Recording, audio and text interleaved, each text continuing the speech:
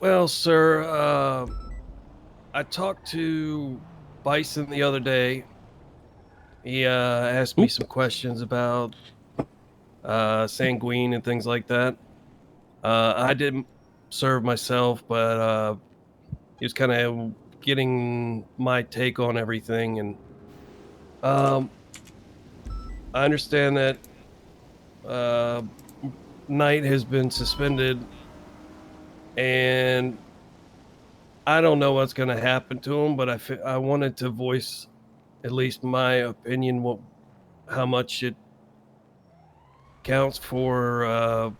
I can't say, but I've heard I have not watched the supposed news report on what happened. I refuse to watch that. She's biased, obviously. But yeah, I understand what is supposedly had happened with him, and Is everything okay up here? Yeah. I heard an explosion. I thought we were under attack. No, we're good, it was Kesner. over. It was that Okay. way. Oh, okay. Sorry. Sorry. And I guess I just want to say, whatever comes down, I understand that he supposedly did something that everybody disagrees with, but I would just ask anybody in that room that's making any decision about him would be look at themselves and look at what over their time in this city they've done. Not everybody's squeaky clean. I know Pepe Brian love. Knight. I've worked with him even before I was an officer. I know the dedication he has to this city. I know what he's willing to put himself through to make sure the public is safe. And I honestly think whatever he did do was in the interest of the public and his brothers and sisters on the force. And whatever drastic measure it may be, I also ask how many other lives would have been lost if nothing had been done. I just I feel like I just wanted to say that, sir. I don't condone stepping outside the law, but those were, from what I understand, from what everybody was discussing about Sanguine, that wasn't a normal situation. That was war. Yeah. And sometimes uh, laws for a civilized society being applied to the war, sometimes they don't fit. I'm just asking you to keep an open mind and look at all sides. And I would imagine you would, but I felt compelled to say something just because I have a long-standing relationship with him and I know what kind of man he is.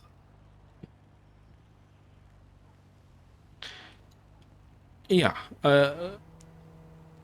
Everyone's going to be going in with an open mind. But to be transparent, that situation you're on about is not the only thing that Brian's in question for. And on that matter, I guess I have to ask you a question. Um, are you saying that the ends justify the means? Not necessarily, but what would have happened had he not done it? Well, that's the problem, is we don't know, because he did do it. We can't speculate on the past and what would have happened and what wouldn't have happened. We just know what did happen, and that's what we have to act on. And I will clarify, when we are going to be having discussions about Brian, they're not going to be discussions about whether or not what he did was a crime, because he's not getting charged for anything. We're discussing whether or not what he did was right and whether or not we want that person to stay on as a police officer. Because at the end of the day, I think it's like, I understand what we're saying is not a crime, but if you went to another country and then you took a massive dump on a politician's desk, but it wasn't illegal in that country, and you came back here, would you expect us to keep you on as a police officer? Or would you expect us to look at that situation and say, hey, a guy just took a dump on someone else's desk? That's probably not the kind of professional person we want working in the police department. I get your point, but I don't think he would have done any of that just to do it. I think it was... You think he had his reasons to do so? I think he probably did the wrong thing for the right reasons. Okay. All right. If it is what everybody's been speculating it is, it sounds like it was in desperation, but I don't believe it was done with malice or with any flippant thought about it. I think it was done for the benefit of saving lives, if I were to speculate. Okay. Well, listen, I appreciate it. You know, I understand you wanted to make sure that the best is going to happen, but I can show you that, you know, there's a room full of people that are going to be there with very differing opinions who have been... Something I was thinking about going into this is that there is going to be members of High Command who are going to have different opinions on the matter. But if we all had the same opinion, then there wouldn't be... I think the PD would be a very different environment. We're all there with the best interest. We've all been put in our position to keep the best interest of PD in mind, to make sure that the city is being protected. And that's what we're going to go in with and have our own opinions on. And they are going to be different opinions, but I can assure you that in the end, we will make the right decision for the police department and for the city. Well, I appreciate that, sir. Like I said, I think it's important that there's some self-reflection that takes place before that sort of decision is made. But thank you very much, sir, for hearing me out. Yeah, I appreciate it. All right. That's very pointed. Self-reflection. I don't think Dark's ever put a bomb on an EMS before. I don't actually know if Dark's ever received any strike points before. Though, if we do get a panel, we don't always follow traffic laws. And we have jaywalked.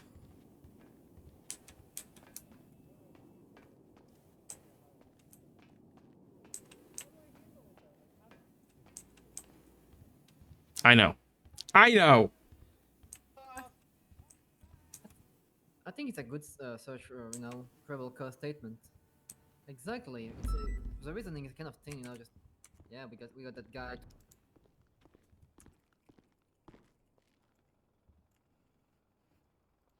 I just said where panel.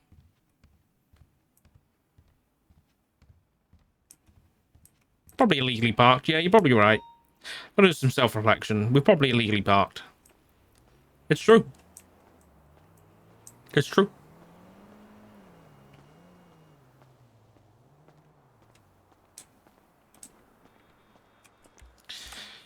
If anybody new to the stream, which I know there's some of you, Doc is not a perfect character, and I don't intend to play him as a perfect character, because there is conditions on which Dark would do something corrupt.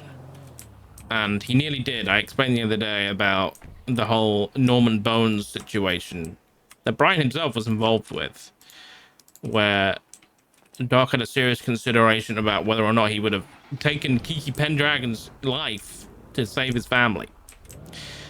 But it didn't get to that, thankfully. Shit.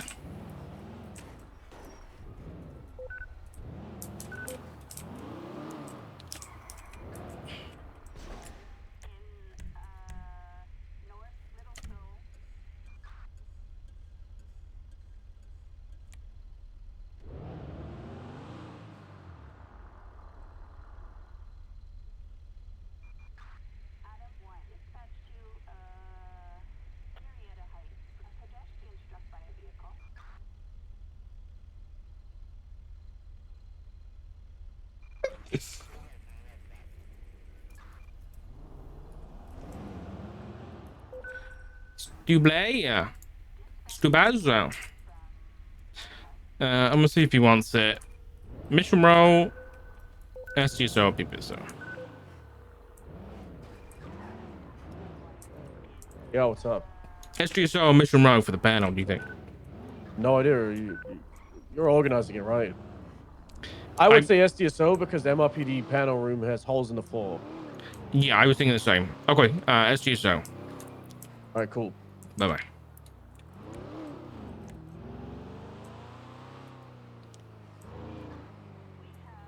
You still include Dark's watching all of Sid's outfits? Really? That's so cute. What the hell?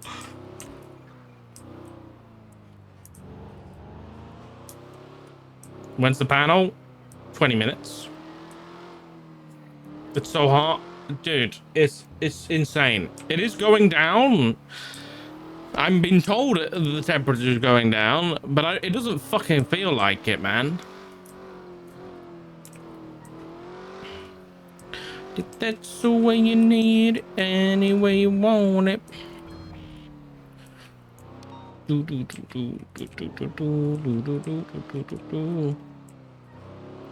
Well, Snow's not around, so I'm assuming he's not coming.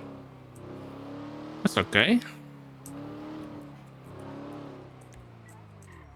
I mean, it is no, that's too soon.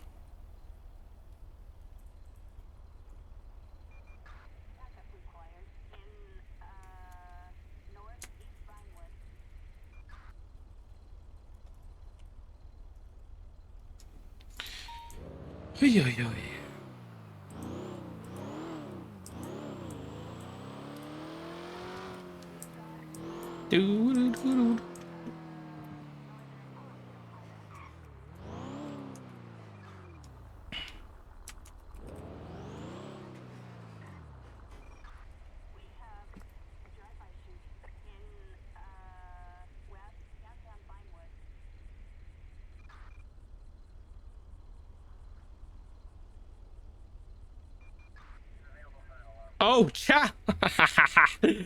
So remember how I had that bad idea earlier today? You know that bad idea about Axel's phone records? Remember that one? Well, hold on. I'll get back to that.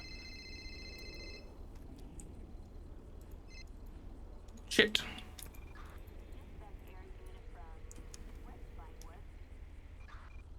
Hey, Bobby. Are you busy for 20-30 minutes? Yes, I've got the High Command panel for Brian is in 15 minutes. Oh, I thought it was in hour and 15. I thought it was 4 p.m. It was. No. It's in 15 minutes. Oh, okay. Never mind then. Yeah, we might need to talk to you later then. Okay. All right. Sounds good. Nothing urgent. But yeah, good luck. Bye. Bobby. Yeah. Hmm. Did we find out why Brian's apartment's on lockdown? Isn't what? Yeah, Snow passed on the information that Brian's apartment is on lockdown, and I have no idea why. I have no idea. You mean what apartment? Alta apartment? I would assume I don't know what apartment he owns. I'll be honest. So I would assume so. I can look into it, but I don't think I've heard anything about it. Okay. Yeah. If you, I guess, touch up with Luca and ask for me, and if you find out, give me a text. All right. Yep, will do. All right. Thank you. Yeah, you're welcome. Bye. Bye. Oh yeah. So what I was saying was, I was on about maybe getting Axel's phone records, and then I look in the DOJ channel, and I see. Hold on. Pause.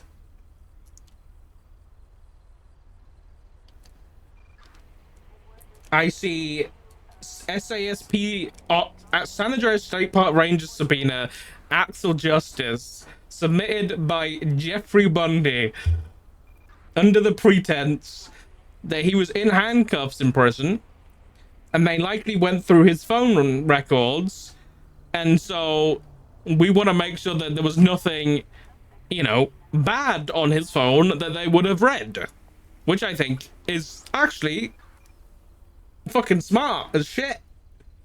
But I wonder if Bundy's doing it for that reason, or he's doing it, you know.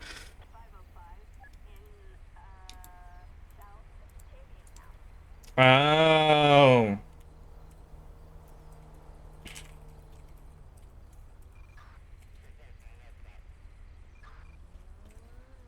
I'll let him fucking dig around.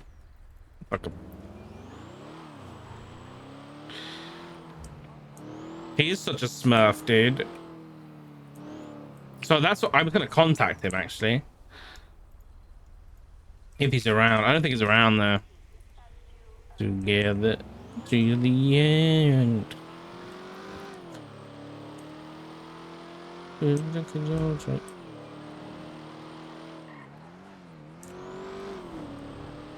Chat, the song bot's not working.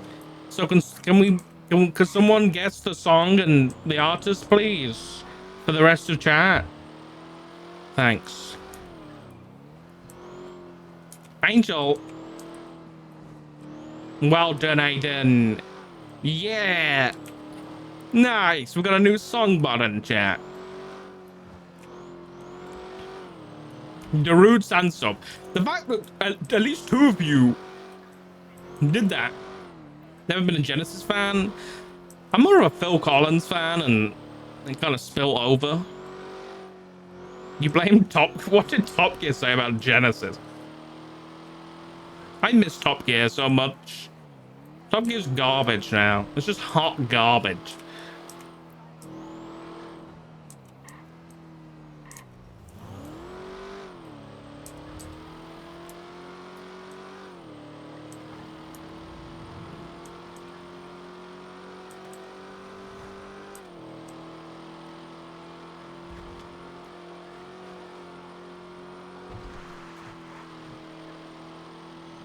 Used to go ba ba.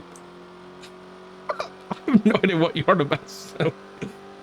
Look at me breaking traffic laws. Panel. Talk about it, talk about it, talk about it, talk about it. He's a menace to society. How long has he been doing this?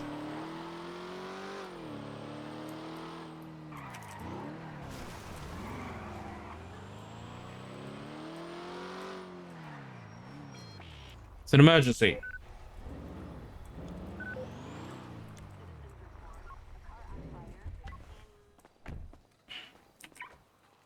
Bing, bing, bing, bing, bing, bing, bing, bing, bing. It takes me to. Hello. Is it in 10 minutes or an hour and 10? I think it's in 10 minutes, right? Okay. Go to Twitter and type in Terrence Walker. Uh-oh. Hold on. What now? Let me rotate my phone. My son told me how to do this. Oh, it's not working, Seville. I can't type. Just hang up and do it. Okay.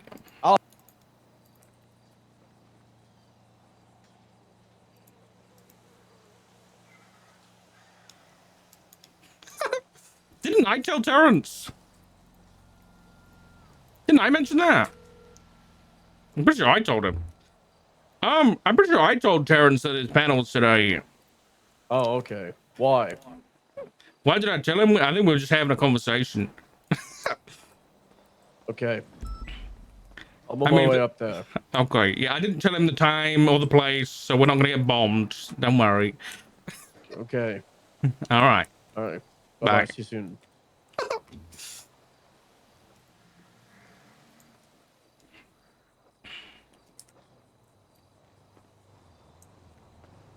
Wait, is it an hour and 10 minutes? Now I'm fucking confused.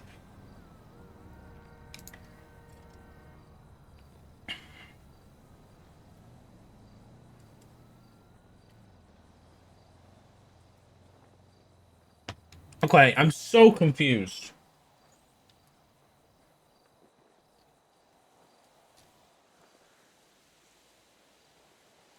Okay. I thought it was 9 p.m. But then Tessa said yesterday, Brian said he would be okay for a panel on Saturday, 1 hour after the storm.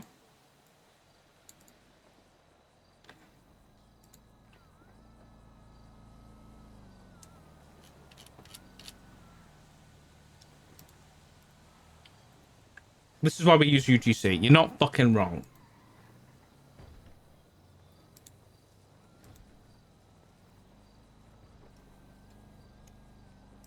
But now I need to check my message with Brian. Oh, fuck. Now I need to do a time conversion. Wait, what? Oh, now I'm so confused.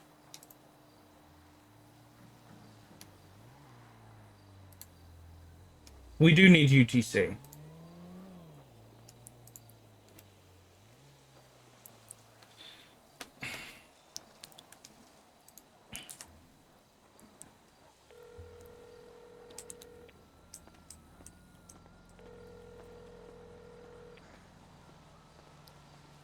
Hey. Now I'm confused on the time. Because I think it's initially... I think it's in 8 minutes. Right, but initially it was an hour and 8 minutes, and then Tessa said yesterday that that Brian was good for an hour after the storm, which is in 8 minutes. Yeah. God damn it. I don't know. Well, I guess we'll be here. Whatever it is, let's go up there. I'm here. All right, see you soon. Yeah, all right, bye-bye. Everyone missed the panel. Tessa was the only person. Yeah, Tessa was the only person there. It's true. You know, honestly, if we get some extra time, we can use it.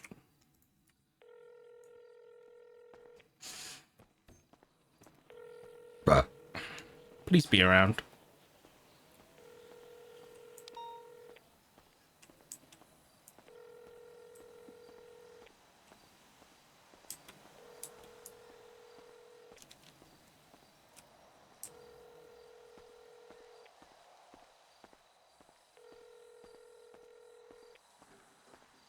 Oh, for fuck's sake, he's in chat, dude. Pick up the fucking phone, man, Tits. What the fuck?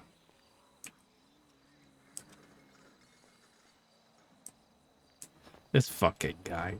Too busy playing NBA. No baskets allowed is what they say about Mantis. That's basketball terminology, right?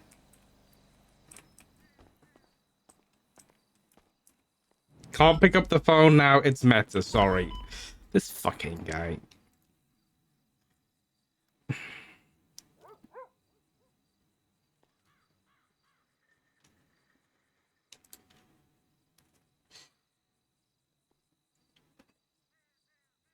You know, use PC, yeah. Anything else from Brian today? No. Well, what did he say? I didn't even see what he said at the end. Bing, boom, bing. All right. Well, it's either in 5 minutes or it's in an hour and 5 minutes, so we'll see.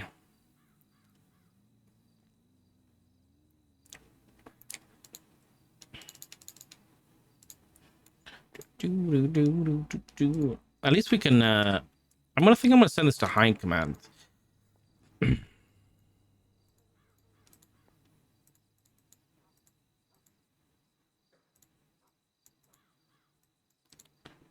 bing, bing, bing, bing, bing. Boom, bing, bing, bing, bing, bing.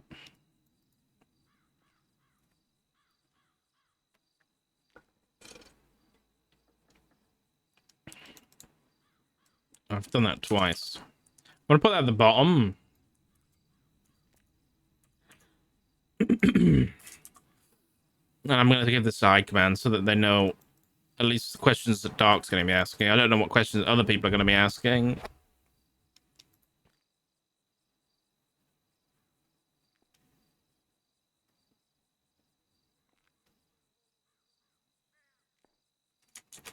Should we contact Cap Charanova? That might be interesting. Is it a leak though? I don't know whether that's a leak or not. Wait, hold on. So Odessa told us this morning that Brian was contacting Cap Charanova to buy equipment. So I guess, so he's buying equipment from a convicted weapons trafficker to test, and then I guess try and convince PD to get that in the armory. And then there was a Johnny Devine, was it the treason one or?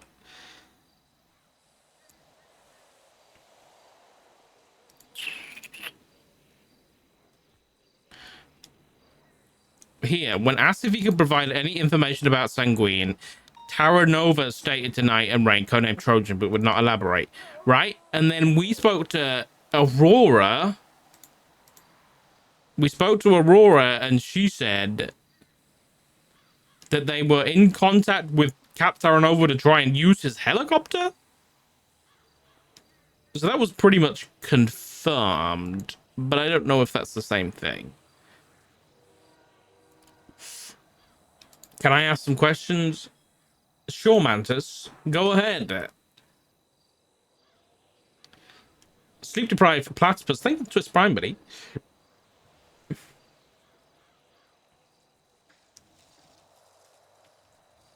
Yeah, I don't know what's gonna happen today. To be honest. Oh, Spencer's here. What the hell?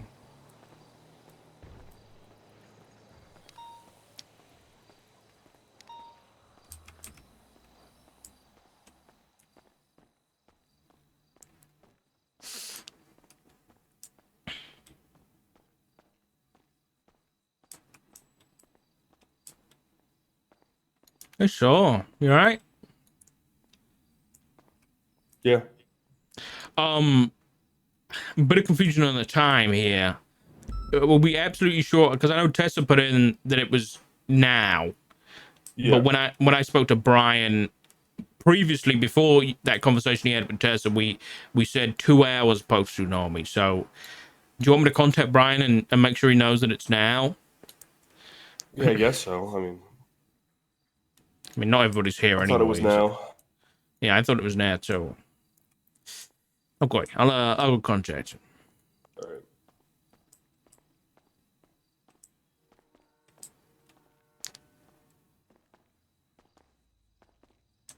Honestly, not everybody's here yet, so I'm not gonna bother contacting him yet. Owen sounds so tired.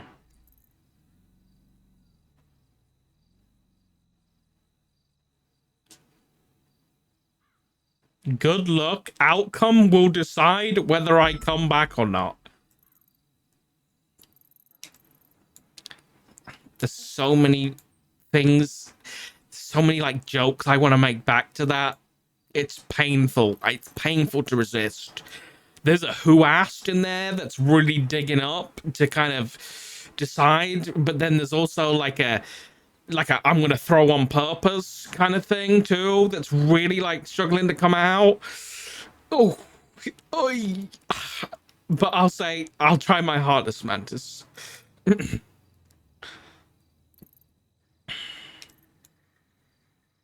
That's double.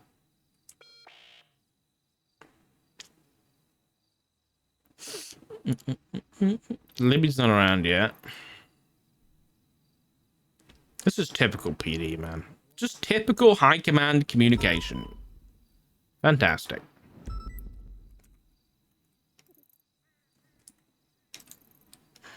Hold on. And then Tessa. Tessa is what? 200. Yeah, she's not right either. There's no point rushing Brian about if he's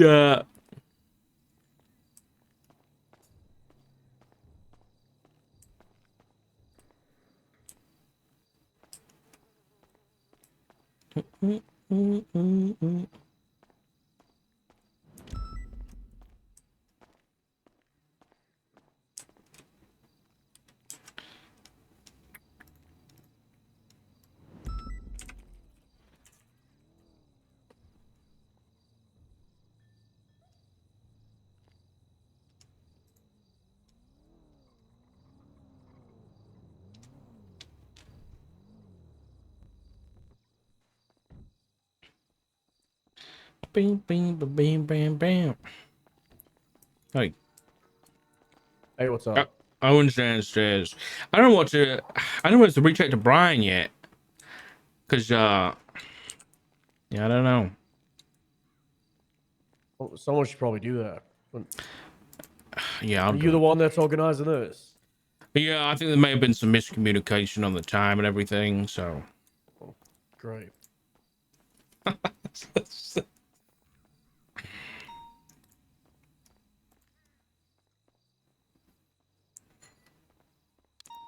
I think this Tessa thing's really fucked me up. Who knows when it started? Is this on the bingo card?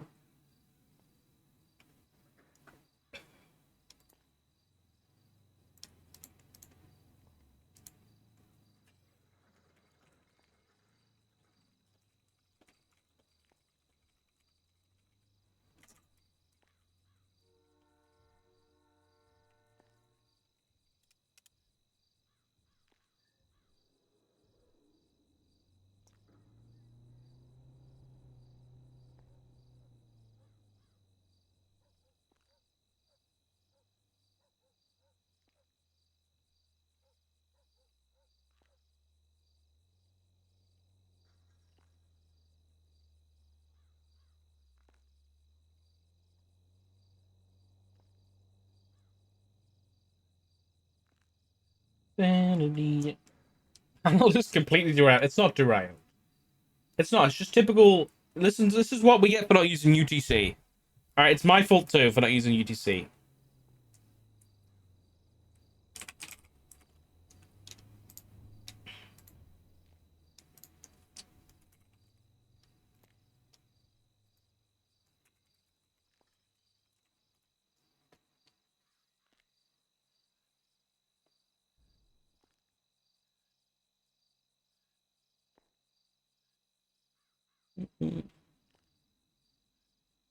Listen, I'll be honest. I posted a time picker to high command several times, and nobody used it. I think daylight savings has fucked me up. I'll be honest.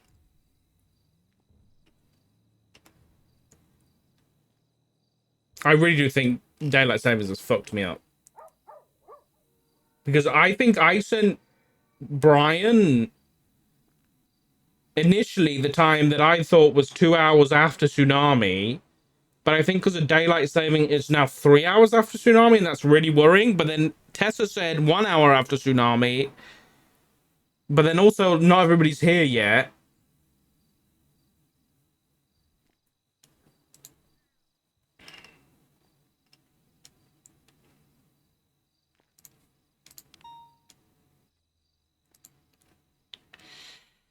Insanity.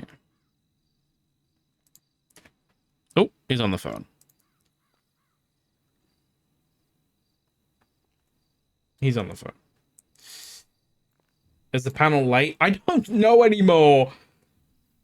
Daylight savings, I think, has fucked everybody up.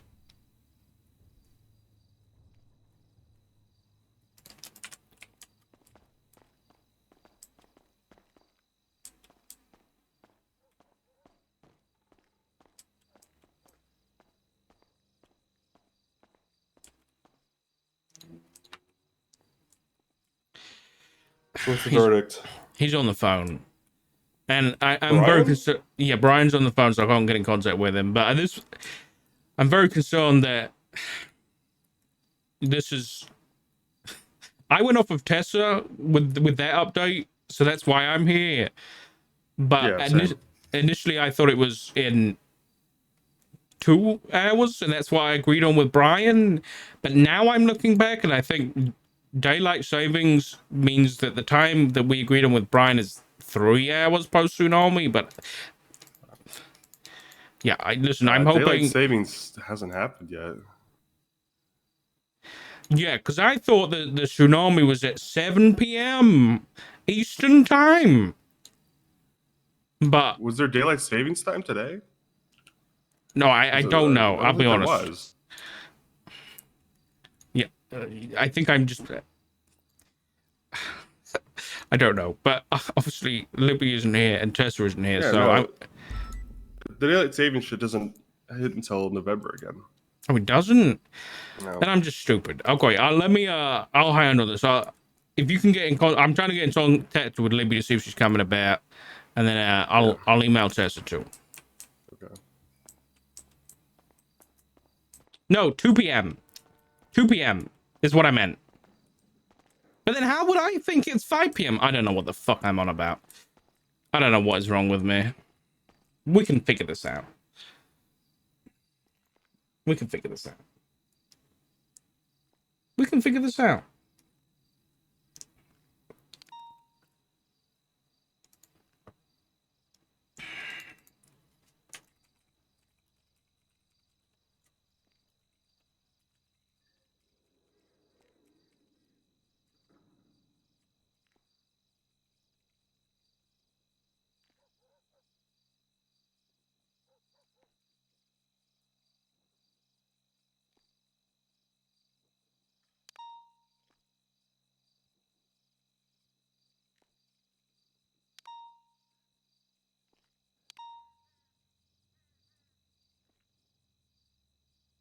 How am I doing? I think that the answer that the person that wrote under you is accurate.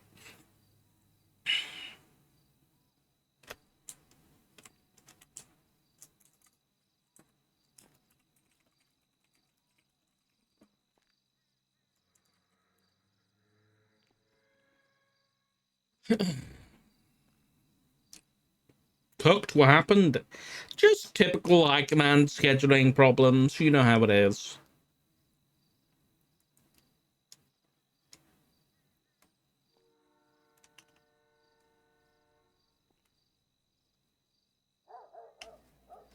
Would he pick up?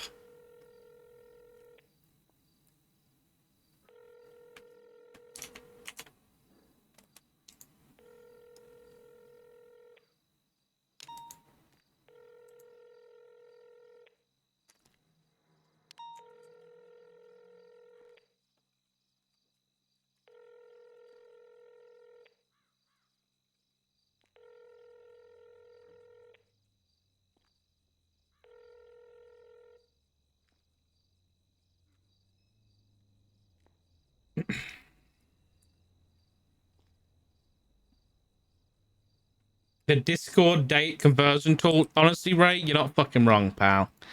You're not wrong.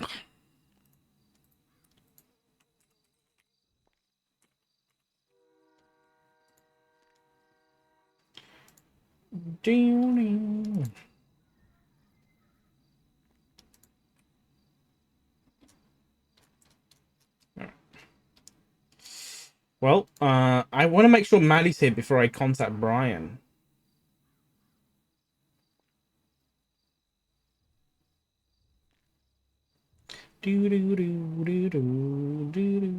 How come high command communication is still so bad? The thing is, high command communication is good most of the time. Scheduling, on the other hand, is a different breed. Scheduling is a different breed.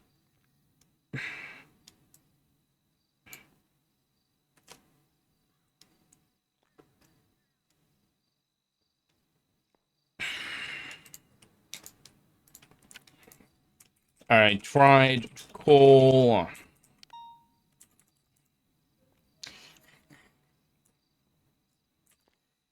I'm just saying, I believe there may have been some miscommunication on the time for the panel.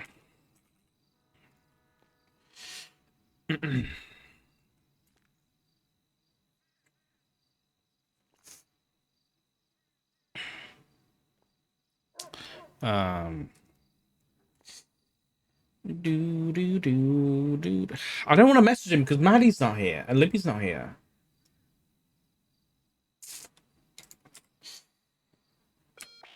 PR statement? Yeah, you're not wrong. Tess is coming. Hold on. But fucking Libby's not awake. It's really early in the morning. Yeah, I know. Is it my fault? Probably.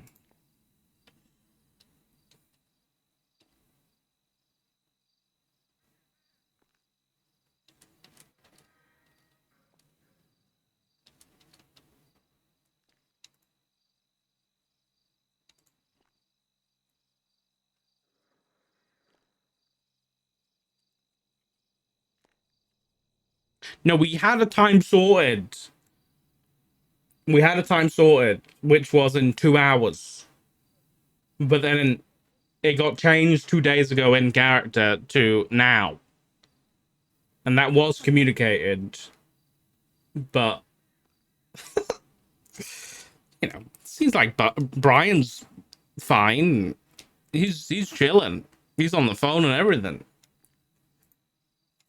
But I said the wrong time. I said the time that Tessa said. Okay. It's not Tessa's fault. I just thought it got shifted earlier. I did say the wrong time before.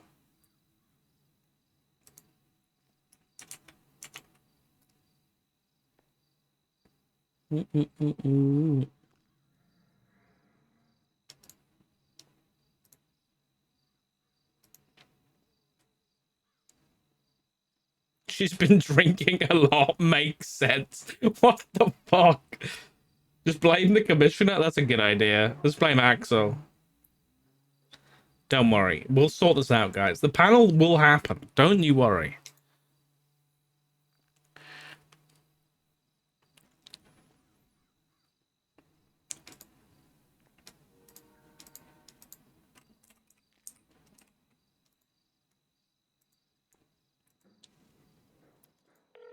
There we go. What's going on, Dark? Hey, Brian. Just give you a heads up. I think there might have been a bit of miscommunication when it comes to the time frame for this panel. I'm under the impression that you had a conversation. Email was 5 p.m. Yeah, but then you spoke to Tess the other day about having it 15 minutes ago. Was that confirmed or was that unconfirmed? When did I speak to Tessa about it? I guess it was whenever you got unsuspended for the prison or the divine thing.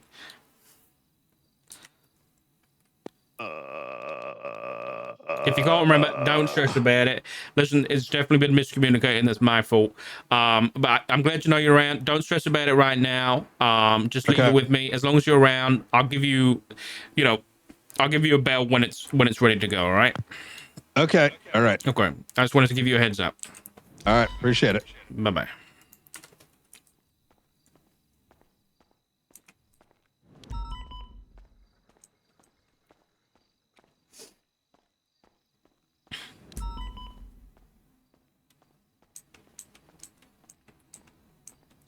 Close to bingo already. Okay, so I spoke to Brian, and Tessa, good to see you, by the way. Brian doesn't remember any conversation with you about it being 15 minutes ago. What? Yeah, he doesn't. What do you mean? Well, I said I was under the impression that you and Tessa, I guess when you were on duty a couple of days ago, said that it would be, at 1 hour post tsunami. So I said 15 minutes ago, and he was like, and then when he was like, when was that? And then I guess he didn't remember. So What? So obviously, I wanted to Ow. debug. I said, listen, I said I'll give him I give him a call when the panel's ready to go. So obviously, I think Libby must be on the same assumption that it's not now and it's another time, and she's not currently here. So I'm gonna leave it to you two, I guess. What do we want to do here? Do we want to call Brian down now? Should we wait for Libby? Do you want me? Should we wait for Libby and then I'll give you all an email and you Did can we come back? tell Libby a different time? Well, okay. So initially, I'd agree with Brian at 5 p.m. Eastern, and then I'd put that in within our communications. But then Tessa said Brian was good an hour, I guess 2 hours earlier, which is now. So that's why we're here. So I mean, maybe Libby didn't see that. I'm not sure. I'm trying to email Libby to see where she is. So, but what do you want to do? What do you want to do right now? I don't know. This is my fault. What a mess. Yeah. Yeah.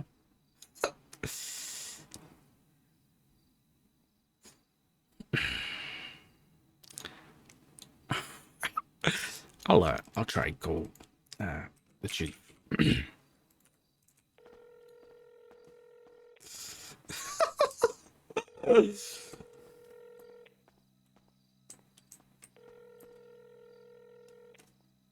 Yeah, I think Brian forgot that he'd spoken to Tessa, and then I guess maybe Libby forgot or didn't see that Tessa had put about it being now. So, okay, Jim, really?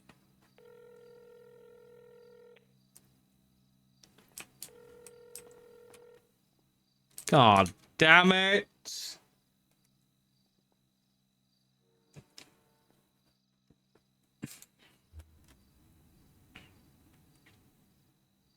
Some bonding games with her. I mean, yeah, we could. What a scuff way to start. Uh-oh. What is this? TJ, we took care of one. Time for you to do the job and hold Brian Knight accountable for his actions. Sanguine sovereignty was revoked and property of San Andreas. War crimes apply. Medical neutrality applies. Do what is right. Fuck Axel. The guy's dead, man. Lay off. Could always dress someone as Libby. Are you kidding me?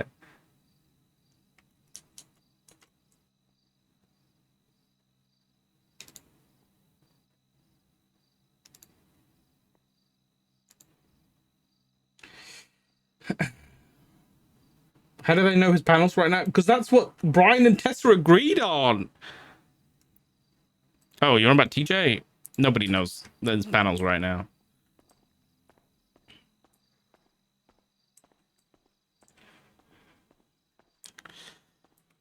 Okay, no response so far. Has anyone managed to speak to Toretti at all? No, I like I said, I talked to him yesterday, and then he just like ran off. He doesn't work here anymore. Yeah. No, I know, but I guess that's the question. Do we want him to come back now that it's kind of bad, but Axel's gone? I've kind of always had the policy that I don't chase people who quit. They're adults. Yeah. If they want to quit, they can quit. Yeah, that's fair. Yeah, that's true. Too many people do it for attention. It's not worth chasing them down and falling into that bullshit. You think Toretti's doing it for attention? Absolutely. I mean, oh, so did you mention the Toretti thing? Oh no, I didn't. Yeah. Hold on, let me get the text.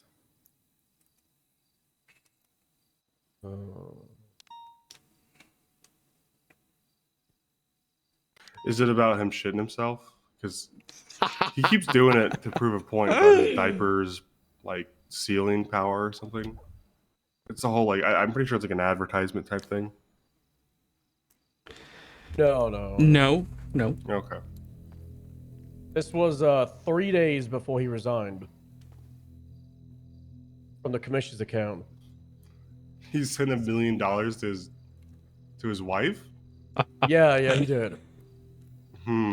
This is post her being fired as well.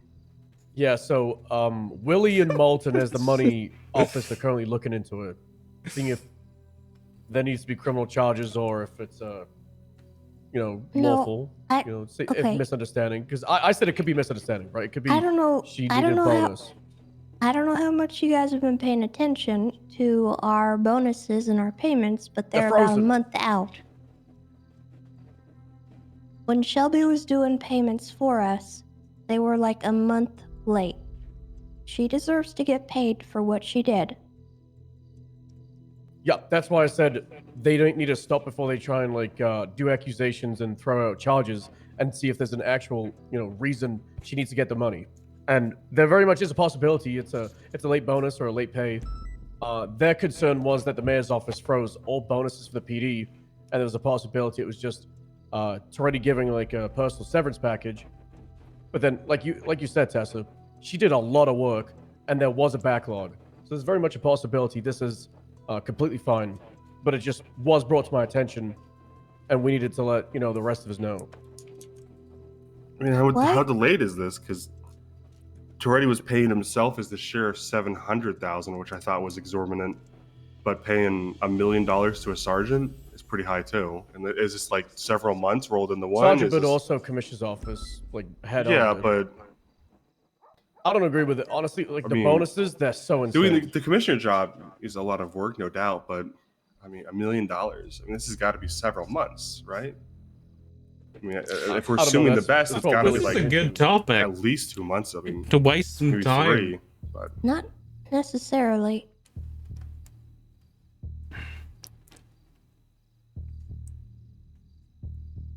But what was it Shelby was doing? We were all getting high bonuses. yeah, which I don't agree with. I don't think we need millions of dollars for doing what we do, but I'm saying if the sheriff was getting $700,000, which is what Shelby gave me herself for my bonus or whatever that I tried to turn down, $1 million a month would be a lot. So this has got to be several months. I would hope, but I don't think it was that delayed. I think it was, because I was getting them out a month.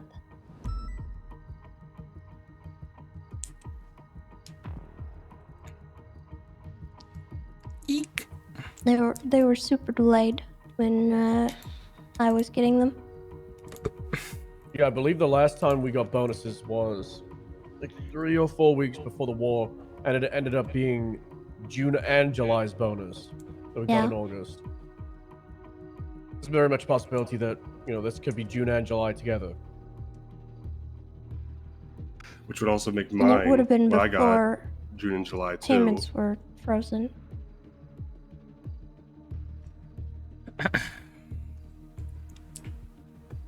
How much are you getting paid, Tessa?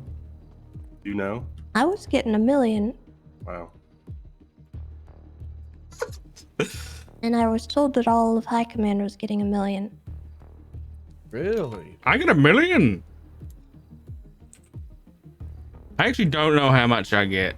If June and July was rolled together, then I'm getting $350K. Which, again, I don't care about the fucking money, but I care about the accountability. Yeah, I agree. Why didn't Trey just get somebody else to do it? Well, I mean, in his defense, this is 8 days ago. Would have been before. Is that 8 or 5? I can't. It's that would have been. It's 8 from 2 days ago, I think. That would have been before yesterday. Malton was appointed, right? Yeah, it was 3 days before he resigned. Yeah. Oh, I see. Okay. Okay. All right. Well, yeah, I think we should ask Trey about that and figure that out. Because it might be a-okay. It might be all right. We could, but also we could just leave it to William Moulton because delegation is great. Yeah, that's true. I guess I'll bring it up, but I'll be honest, I'm kind of making sure we're not wasting everybody being here right now, because obviously I think we want to wait for the chief. And I do apologize. I think it's partly on me, and I guess if Tessa's saying that you had the conversation with Brian, then it's partly on Brian too for this miscommunication. So I'm sorry for dragging you out of bed and stuff. But okay, I can't remember what I was going to say. There's another thing. Oh yes, just so you're all aware, I don't know whether you saw, but Bundy is subpoenaing Axel's phone records. I read it just in case, and it's basically because Axel was in handcuffs at the prison when this all happened. There's a belief that they went through his phone records, and so Bundy's checking per the subpoena to see if there was any, information of import that we need to know has been leaked, basically. But I thought you should all know that. All right, sounds good.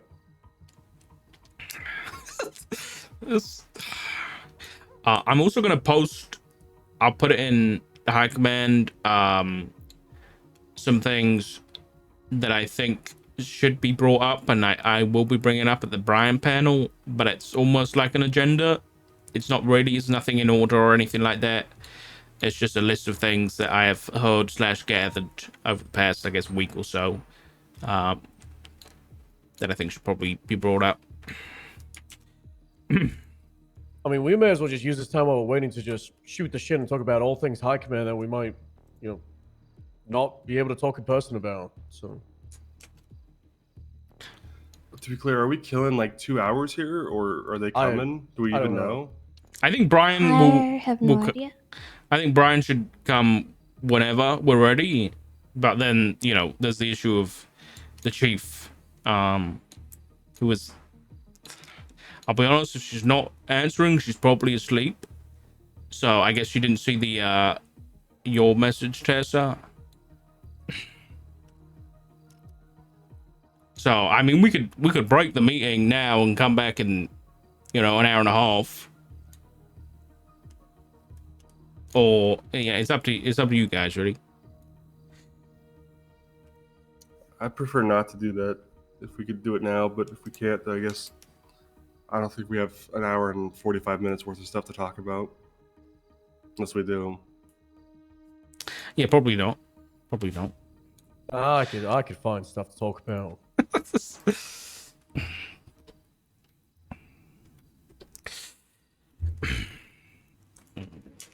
I'm gonna put this in a little note. Should I put it in a notepad? I don't know what I want to put it in.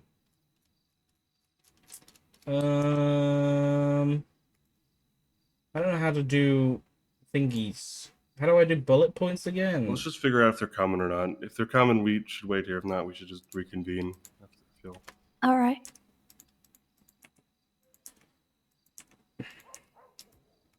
Well, like Brian's around, and he seemed pretty happy to calm down whenever I call and say the panel's ready. Obviously, it's the chief that we don't know about right now. Can you ask her? Yeah, I have. Where are you? I've reached out, but yeah, I will say it's not. I don't think it's the chief's fault. I think it's my fault. Yeah, I'm not blaming anyone. I'm just trying to figure out the next step. I will be blaming Doc Yeah. because he said it's his Well- fault. But I don't really mind. If it's now or later, I'll be here. I bet the discussion about the other panel kind of mixed things up. Oh, the one that AU, and Yeah. then, yeah. Oh yeah. Did that get finalized to being AU?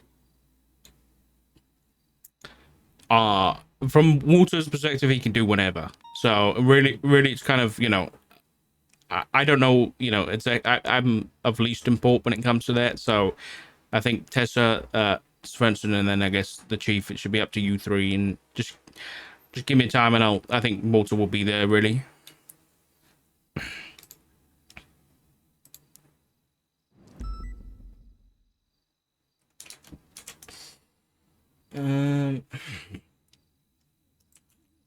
Let me take a picture of this. Screenshot. Boop. Awkward silence. Tick it off.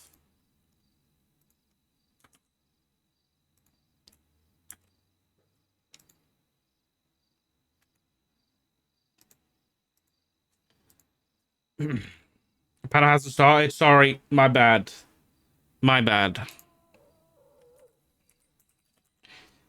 I'll try caller again.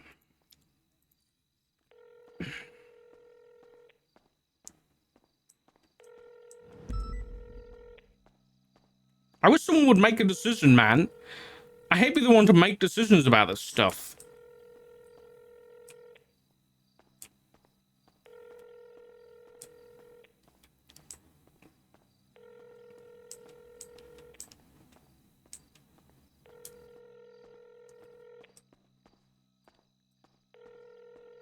You initiated it? I mean, yeah, you're not wrong.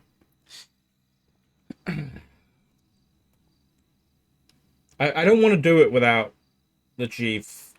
That's all.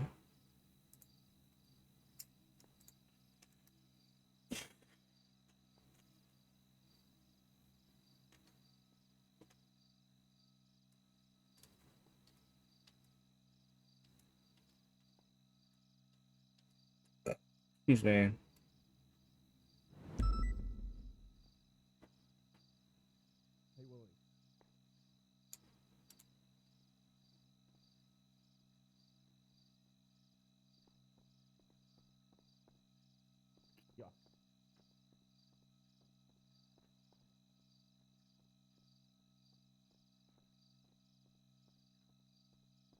I think Maddie should be around, and I don't know.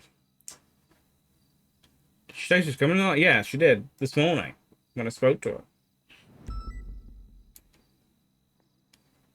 I think it's a time thing. It's either a time thing or she sleep. I think she sleep either way, but it's whether or not she set an alarm or not.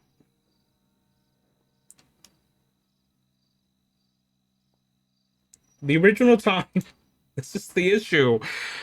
I literally wrote in the message, and it's my fault. I'm owning it. I wrote in the message to High Command 9 p.m. GMT, which is 30 minutes, but then 5 p.m. Eastern, which is an hour and 30 minutes. But I wrote them next to each other. How did I fuck that up?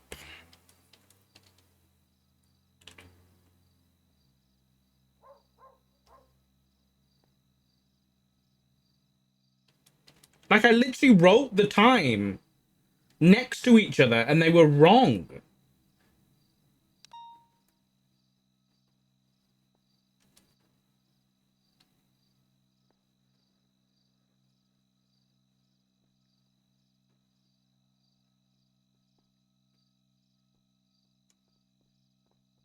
How did nobody else notice? Good question. Yeah. Use Discord timestamps. Yeah. True. True.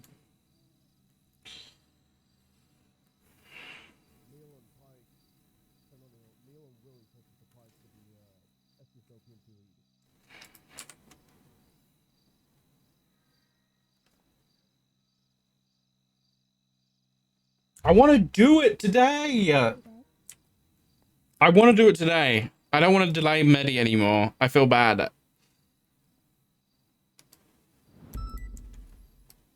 But I want Maddie here. Well, 9 p.m. GM? Don't tell me it's fucking... No. No. Hold on. No. Oh, no, we are... No! Wait. Wait. No, I'm fine. I'm good. No, I'm good. GMT's earlier. GMT's earlier. So we're good. That's even better. I did use GMT instead of PST. I did use GMT instead of BST. But that's fine, because BST was an hour ago. So that's fine. That's some that's even better, dude. That's even Oh dear. Oh dear. Well,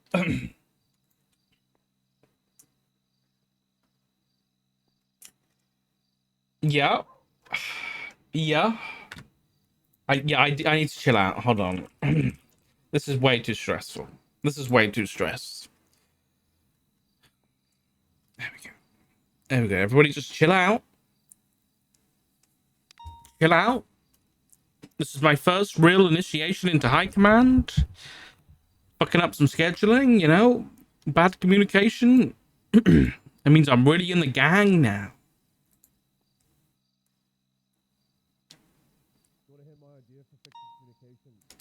I'm really in it. Sure. Yeah, Yeah, we'll be sitting pretty.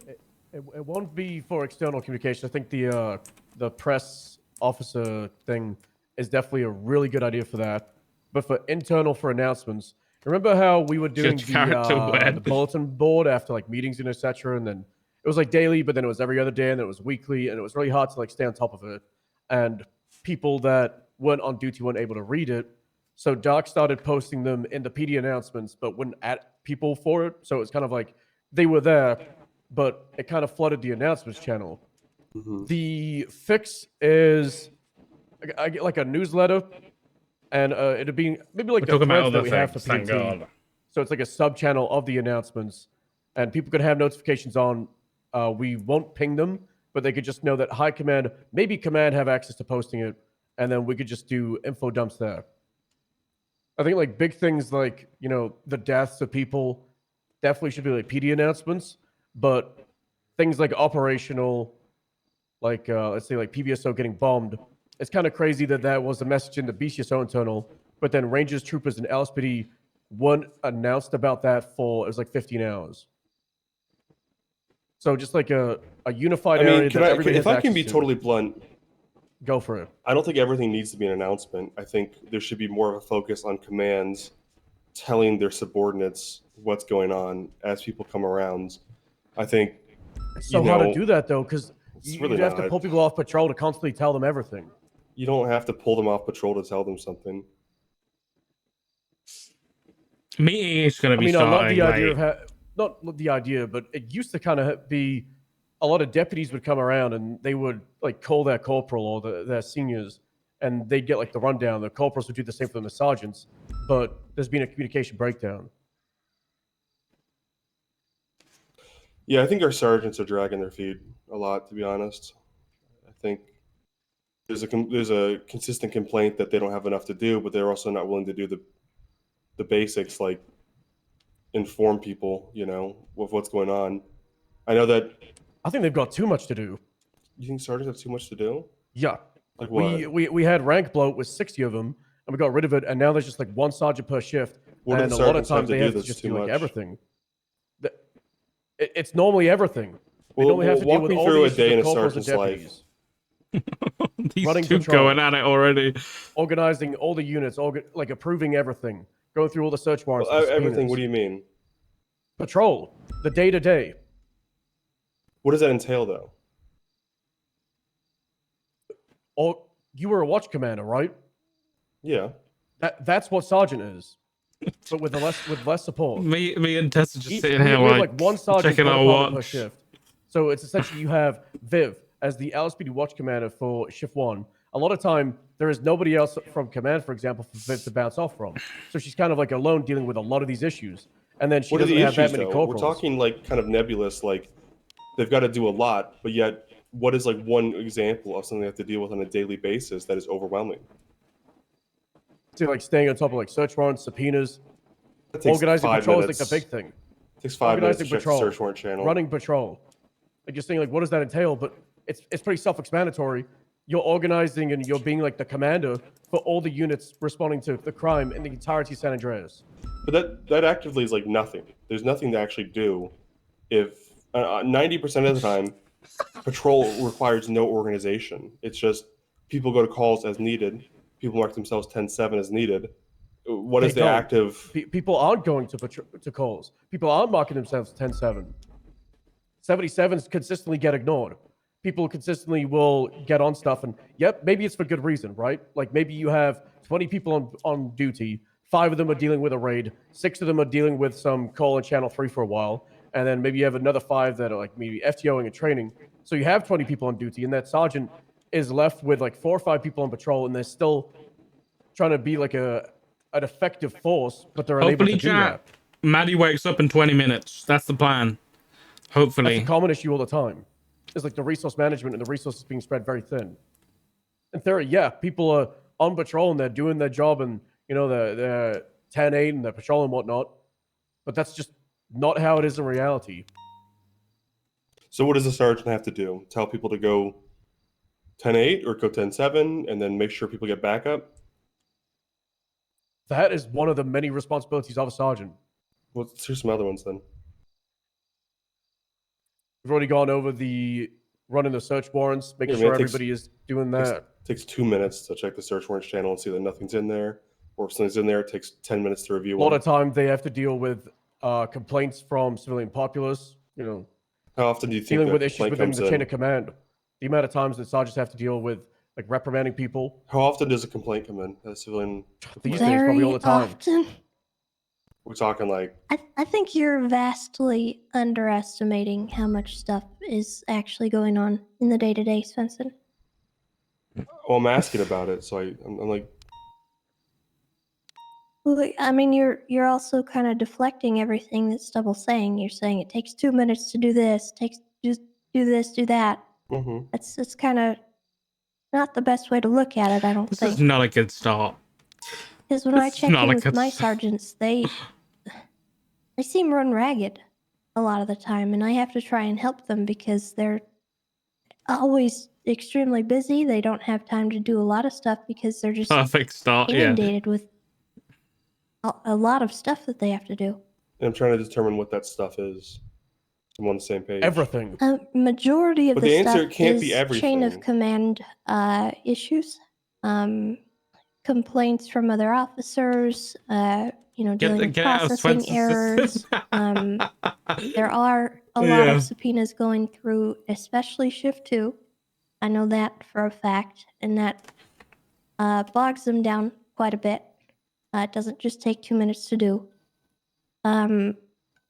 They're dealing with patrol operations. When they are out on patrol, they are leading scenes. They are delegating. They're trying to keep things organized because sometimes, She's waking up at 5 a.m. things get her messy, time.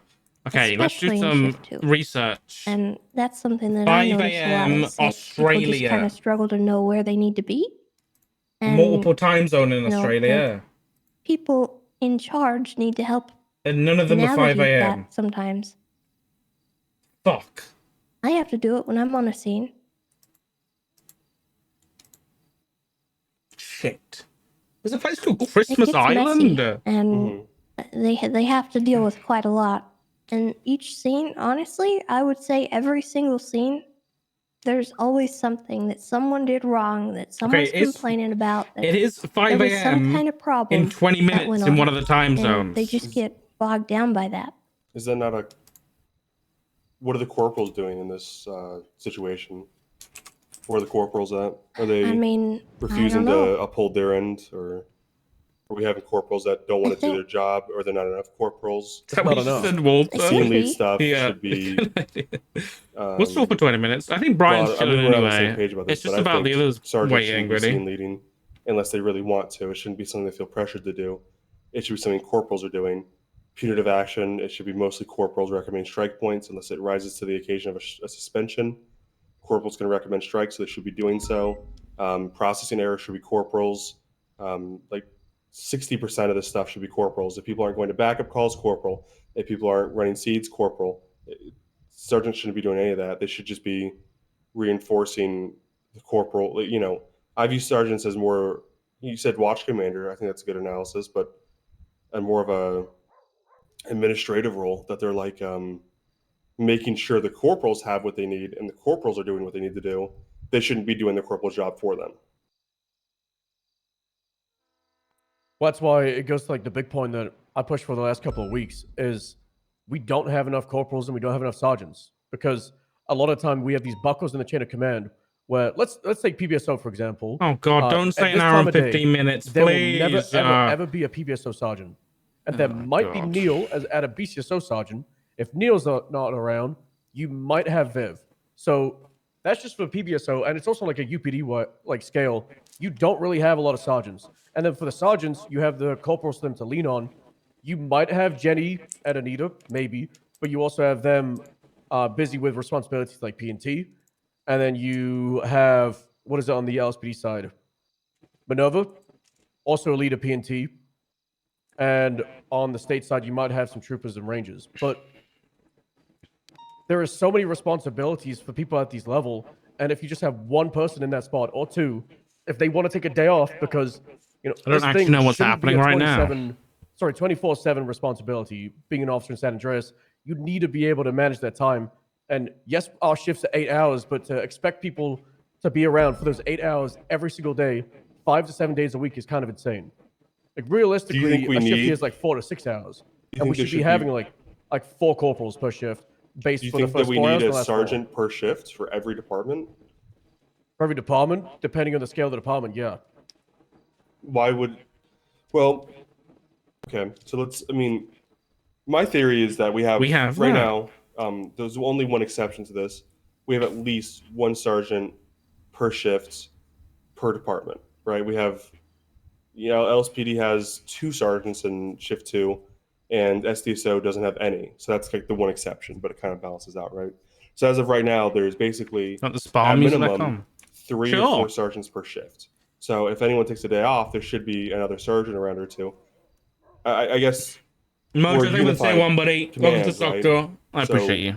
what value does having a PBSO sergeant around every day versus a couple days a week Was there bring? no Is my under game question. warden? Because Rangers are like, pretty small. If something happens day to day, you can go to the LSPD sergeant, the ranger sergeant, a trooper sergeant, an SDSO sergeant, or a PBSO sergeant. And if something isn't day to day and something's more, like every other day, or something kind of like something big happens, you'll find your sergeant once a week, at minimum. Not everything needs to be solved right now, right here. Some things could wait a little bit, I don't know. I think it's great that we have a unified command, but it's still a lot of people have the mindset to just deal with it in house. Like, yes, we have the same like respect you're and about Conan. responsibilities per each I think it was rank, just but sergeant a in the lot of end, people wasn't it? would rather, as a let's say like an SDSO deputy, they'd rather go to a SDSO corporal for their issues rather than a PBSO one or an LSPD Okay. one. Yeah, well, I'm It's the talking same with, about like, sergeants punishment-wise. specifically. Not It's the same with corporals. sergeants. If a LSPD sergeant has an issue with a PBSO corporal, they'd rather like have that communication and be able to use the PBSO sergeant. Yeah, 'cause it's Conan's one of fired. theirs. Yeah. It's like, yeah, we're all on the same team, but it's like Is the he in day shift and prison? the I night think he's in shift. prison. He should be in prison. But is it so urgent that I can't wait for a couple hours or a day to find their sergeant if they're so determined to? Because the thing is, I agree. We should always, generally speaking, we should have a sergeant Oh, or 2 God. around most times. What did I But I load think this that's kind of the report? case right now. Is we generally have a sergeant or 2 around right now, and we could use a few more corporals, no doubt. But I also don't want to promote people that aren't worth it, or aren't worthy. I guess is what I mean to say. We have one sergeant around right now, and they are doing the BCSO combine, so nobody on patrol has a sergeant to help them out. So let's say, okay, what about the corporals? Are you sure about that? By the way, Oh, Bloom just signed on, so Okay. that doesn't count. He signed like moments ago. I don't even think he's on dispatch yet, so he's on dispatch. I defeated my point. God damn it, Bloom. He's also shift 2. I don't know why he's here. He can. Jesus. What the fuck is that picture? But it is consistently just one sergeant. Like, yes, we might have like 3 or 4 per shift, but it's like, Do you think there's more than? Do you think that there's a need for? I mean, first of all, it's the weekends, which yeah. historically has always been low numbers. But are there so many major issues coming up that one sergeant can't handle most of it? Alone, yeah, I'd argue, yeah. Like we had the issue of 57 sergeants, and it was terrible because way too many, and it resulted in Is that how many them there kind of doing was? nothing because there was always like someone else to deal with it, right? Yeah. And there was loads of lieutenants and there's loads of high command, so a lot of issues just stopped at the very top or a little bit further down. So sergeant was kind of just like a That's glorified insane. corporal back in the day.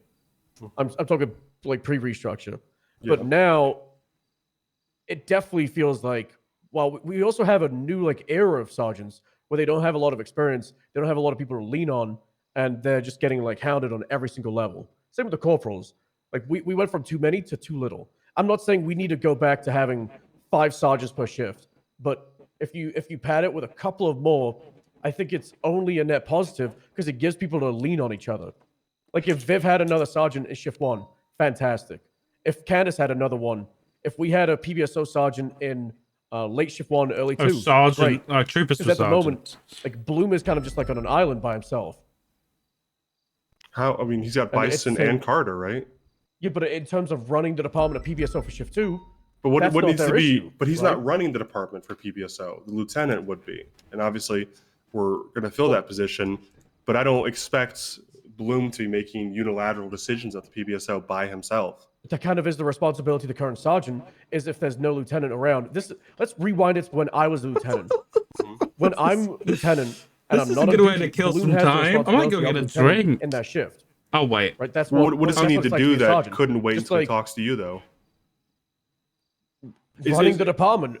Like, You know, like you you can keep have saying shift that, 2 but that doesn't mean PBSO. anything if you're not willing to back it up with like what that actually defines. Because you can It's say run hiring, the staffing. But punishment, who the is chain of command. Bloom hiring anybody by himself? A sergeant should not be hiring by themselves. He was trying period. to, trying to hire Shouldn't people be. through UPD, but would have to go through everyone else. Right, but that's not because there's no other sergeants around. That's because we don't hire people.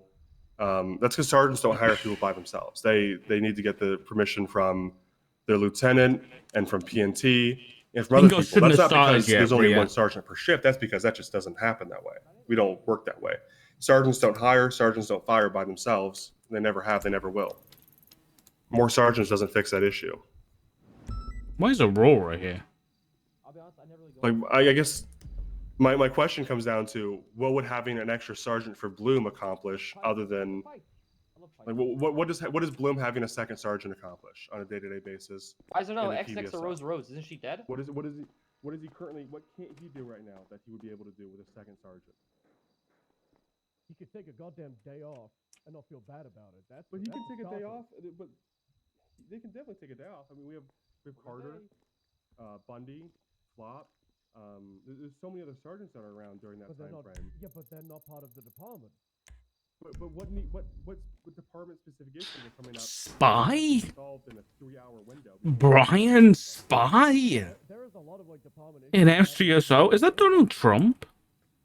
You have people not being on the same That looks like page Donald as Trump. fellow deputies, right? You'd But rather- he was a if it's like a draft person dodger, so probably not. become like a corporal level or a sergeant level, you'd rather someone from your own department deal with that than someone who doesn't have any of the context of the people in that department. What are the corporals that can't get along? Is that happening a lot?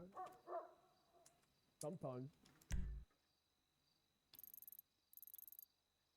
What's she doing here? It's kind of more of an issue with the corporals than it is sergeants. The biggest, though. like, if you have corporals that have issues with like deputies or they need support from command, and let's say Bloom decides to take a couple of days off, they have no one. Yet they have other Why members can't they of command go from to- other departments. But that's like the big Listen to issue. those two down there. And they could utilize the unified command, Rant. but it's not like that. It's like the How are big they? You know what? It's good. Let them have it out now, their own department. so that they're less likely to have it out during the panel. Your own command, but it comes to a point where I think if you want to use your own commands and your sergeant is around for the day, you should be able to wait a few hours for the next sergeant, or a day for your own sergeant, or email your sergeant, or email your lieutenant. Versus we need to have 3 sergeants per shift so everybody can talk to their sergeant. Hold on. constantly. I'm muting every channel 2 sergeants per shift, whatever. The point is, so that I only get high command channel pings. so urgent, we need another sergeant in that shift.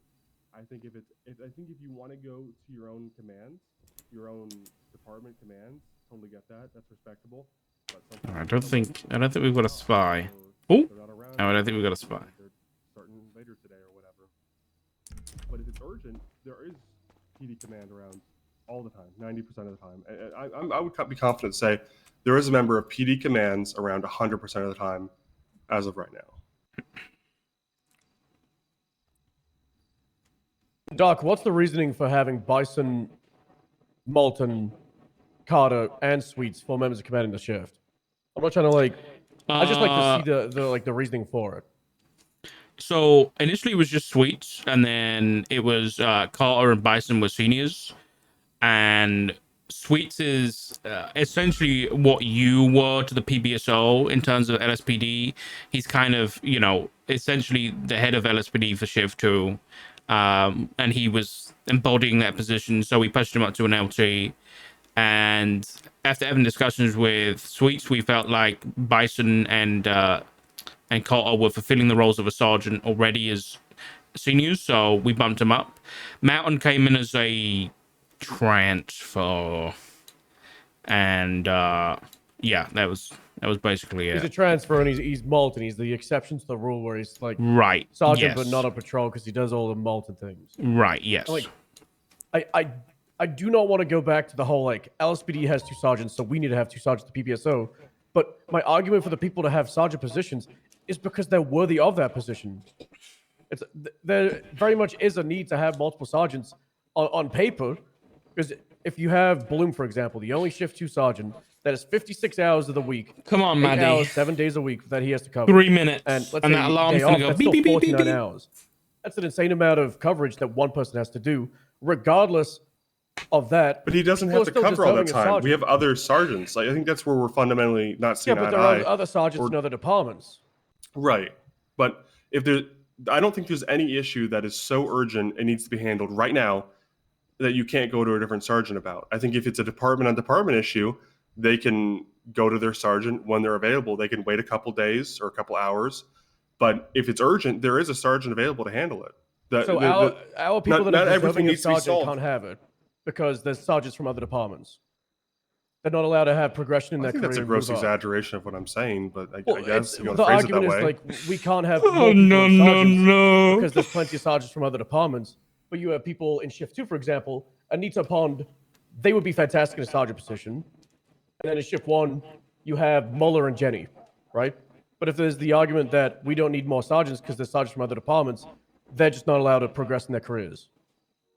Yeah, I mean, unfortunately, that's how it works. Because, I mean, to be blunt, yes. Because here's the thing: are there people in PD that are deserving of high commands? Absolutely. Can we afford to get them all in the high commands? Absolutely not. Is Snow a great officer who good I would point. support being in high commands? Absolutely. Yes. Is someone like Raven someone I would support being in high command? Yeah. He's not active. But my point is more or less like if we're going to promote people based like I would love to live in a world where we can promote everybody based on the qualities of their actions and the merits of their responsibilities, but we can't have 20 people in high commands and we can't have 100 in command. So eventually someone is going to get bottlenecked below where they deserve, and they're going to have to wait their turn, or they're going to have to go above and beyond to prove themselves. The issue is that I put my mic too close look to at my command headset right now. sometimes. There's probably people in command you want to be high commands. Can't do Sorry, it. chat. We're gridlocked, unless Dark or you get fired, or I step down, or Tessa steps Hey, down, it might be or happening today. anyone else, or we want to promote them above us to commissioner. They just can't go anywhere. There's nowhere to put them, right? Well, And the I same just don't thing think we're applies. gridlocked in command. I agree with the high command thing, but I do not think that we're gridlocked in command. Well, something else we have to realize is BCSO is that LSPD is not just one department versus PBSO versus SDSO. BCSO has double their sergeants in every shift because we have SDSO and PBSO, right? And without Shelby, we're down one now, and we'll probably fill that at some point if we find someone for it. But ultimately, Reed brought this No, I up do have last an time. external And mic. my point is that, yeah, they might have Sweets and Carter for shift 2. Is that and they might SPD? have, No splits. Bison as well. But I mean, in BCSO, we have double sergeants in every shift already. But we also have double the people. We have something like 130 to 40 people, LSPD at like 80. Like we're very bottom heavy in the chain of command. An election for That's why I commissioner? don't think That'd it's be like interesting, insane actually. to have one sergeant in PBSO and one in SDSO in shift 3. That's all we need for the total of something like, hold on, let me take a look. I actually have the numbers. 16 SDSO and 12 PBSO. So that's around 30 people. And then in shift 1, we have something like 60 people in the BCSO. Come on, Maddie. And Bing, bing, then bing. 26 in LSPD. Bing, bing, bing. Alarm Your time. food. I'll just order No, delivery. I don't have any food. I've got some sandwiches actually. Oh yeah. It's a bit. We have 55 people in BCSO shift 2. And how many members of command? 2. 1 lieutenant, 1 sergeant. LSPD, for example, 22. And I really do not want to do this comparison game, but we kind of have to because I need to be able to justify this. Because we do need those members of command. Because the chain is that big. We have a lot of people in our departments, and they need those people to go to. I'm Tunnels in an consistently hour. Who getting fucking feedback from knows people for the last anymore? 3 or 4 months that are deputies at shift 1 that they didn't have seniors, and now they don't Brian's have not corporals to go to, waiting and because now they don't Brian have thinks it's in sergeants an either. hour. It's not a matter of going from 60 members of command back down to 20 that we currently have, and I'm trying to say, hey, let's go back up to 40, 50. It's a matter of going from 20 to like 23 to 25. Just a few more across the board doesn't destroy the entire system. It helps it. But listen, there's definitely people we've talked about that will be sergeants eventually. We also have to consider that for a lot of these people, that promotion might be the last one they get for ever. You know, I mean, unless something crazy happens like a restructure, whoever gets sergeant, you know, it's probably sergeant until they fuck up so bad that they get fired or they retire or something. You know, so we really can't rush to put people in positions because then there's nothing else to do anymore too. You know, like that's just them for the future, and then they're gonna, you know, that's why I'm not rushing to fill the lieutenant slots because things are working pretty well right now. And yeah, PBSO should have a lieutenant, and we'll do interviews for it in a week or so. But whenever we put that lieutenant in, they're a lieutenant indefinitely, and so you retire or I retire. You know, that's it. You know, so there's really no rush to do it because when things are moving somewhat smoothly, which I think they are, then there's no urgent need for it. And the same thing goes for these sergeants where, I mean, I think I'll say the quiet part out loud. Like, you know, I thought Jenny was going to go to the troopers, but if she doesn't end up doing that, she definitely deserves a sergeant position. But sergeant's the end of the road for her, unfortunately, unless she gets lieutenant, you know? There's just nowhere else to go, fundamentally. So I'm not rushing to put people in a position that's going to be the end of their trajectory. And I'm not trying to hold them back unnecessarily either, but I want to make sure that we're not putting people in positions because it's really easy to promote someone. Everyone feels good about it. Everyone feels happy about it. It's an exciting moment for them and for us, and everyone's patting on backs. But it's you can't take promotions back easily. You just can't. So I'm always cautious about promoting people. I think you can take promotions back. It's ugly, and it sometimes will result in people just Incredibly quitting, ugly, yeah. right? Like Exactly. they'd normally just quit. It's resign, humiliating give for them up. too. I mean, that's what happened We with did Silas, that. right? We were probably going to take Sergeant from him. He could feel that coming, and he just quit, right? Well, It's also really hard to do it because Silas probably should have had Sergeant taken away from him weeks prior, months prior, because he wasn't fulfilling that role. But we well, couldn't hold do it. on.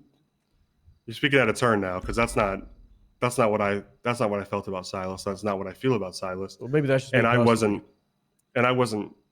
I had not made my mind up about Silas and what I was going to do. I mean, there were people in the room like that suggested that he be removed, that he be fired. There were people that suggested he gets like a week suspension, and there were people that, you know, the people were pulling me all kinds of different ways. At the end of the day, I was still hearing him out when he quit. So I don't want this to come off as like, you know, any other kind of way. I want to be clear that he quit. He quit before I even came up with before I, hand to God, even had a decision made in my own head. He quit. So that's the truth.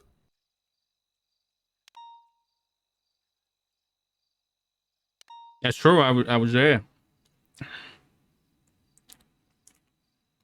And, you know, in hindsight, after talking to Toretti a lot, Silas had some valid points. But it is kind of ironic they both quit.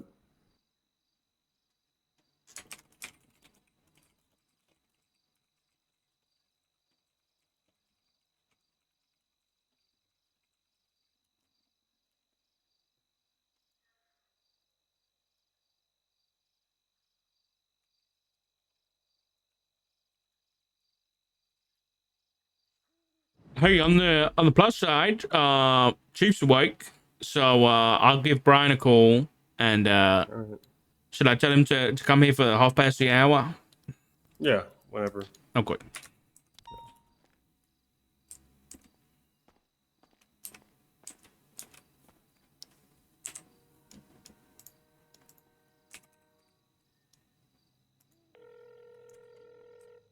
What's going on, Dirk? Hey, would you mind if we started a little bit earlier at 1/2 past the hour, so in 24 minutes? Yeah. 4:30? Sure. Yeah, we'll be over at SGSO. All right. Sounds good. And obviously, if you want to bring any advocates, then bring them down. Oh, okay. I don't Sure, know. I Well, can do that. just an officer advocate. An officer? Yeah, an officer, if that's possible, and you don't have like 10 waiting. Okay. Yeah. As I long can as do it's that. someone uninvolved, really. That's pretty much the only Wait, clause there. uninvolved? Yeah. So like someone who's not, I guess, under this, for the same things as you, as anybody who's also in trouble. So Like you're not saying water. don't bring the senator. Yeah, that's probably a good idea. Not to bring the senator. Yeah. Let me. I'll give it a think through. Okay. All right. Thanks, Brian. All right. All right.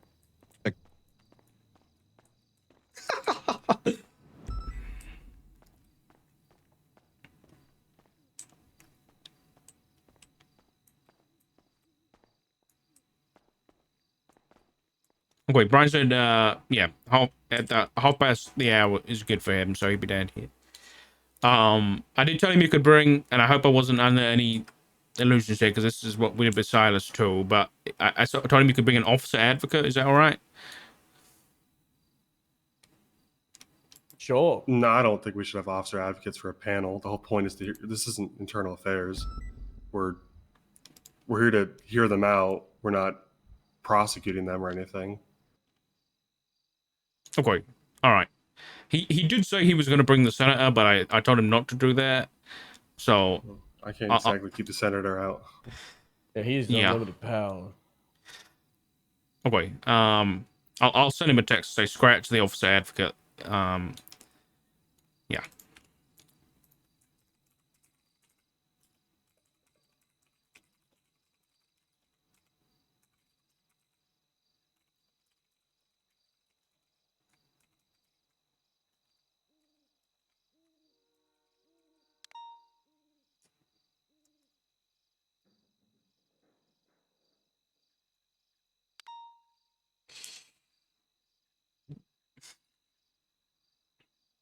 All right, I'm gonna grab some water before we start. Okay, it's time. It's happening. We fixed it. We fixed it. All right, chat. I'm gonna go grab some water. We're doing a panel in 20 minutes. I'll see you guys in a minute.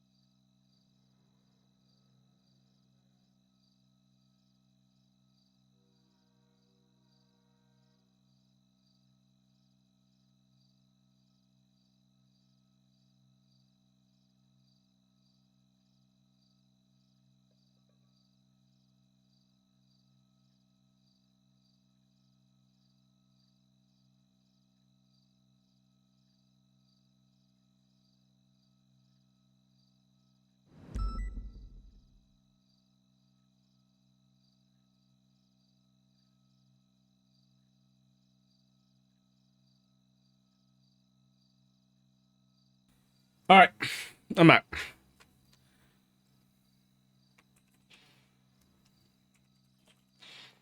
Good song choice. Shuffle. I'll have a Sprite.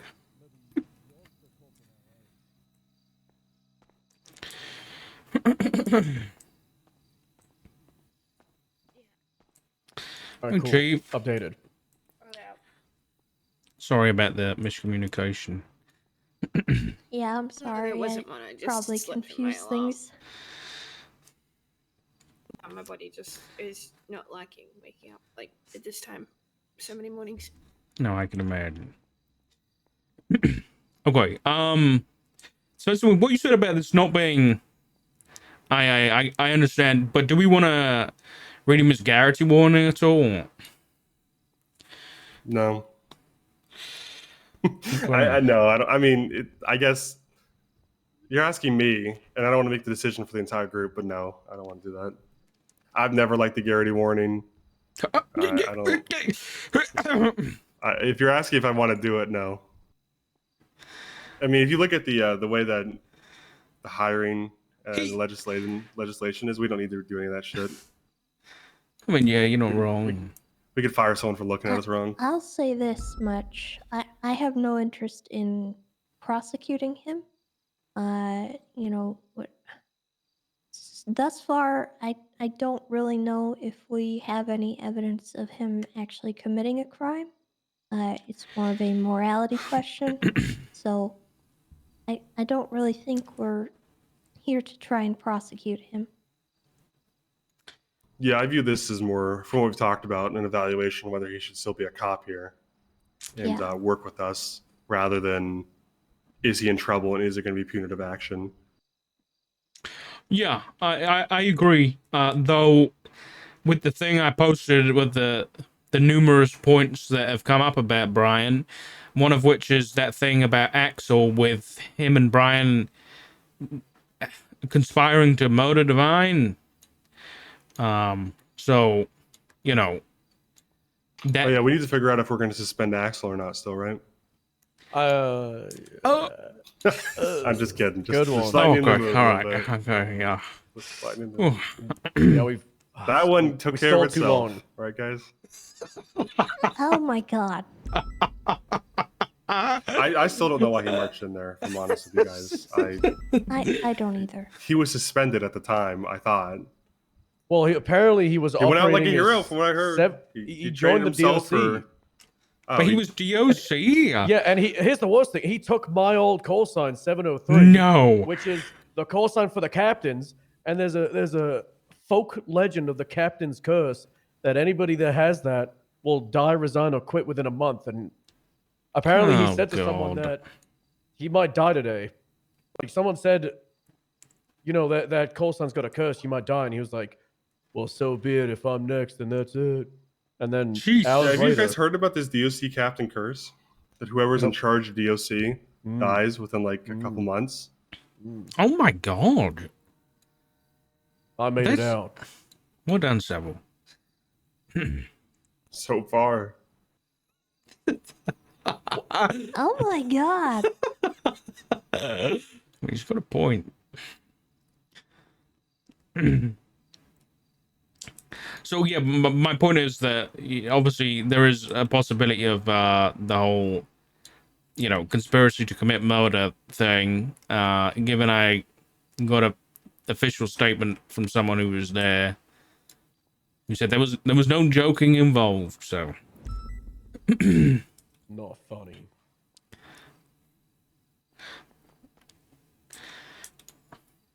yeah, I think you know, I'm in agreement. So let's you know, if there is any criminal stuff that has happened, then we can deal with it after he's been removed as a police officer, and we can treat him like a civilian. So yeah, I'll come around. I'll come around this time.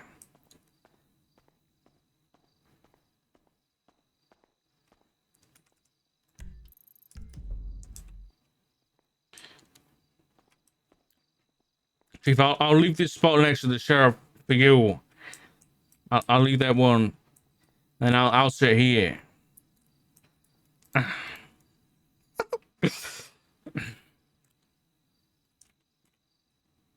Did she fall asleep?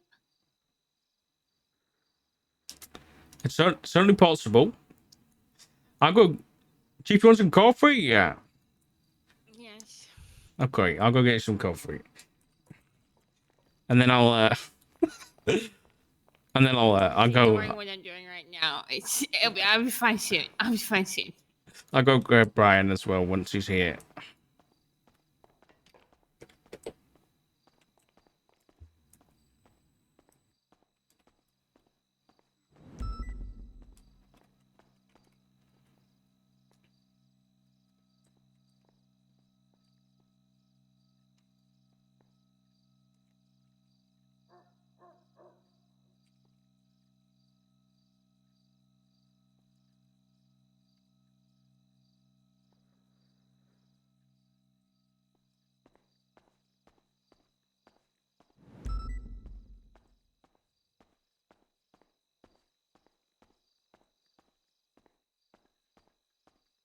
Yeah.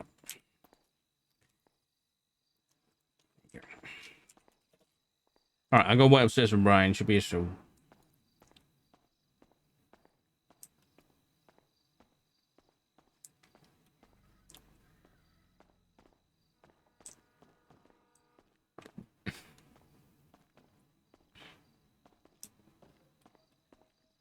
I'm also gonna grab a drink.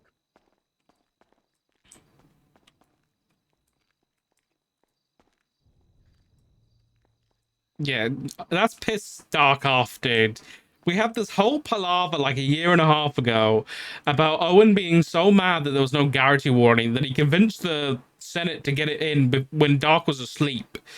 And so Dark woke up basically to the Senate being like, you got to put the guarantee warning in. And then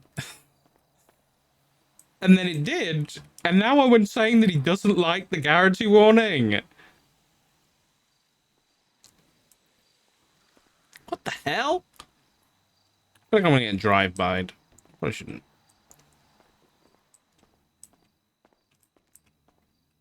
Yeah, let's chat. I'll say it now. I think we can all agree that the roleplay up until this point has been top tier, and honestly, I really wasn't enjoying NoPixel, and this has really reignited my enjoyment for RP. So go into this knowing that whatever happens, it's gonna be good RP. I think that was the same for the Sanguine situation. We could have won or lost, and it would have been good RP either way, because everyone's really invested. Nobody's toxic. Everything's in character, as it should be. And so we should keep it that way. So regardless of whether Doc's opinion on Brian being fired happens, you know, whatever happens, we're good. And it'll be fun.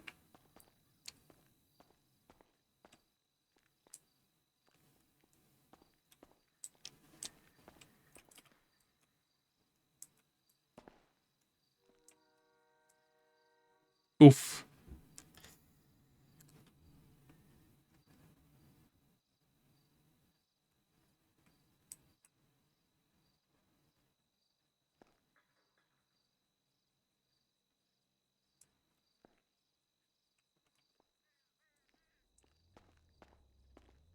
Well, don't worry, the aftermath, everything that's happened after lead up to this so far. Yeah, listen, I'm not gonna take no credit for this. Yeah, I'm basically a dung beetle. You know, I don't know how else to describe what I'm doing other than a dung beetle. I didn't make the poop. Okay, it's good poop. There's some really good poop. But I'm just the dung beetle that's pushing it along, you know. I've just found it and I'm just, I'm just enjoying it and I'm pushing it. I'm a dung beetle. Why is that the analogy? It's rest in peace, Bass and Axel. It's my, listen, I'm just making sure that he's living on through somebody. I don't know what other analogy to use.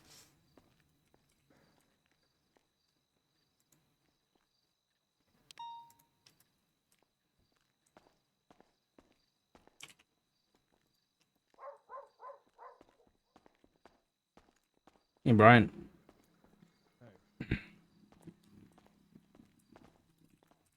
You want a cup of tea or anything? Yeah, I'm gonna take a piss real quick and then I'll be right down. Okay. All right. Is there a bathroom here? You know, I don't think there is. It's pretty messed up. You'll find one.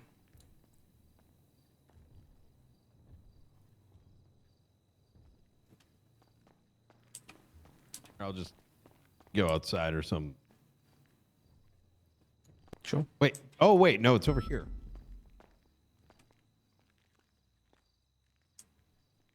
Oh, the door. Yeah, yeah. I don't think there's a. It's over here. I think there's a lot. I mean, you might know better than me. Yep, right in here. Oh yeah, you're right. I bet.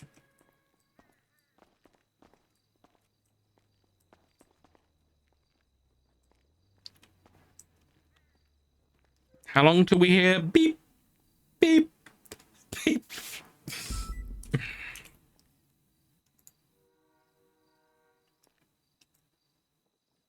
Ooh, Mountain, good timing. The Dundee incident occurred on July 20th.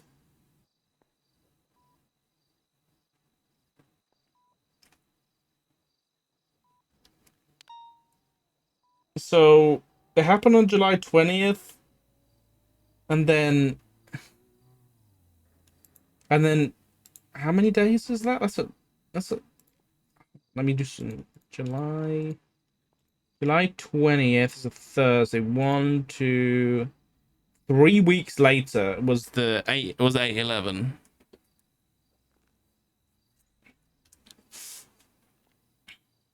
He's trolling and playing. Is he actually playing the bomb sound?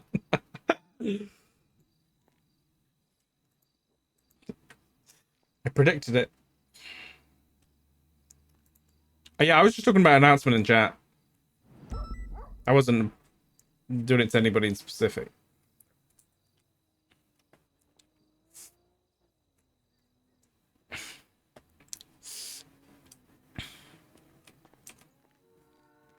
How did he get here?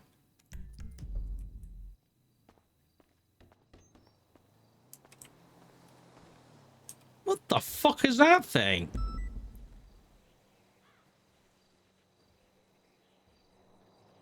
I'm gonna live stream Brian's panel. Can you imagine? That would fucking change shit. That's like when when the Senate has hearings and it gets live streamed. Can you imagine how different they'd be if they weren't live streamed?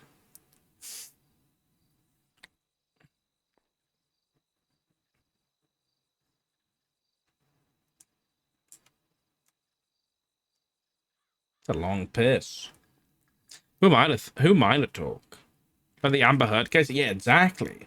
That was fucking entertainment, dude.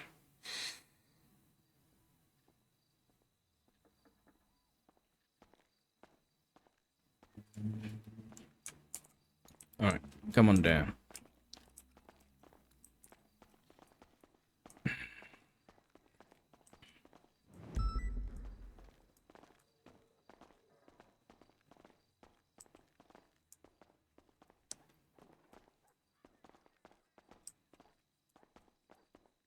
All right.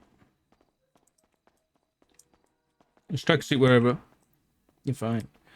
All right. Nobody said anything. You don't want a cup of tea or a cup of coffee or anything, Brian? I should be good. I got some water right here. Okay, that's good. That's good. Well, I'll kind of start off. Given I was appointed. Speaking up. Yeah, of course. I was appointed by the commissioner to kind of handle your panel and everything. So I'll kind of start this off. Just to make sure you're aware, this is a high command panel. Essentially to review your current position in the police department following events which occurred on Sanguine and other things that have or other accusations and things that have come up since. Okay. So have you got any questions or anything before we start?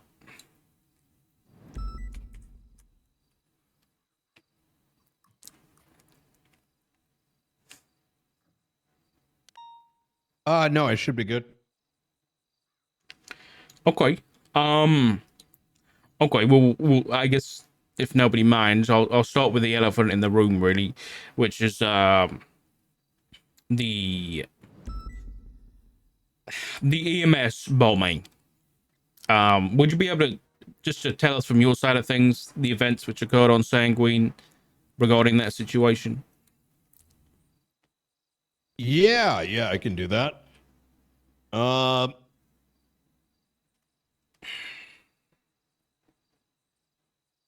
all right.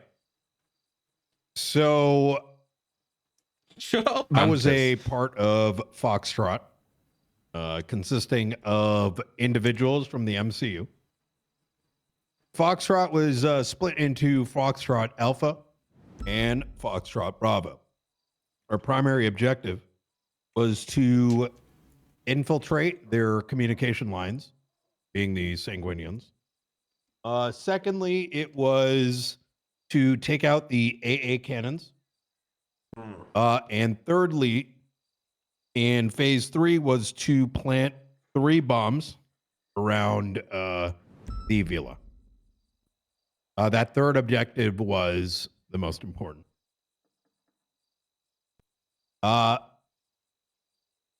Roughly around the time phase 2 went into phase 3, after Axel had managed to push our troops through alongside Angel. We were met with a lot of resistance over at the How villa. dark isn't anyone talking here? That's gonna piss me off. Before we got into the area of the phase 3, we had learned that there was a singular bomb that had already been utilized.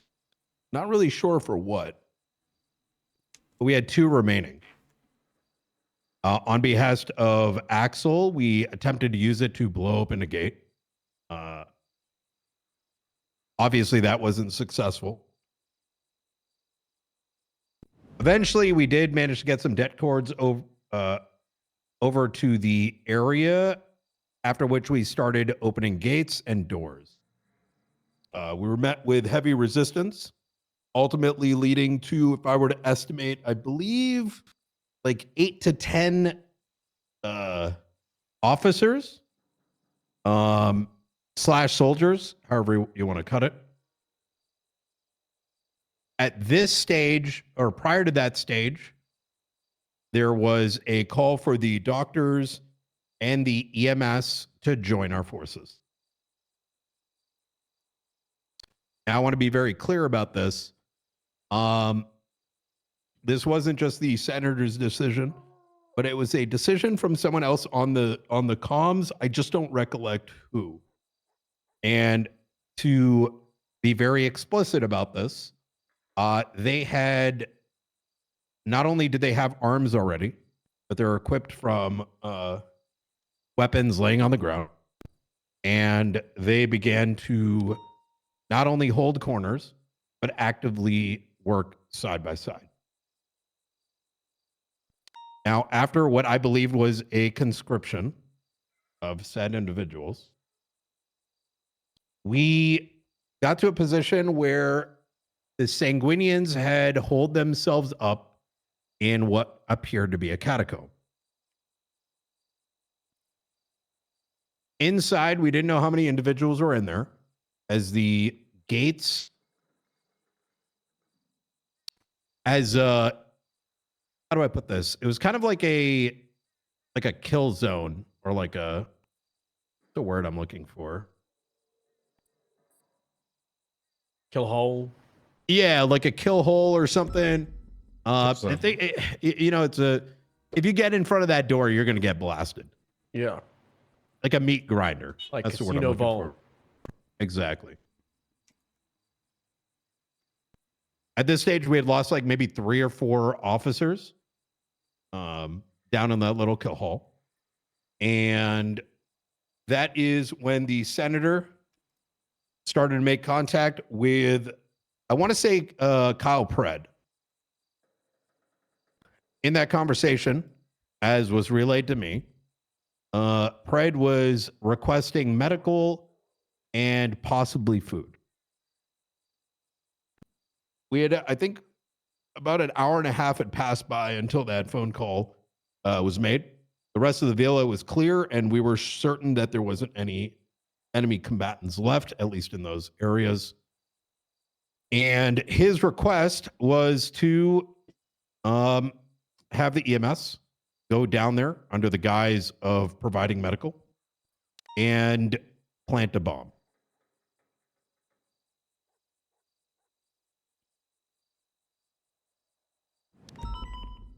So he called me over. He asked me if I had a bomb. He asked that I show the EMS how to plant such a device. And I proceeded to let her know how that would be done.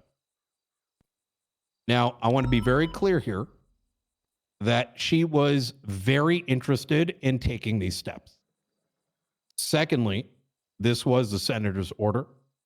Thirdly, as far as I'm concerned, she was conscribed. She proceeded to, attempt to plant it, and she was shot.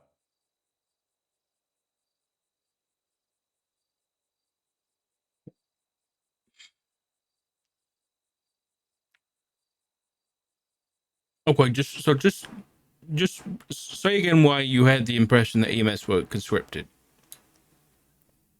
It was made very clear over the radios that we needed backup, and the doctors and EMS were asked to join us. They had been holding corners and clearing rooms alongside the other soldiers at the state. That includes discharging their firearms towards Sanguinians and firing rockets.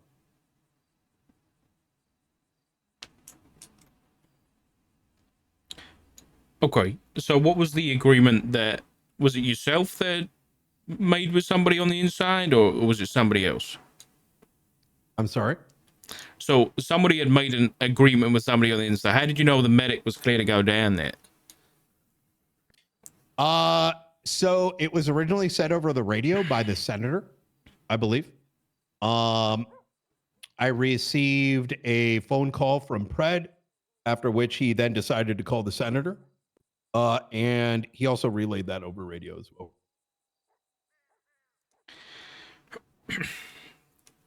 Okay. Everyone was under the impression it was for medical and food, but it was, the actual plan by the senator was to send EMS down. And like I said, I gave the instructions, also relayed with, made sure, since I didn't know actually what it took, I asked one of the others on radio, like what the settings would be. I also recommended she do so in a manner that it could be done in a manner by which her survivability would be increased. The intent was to plant it and for her to run out. Now, note that at this stage, the understanding of the layout was not to the degree that, at least I would not have had the impression that she could not plant it and then run her way out, especially if done so under the guise of one of the Sanguinian bodies. So she'd like slip it under and then run out.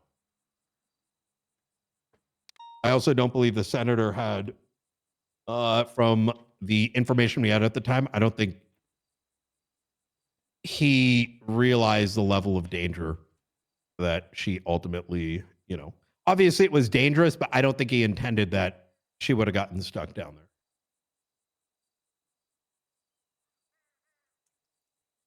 Right. Okay. So what were the instructions that you gave to her? You said that increase her survivability. What were those instructions?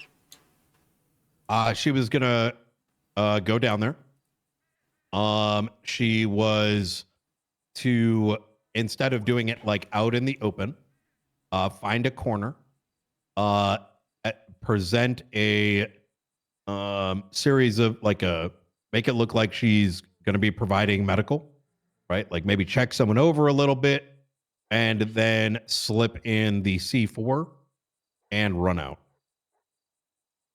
The instruction to running out was originally the senator's, but those additional steps I provided.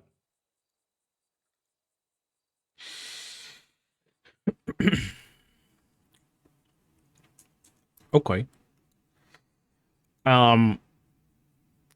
So to clarify, when the senator told you this plan, what was your opinion on the plan? You thought it was a good one, or?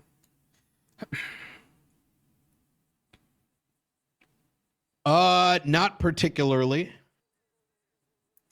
However, I don't think we had many options left, and he was very resolute in executing this regardless.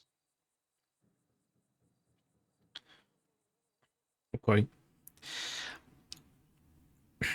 All right. So at the current time, you said that you were essentially in a fatal funnel down at this catacomb. So what had you sent officers down already and they'd been shot? I think there was a few. Okay. That originally, the few that had originally gotten shot, even discovering that this is where they were holed up. It was the ones that were shot down while the clearing had taken place. Okay. All right. Is it correct that while you were having discussions with the senator and the EMS about this plan, that there was another officer that turned up? Is that right? That is correct. That's going to be Bison. Okay. Could you explain the events that occurred around when Bison appeared in the situation? Yeah, sure. So at this stage, EMS or combat medic or soldier or whatever kind of nomenclature you want to use. She had we're about 90% through this conversation, and was about to be underway. And Bison showed up with shrapnel covering his body. And as he typically does, kind of showed up just to listen in the tea. And I was very agitated. He, for obvious reasons, and he then proceeds to immediately say, "Are you sending down an EMS suicide bomber or something along those lines?" Which then resulted in the three of us asking him what the fuck he's thinking, due to the ridiculousness of the statement. How he arrived to that conclusion, I don't know, as he was only heard about 5 seconds of, at best, of what was said. And now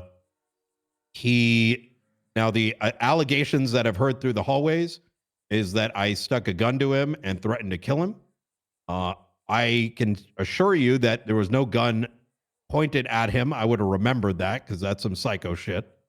As to what I told him, the allegation is that I threatened to kill him, which I don't know if I said that, but I would have said something out of agitation and frustration with, I don't know how you want to, how I can phrase this, at the ridiculousness of the situation he sort of presented himself in. What did you say to him? I don't remember. I mean, was it like, get away or I'll kill you, or? It's possible. If I were to guess, if he said it's possible. Yes. Did you have an intent to kill him if he didn't? No. Anything that I would have said would have been out of frustration and would not have been with any sort of actionable weight behind it. I mean, did you have a gun even if it wasn't pointed? Did you draw a gun? Did you hold gun your would have hand been over out your already. holster? Okay, so your gun was I had out a gun already. out at all times. Yes. Okay. And did you like maybe shift the way you're holding it or anything? Like, because No, the allegation we've heard is you pointed it, I think. it is, and I can tell you that if I actually pointed it, I would have That's- known. That's actually not what has been stated. Unless someone else has been told that, because that's not what I heard in any of the discussions that I had with people. Yeah, I heard he pointed it. What did you hear? Okay. I heard it was just at his side. You know, he was holding it. Okay. I had That a sounds two-handed silenced, I think MP5, if I'm not mistaken. That's even more. But That's you know, even given the more circumstances, we fucking had it out at proof, all dude. times, especially since we had potential bogeys on the outside and Russian bombers flying consistently overhead. As to whether I actually threatened him, I truly do not remember. All I remember is my intent of annoyance, and anything I would have said was to indicate that he needs to fuck off in order to maintain operational security. Obviously, what was being told to her, regardless of how I felt about it, the senator was it was his order. He was going to go through with this regardless of my input. And if she was going to be doing this, it needed to be done in a way that her security was, her survivability was higher than without me. Look, I don't want to say too much about Bison, but I know that the fear that went through my head immediately, especially given the circumstance that he was already putting himself in, it would not surprise me if he dilly-dallied his way down to where the rest of the combat was taking place and started yapping. And that could have gotten back to the individuals inside and would have assuredly decreased her ability to, get out of there. I'd like to further indicate that, look, I have heard a lot of things through the hallways. And actually, you know what? I'm not even going to touch that.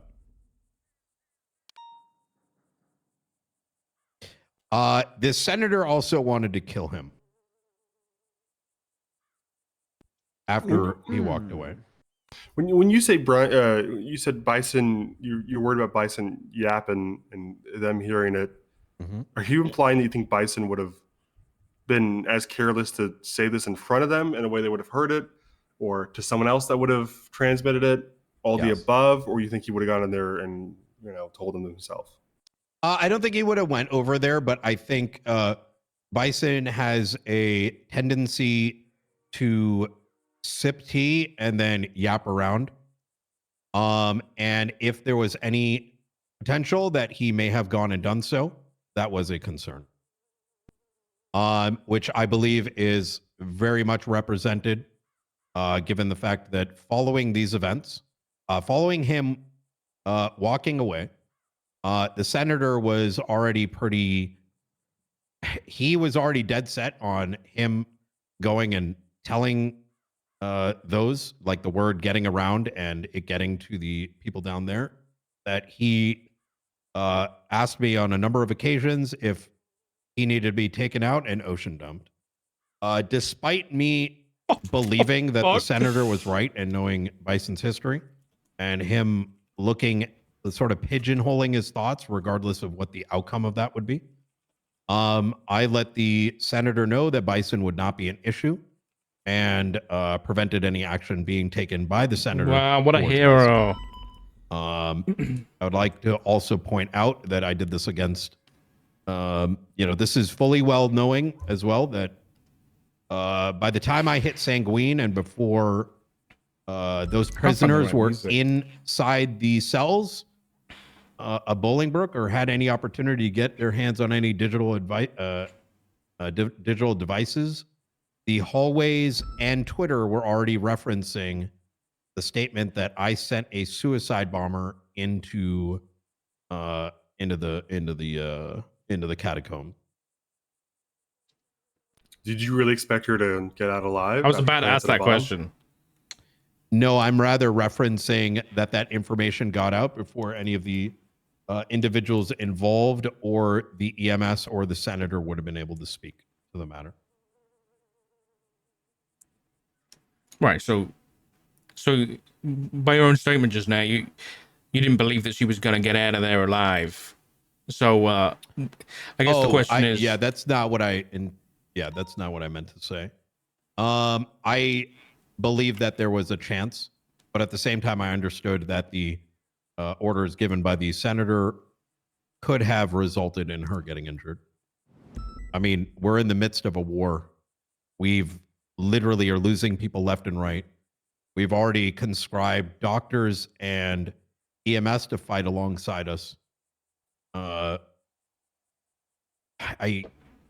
think we're on hour 7 or 8. I mean, the sheer fact that the senator even wanted to do this in the first place, and with it being, despite whether or not Bison would have said something, I think it was pretty clear that everyone knew that something was about to go down. I don't think there was very many options left. I even hesitate to know what in the moment, if there was any other option.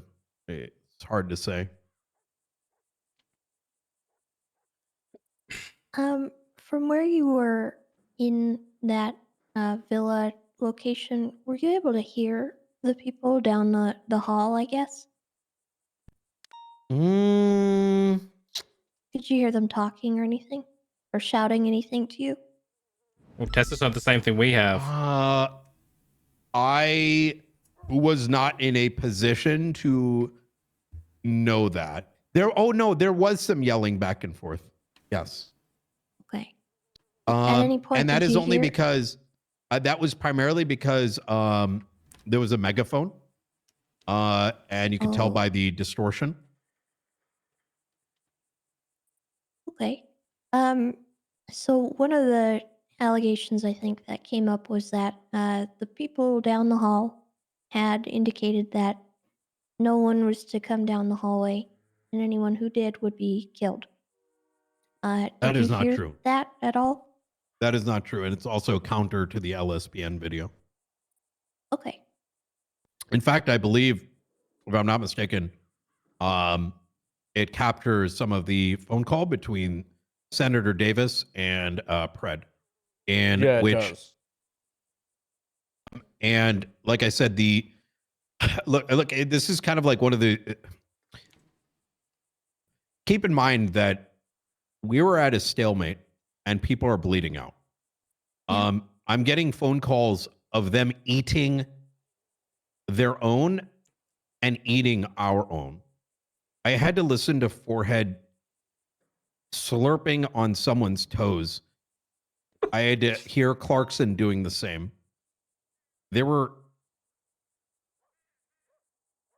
It was a very grim scene. And pressed up against us was already an option of let's starve them out.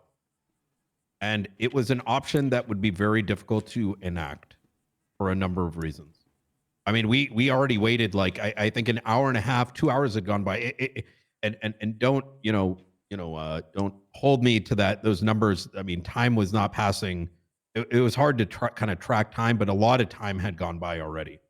Options are being limited. We don't know what the fuck to do. I mean, it's a fucking kill haul, and this seemed. I'm not surprised Senator Davis started to think outside of the box, irrespective of what my personal beliefs around that would have been. But I do know that I'm not advocating for him, but I think he does deserve some level of consideration here. Is that this wasn't exactly like his first option? No one had option. I mean, sure, but we can chat to Senator Davis about that. But you said that we had people inside their bunker already, like PD. Not that I'm aware of. They were eating their own, from my understanding. Oh, they were eating their own people. I see. Correct. It was later, much after the medic was shot by Conan Clarkson.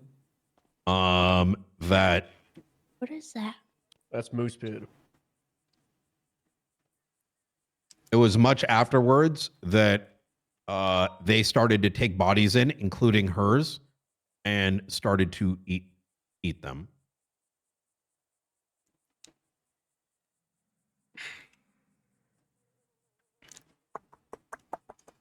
Okay. So to get the timeline right, she was sent down and then she was shot before she could get in the room. Is that right? Yes. As you can see in the video, They went against whatever that the Davis had agreed to with them. Okay. Um, Go ahead, Tessa. sorry. When Bison came over and was talking to you, Mhm. where was Veronica, the EMS? She was with us. So she would have heard that exchange. Yes. Though I want to point out the following, and while it may not be my place to explain how this should have been looked into, I was made aware that Bison is the one that approached her first as a victim, supposedly, as the investigator, and taking her statement. It is wholeheartedly bizarre that she went from not only being interested and more than willing, asked multiple times if she was comfortable, and not sort of in any way other than like, hey, are you sure you want to do this? Do you understand the risks? Not once, not twice, not three times, but also after everything was given to her. And then all of a sudden her statement switches. Now, you might be wondering, how do I know all these things? Everything that surrounded this leaks through the hallways. I don't want to touch on that too much, but it's if what I'm being told she's been saying is true, it is completely counter to what transpired. What have you been hearing that she said? Um, that Bison was held up and that she was put in a position to do this like that she was pressured into it. I can tell you that's very far from the truth. And it's not until she was questioned that story flipped, and not before Nick Simone, who's got direct involvement with the Eastern Front, or whatever the hell they call them, with her boyfriend, may have incited her to follow that line of, TJ Walker's fucking twatter dribble. I guess my question would be there, Brian. If we have two separate witnesses saying that you pulled a weapon out and threatened to kill somebody, and they were questioned separately, are you saying they collaborated their story and made that out? I would say that if I was investigating something, I would never allow a victim to be investigating their own situation. And that inherently any statement she has made could be not only coerced by the other quote unquote victim, and not only is it counter to investigating anything, but also counter that her boyfriend, who has a complete interest in this, being able to get her statement before anything. It just Right. doesn't To follow any clarify, logic. do you think Bison coerced her statement? I think her or Nick may have. I think some of the stuff on Twitter may have. I think some of the witch hunting over this entire thing that has transpired may have wanted her to take the safer option. Yes. I think there's a lot of reasons that may have motivated her to seem very non-compliant for her own well-being. Okay, so to clarify, did Brian? So if we've asked Bison the question of did you pull a weapon out and did Brian threaten to kill you, and if he said yes, is he lying? 1,000%. Yeah, I didn't pull out a weapon. Like I don't. Okay. Yeah. Did you have a weapon out? I did. Okay. Ignore Yes, the of course. pull out part. So if I ask you the same question, so if I told you Bison has said you had a weapon out and you threatened to kill him, he was lying. That's what you're saying.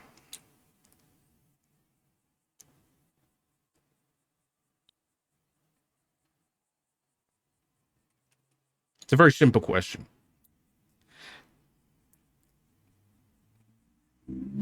If he said I had a weapon out and I threatened to kill him, yes, I believe he's lying.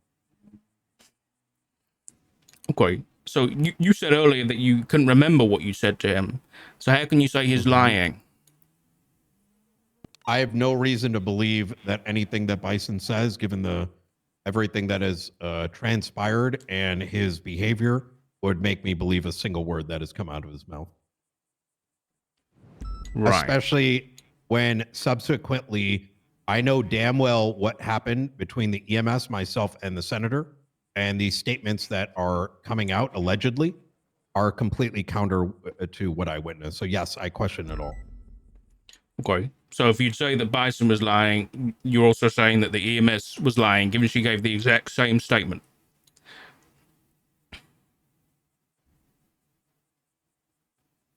Given the rest of her statement is filled with falsehoods, yes, I believe she was coerced, and what she was saying was repeating what was on Twitter, what Nick would have heard, and what was stated allegedly by the victim that was investigating her.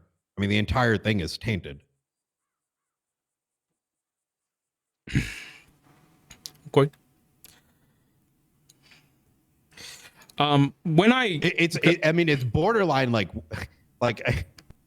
I you know, I think it's rather straightforward that, look, if why did no one else go and question her on the day? Yes, prior to the engagement of Bison. We can't move past what Tessa just said. I mean, do you want to add anything? I did speak with her, but I can't say it was before Bison got to her. That is actually true. Yeah, and I hope you guys understand. Like, I'm not trying to be like obtuse here, but yeah, from my perspective, I hit back the shores of San Andreas or Los Santos. The prisoners aren't even sent up yet. I'm having to like help Erin, as she's like pretty much the only one handling all these people being sent up.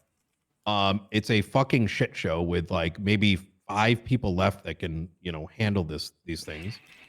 And the allegations that I've strapped a bomb to the EMS and sent her in on a suicide bombing is already through the hallways.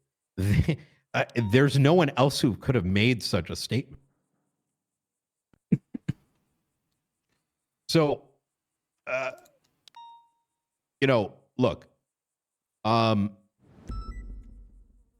could sit here and just take on all these claims, right? But you know, I'm not going to twist my own perspective to, you know, I'm still rather agitated that this could have been handled very differently.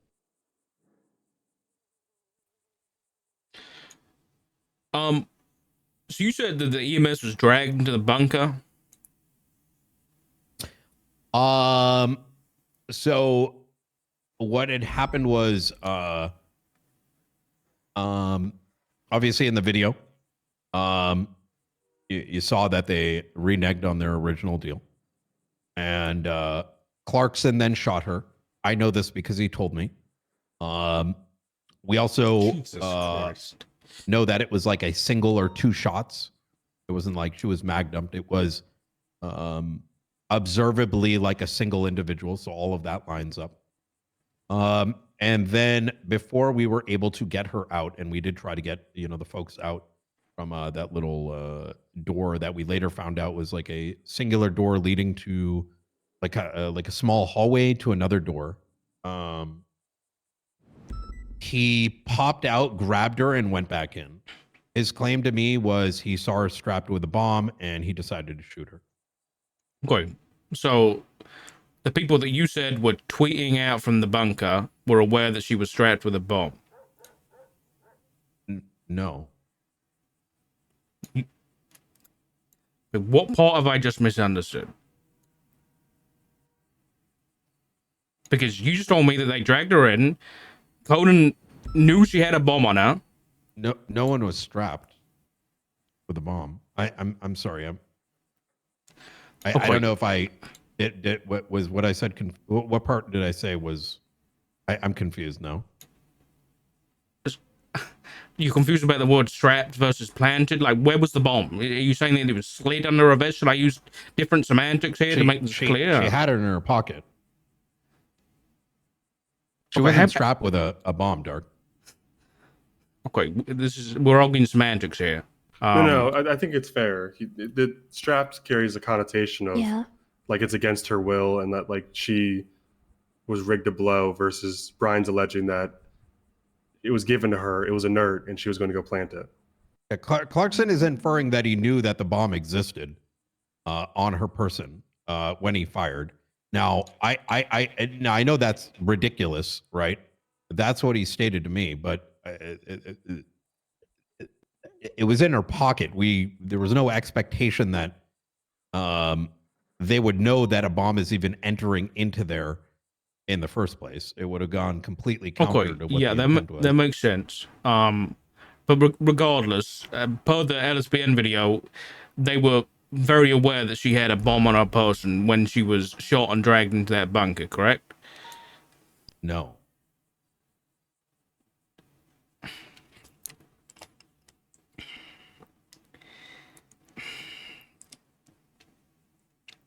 May I ask, has everyone seen the LSPN video? Yeah. His Yeah, loosely. from the video, this is them robbing her, and as they captioned, C4 revealed, This is when they would have known. and that's Clarkson So she would- standing in the back left. He's the She one that went was- through her pockets. So she shot him, and then as you can see in the video, it was afterwards. Clarkson stated to me on the phone after all of this, I believe from Bolingbrook, that he had seen her strapped with a bomb and shot her. He was very happy to have done so. Wait, but per the LSPN video, while the holdout was still happening, they discovered she had a bomb on her person. After she was shot, Yes. and we were trying to recover her, Yes, I the think doors that's opened, Clarkson grabbed her and brought her in. yeah. Which is when this is. That's a known fact at this point.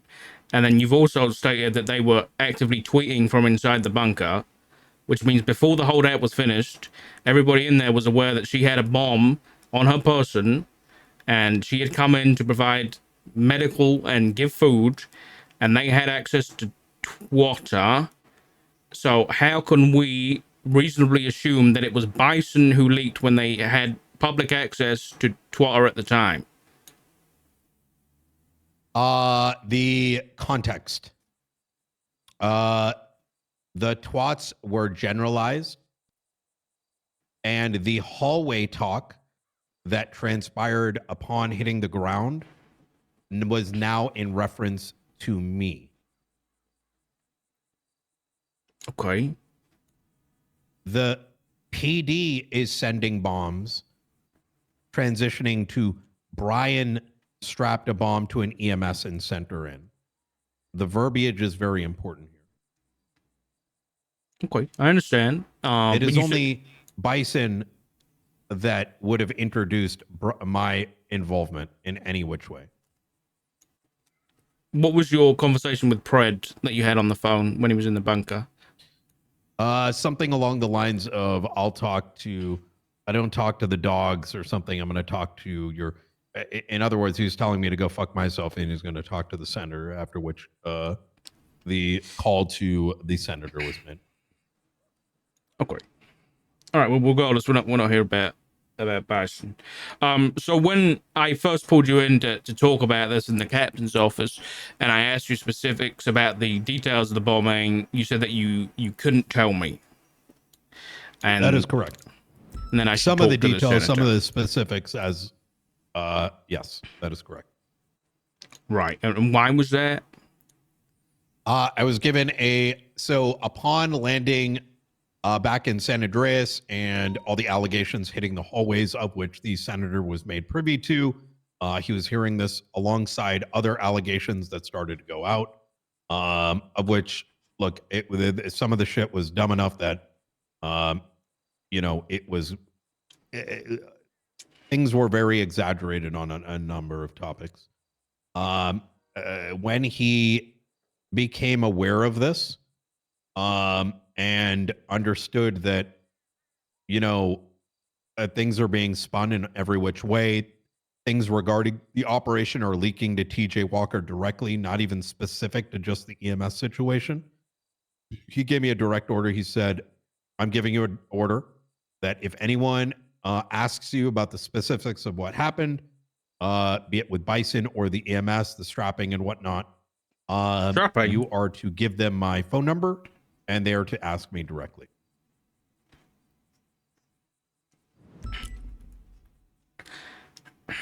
Right. And was this a similar situation to when I asked you for the evidence, which you presented to the Senate? That is a slightly different situation. So it is not the same. No, that had more to do with operational security. Okay. Have you spoken to the senator since you've been suspended? Yes.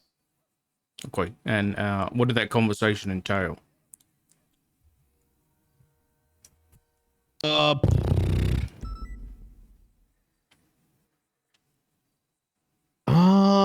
Wait, have I been? Yes, actually, I have. Should we move on to the MCU stuff, or are we done with the Sanguine stuff? That was separate from any conversation around Sanguine. Or did you hear You my have question, one more Brian? question about the EMS. Oh, Mhm. go ahead. No. Go ahead, Chief. Did anyone other than Bison actually give a shit about her life? I can tell you that everybody was like, there was enough. It was like 30 minutes for all this to go through between, getting the bomb. So first and foremost, she volunteered to do this. I don't know if I referenced Okay. any of this. That's not my question. Is did anyone give a shit about her life other than Bison that knew about the bomb?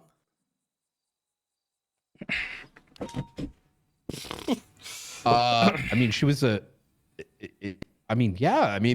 everyone cared about her life. Okay. I mean- Is there a reason that no one thought, hey, we should probably take the C4 off her person before she's admitted to hospital? Good question. People who knew about the bomb I don't didn't know think to why. take it off her. I don't know why.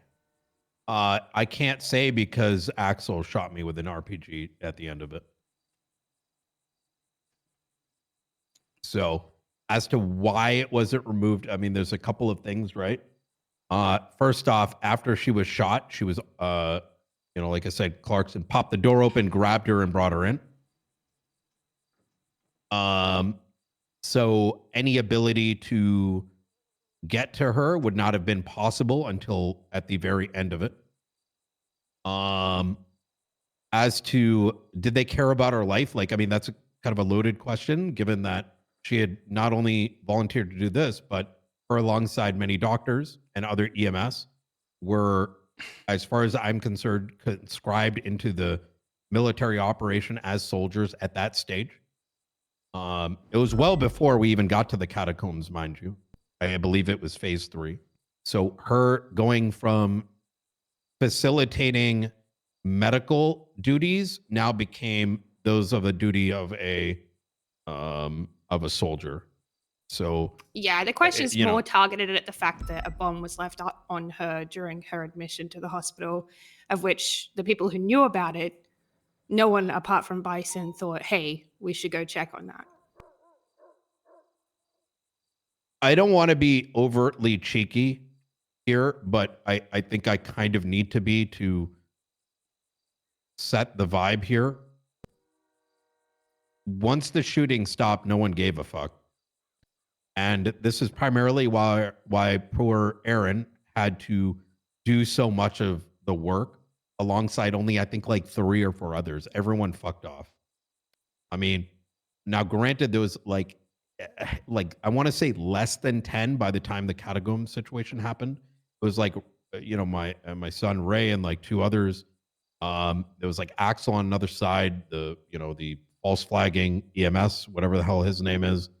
And then it was like all medics. Like more than half our standing active army were medics and doctors. which were hard to distinguish because they all wore blue. But those that were holding the angles, and then those were off on the side. So the reality is that most people fucked off. And it was hours and hours. I don't think we were done till like 5 a.m. for everyone to be processed and things to be put in the right place. So I don't know. Like, I don't think anyone gave a shit, is what I'm trying to say. I guess I'll ask some clarifying questions here. So, when the holdout finished, were you still on your feet, or you'd been shot by an RPG at that point? I was shot by an RPG, from what I understand, to be towards the tail end. So Somehow were the suspects like in custody at that point, or yes, or no? They're, Are they okay? So the suspects were in were custody. they? Sorry, no. What I believe to have been their final push, with a handful standing. Axel fired a RPG, and that explosion took me out. I then was transported to Simone Memorial Hospital, after which I got out. I think I was there for a good like hour or so. Yeah, so they weren't in custody for well afterwards. I think maybe an hour and a half, maybe 2 hours. It's hard to say, man. That it was like hour 8 or 9 of that operation. So Right, but to clarify, did yourself or the senator, the two, in the knowledge of the EMS with the bomb, did either of you two follow up with anybody to try and get that bomb recovered?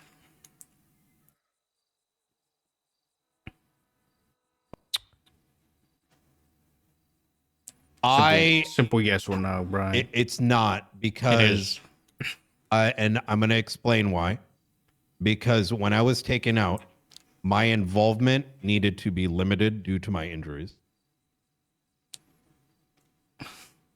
My involvement beyond that was anything that would needed to have been done in terms of documentation that would go beyond what was code for. I would not have involved myself with certain aspects of things.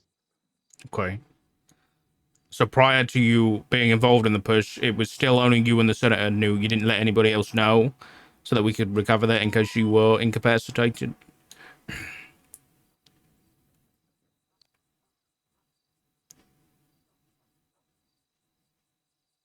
I'll take that as a no. No, I didn't. No, I didn't. Is something funny? Yes. What's funny, Brian? I think you're asking me, did we, in the midst of getting shot at, watching our people get eaten, say, hey, by the way, let's make sure we recover that C4?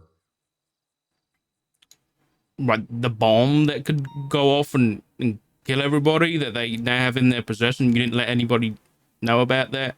They would have gotten themselves killed, Dark, if they planted the bomb inside, or they would have had to come out and when they would have gotten blasted.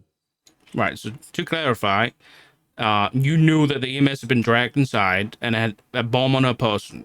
Did you or the senator let the rest of PD know that they were now in possession of an explosive device? They had said we already covered that. Everyone knew at that stage there was a C4. Right, so everybody on radio knew that they had a C4 in their possession. They were plotting. No. Did you and the senator tell anybody? Everybody knew. They were. No. Answer the question, Brian. Did you and the senator tell anybody that they had a bomb in their possession? Yes or no? No, because it was already known. Right, on Twitter, and you expect soldiers, as you've used, it was discussed on radio.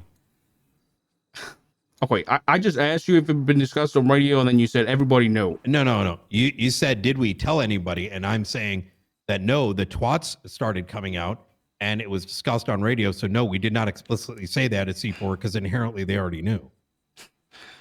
Okay, all right. All right, I got no more questions regarding the EMS incident. Anybody else?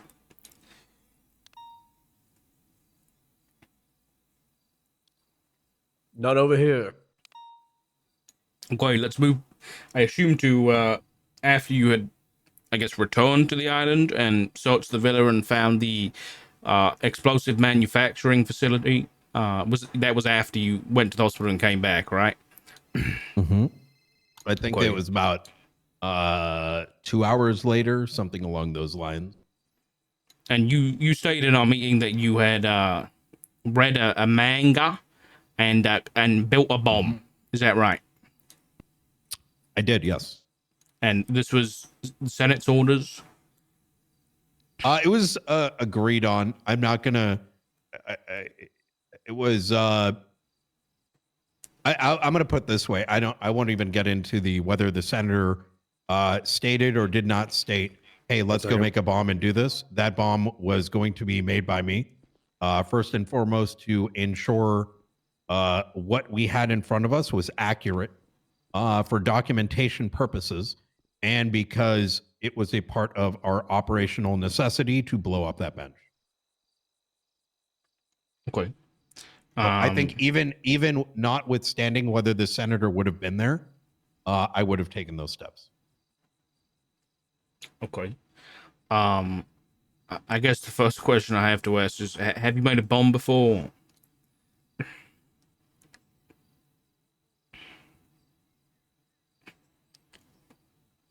I've been a cop for a long time. I don't think I have. Okay, so you haven't made a bomb before. Okay. So the bomb you made, you thought was like a, it was a good bomb. It was accurate. a good bomb. Actually, it was a good bomb. Now that I think about it, I just remembered I actually made a hell of a bomb. Yeah, it was very good.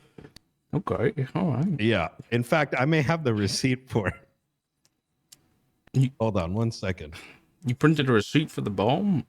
Yeah, I actually checked the quality of it. You actually just reminded me. Because, when I was putting it together, who knows, it could have been made very unfortunately, but it was put together quite well. Okay. And then the bomb was set to explode. Was it the villa or just the manufacturing facility? I'm sorry? So your intention was to destroy, was it the villa or was it just the manufacturing facility?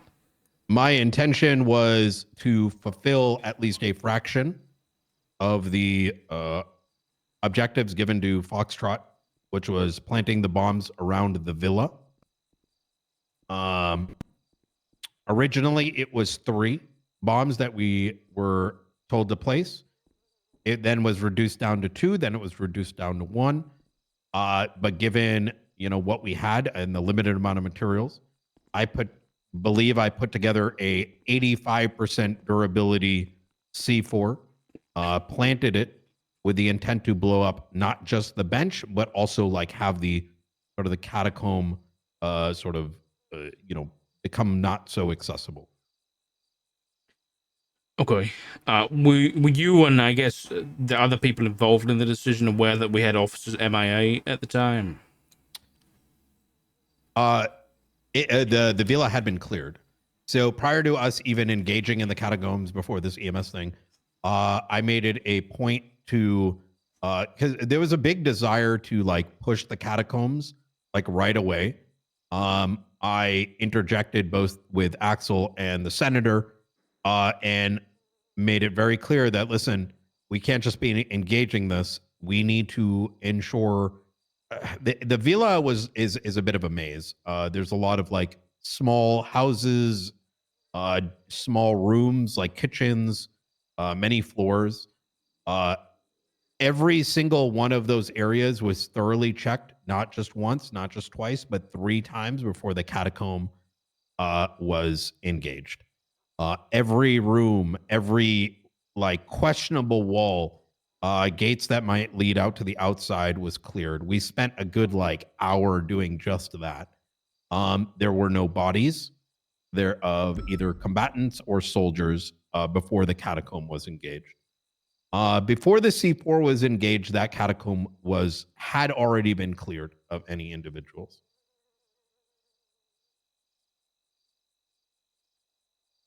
As for anyone that was taken, I am assuming you're referencing Moosebeard and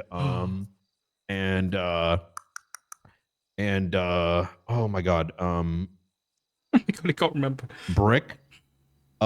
Yes. We knew that they were likely kidnapped very early on with the operation before, as we were hitting the ground on the in phase 1 at that airfield. In fact, I had asked numerous times for Ricardo, who was communicating with Overwatch, that we Lord. needed to bring it up with Overwatch because for whatever reason they were likely, we suspected, going down there to try to do negotiations on their own accord or had been kidnapped. That conclusion was based on a number of things, as their blips were on the eastern peninsula, like the eastern coast of where phase 2 would start. And there was no communication by Overlord. There was no nothing indicated how and why and should they have been there. And based on our positioning, we gave that communication to Overlord multiple times. It was landed on deaf ears. And also, as units did push through phase 1 into phase 2,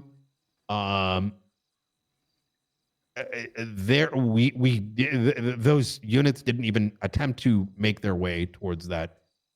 I said eastern. I meant western beach side. Instead, we kind of flanked around it, and it kind of looked like a crescent moon, like on the the GPL. So, yeah. Okay. I've got a few things to talk about, if I could. Mm-hmm. One is that remember we had the Independables, the Kilo Squad. They were kind of like let loose, do whatever the fuck they wanted. The original 3 bombs, 1 bomb was given to Kilo Squad, and it was kind of like a hey, when we get that assault on the It's nice to have somebody else talk. prepare to put one of those bombs on the wall of the manor. At this point, I was already down. I don't know if they were able to do that. You said earlier that they put it down on a gate, but didn't really detonate, so they needed like the deck codes, right? So that's the Kilo Squad bomb. That was Axel's attempt to, I think, open the gate, as we were failing to have anybody go and get, like, we didn't have a Rhino, we didn't have deck cords. No one wanted to go back. It took a while, so I think it was impatience sort of to set in, and that's where one of the bombs was used. Yep, so that's bomb number 1. The other thing is Kilo Squad Independables. Moosebeard and Brick, against my orders, got on a jet ski and just drove onto the island to sneak in before we had even done phase 1. Before we had people on the island of Sanguine, these two got on a jet ski and just went there. Within moments, there was a 1047. We're not even halfway through. And I'll be honest. obviously from the footage, they were captured. Now, there was definitely a lot of incompetence there. They didn't have the explosives. They got themselves caught, and it was relayed, and everybody was aware that they were in there for the entirety of phase 1 into 2 that I was there. It was communicated to Overlord from Ricardo. We've done this. We definitely copied it. There's no deaf ears. The second bomb We've done this. you guys had, We've and done destroyed the AA this. at the start. Third bomb That's it. is the one that you This had, is done. and I guess was given to Miss Mars up there, right? So Yes. that's the 3 bombs, just to cover where the 3 bombs went. One was given to Kilo to use against the meta. Their objective was to put it on the walls, get in. Other bomb was used on AA gun. And then the third bomb that I gave to you, I said very explicitly, I want them to hear the beeps that we heard on our stations and live in fear as they know that we're about to blow in. And the point of the Foxtrot bomb was also, like Kilo, was to have it on the walls of the manor and to kind of be like our battering ram to breach through the walls. So that's the 3 bombs in the history of it. Y'all want to continue?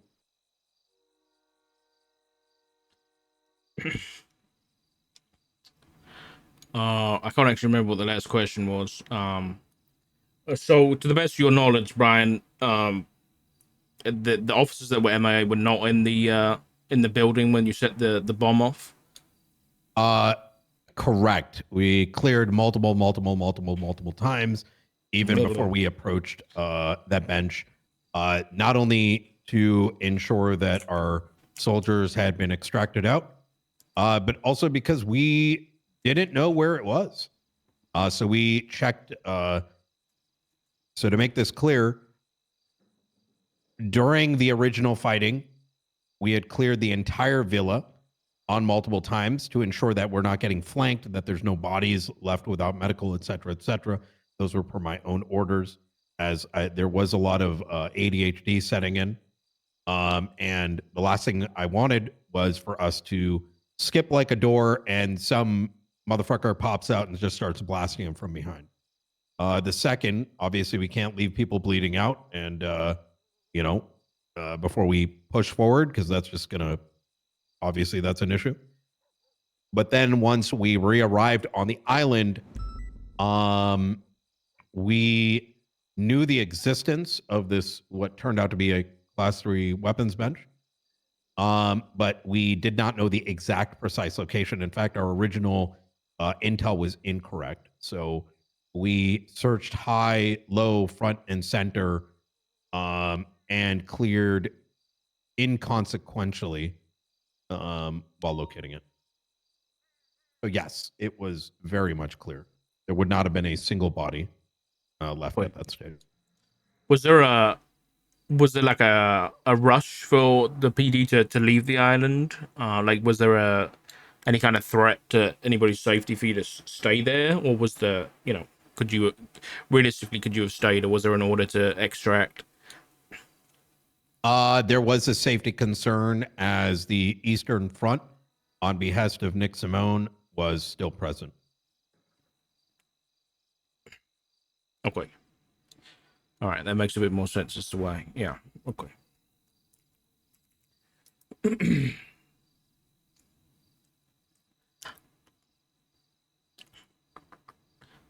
Anybody else got any questions about the bomb?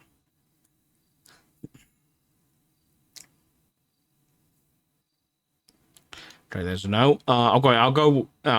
Another thing that's been brought to my attention, and it's I'm going to go back to 8/11 here, Brian, if you can recall.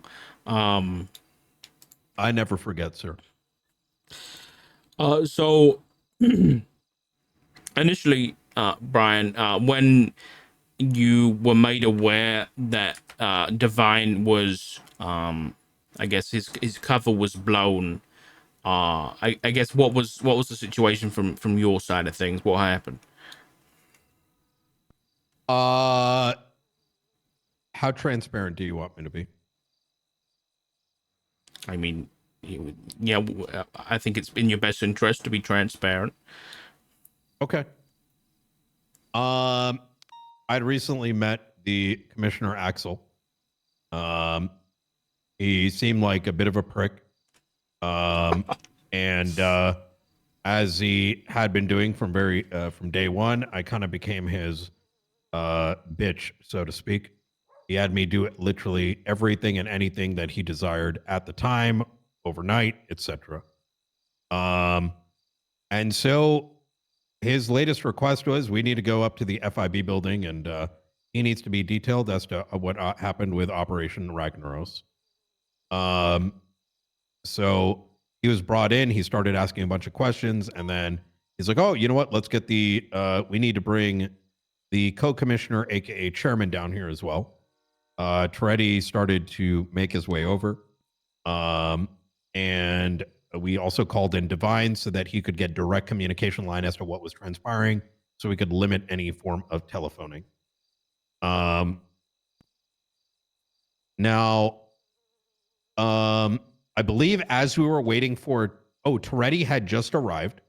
At this stage, I had given Axel access to the classified files, which he did not previously have access to. He had only some information. And upon Divine, and I want to say Toretti's arrival, I could be off on that, before we were really able to begin, there was a 311 in regards to capturing Capterra Nova, who was wanted for multiple HUT charges. And so for whatever reason, Axel wanted to go to that. So that became the priority instead of, allowing HVTO and whatever units to handle it. So four of us got inside of a vehicle and we got derailed in that direction. One thing led to another, in which we believed that Vinny Pistone had taken out a submarine belonging to Crystal's boyfriend, whose name is escaping me Kevin right Ram. now. Yes, Kevin Ram. Vinny's vehicle was there. His boy that owns Maldini's, I jebaited him into telling me that Kevin Ram had rented it out to him. We saw Kevin Ram up on the highway leaving the port. I pulled him over. He was Well, I shouldn't hesitant, have made asked him the bring question. it, go back to the beach. I didn't We want a found novel. Kevin Ram's, saw Vinny's vehicle parked there. Now Kevin Ram's fucking, submarine is right there. Clear is being very obstructionist. His situation was kind of pretty crazy, right? Trying to unravel what the hell had just transpired in front of us.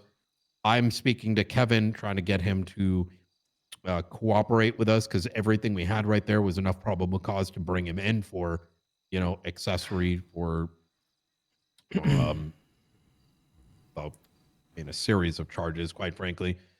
During that questioning, Divine was standing next to me.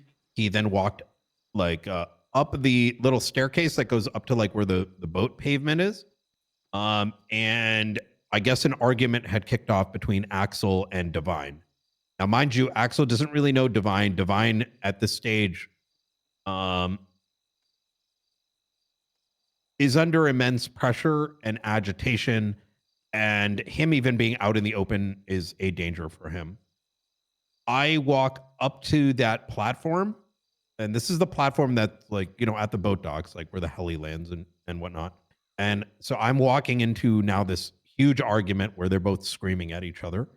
I'm trying to calm Axel down because, number one, I don't even know why we brought Divine out at the stage because his life is already in direct danger. And I don't know why he's being screamed at given everything that Divine has done. It was a lot of Axel screaming, "This is my authority," blah, blah, blah. I've got a big dick. I'm, come from a rich family and now, I run this station. To Divine screaming things like out of agitation of do you understand what I've done for this state? I think a punch or two may have been thrown, but ultimately Divine got so pissed he ran off. Oh my god. I was incredibly triggered because these bozos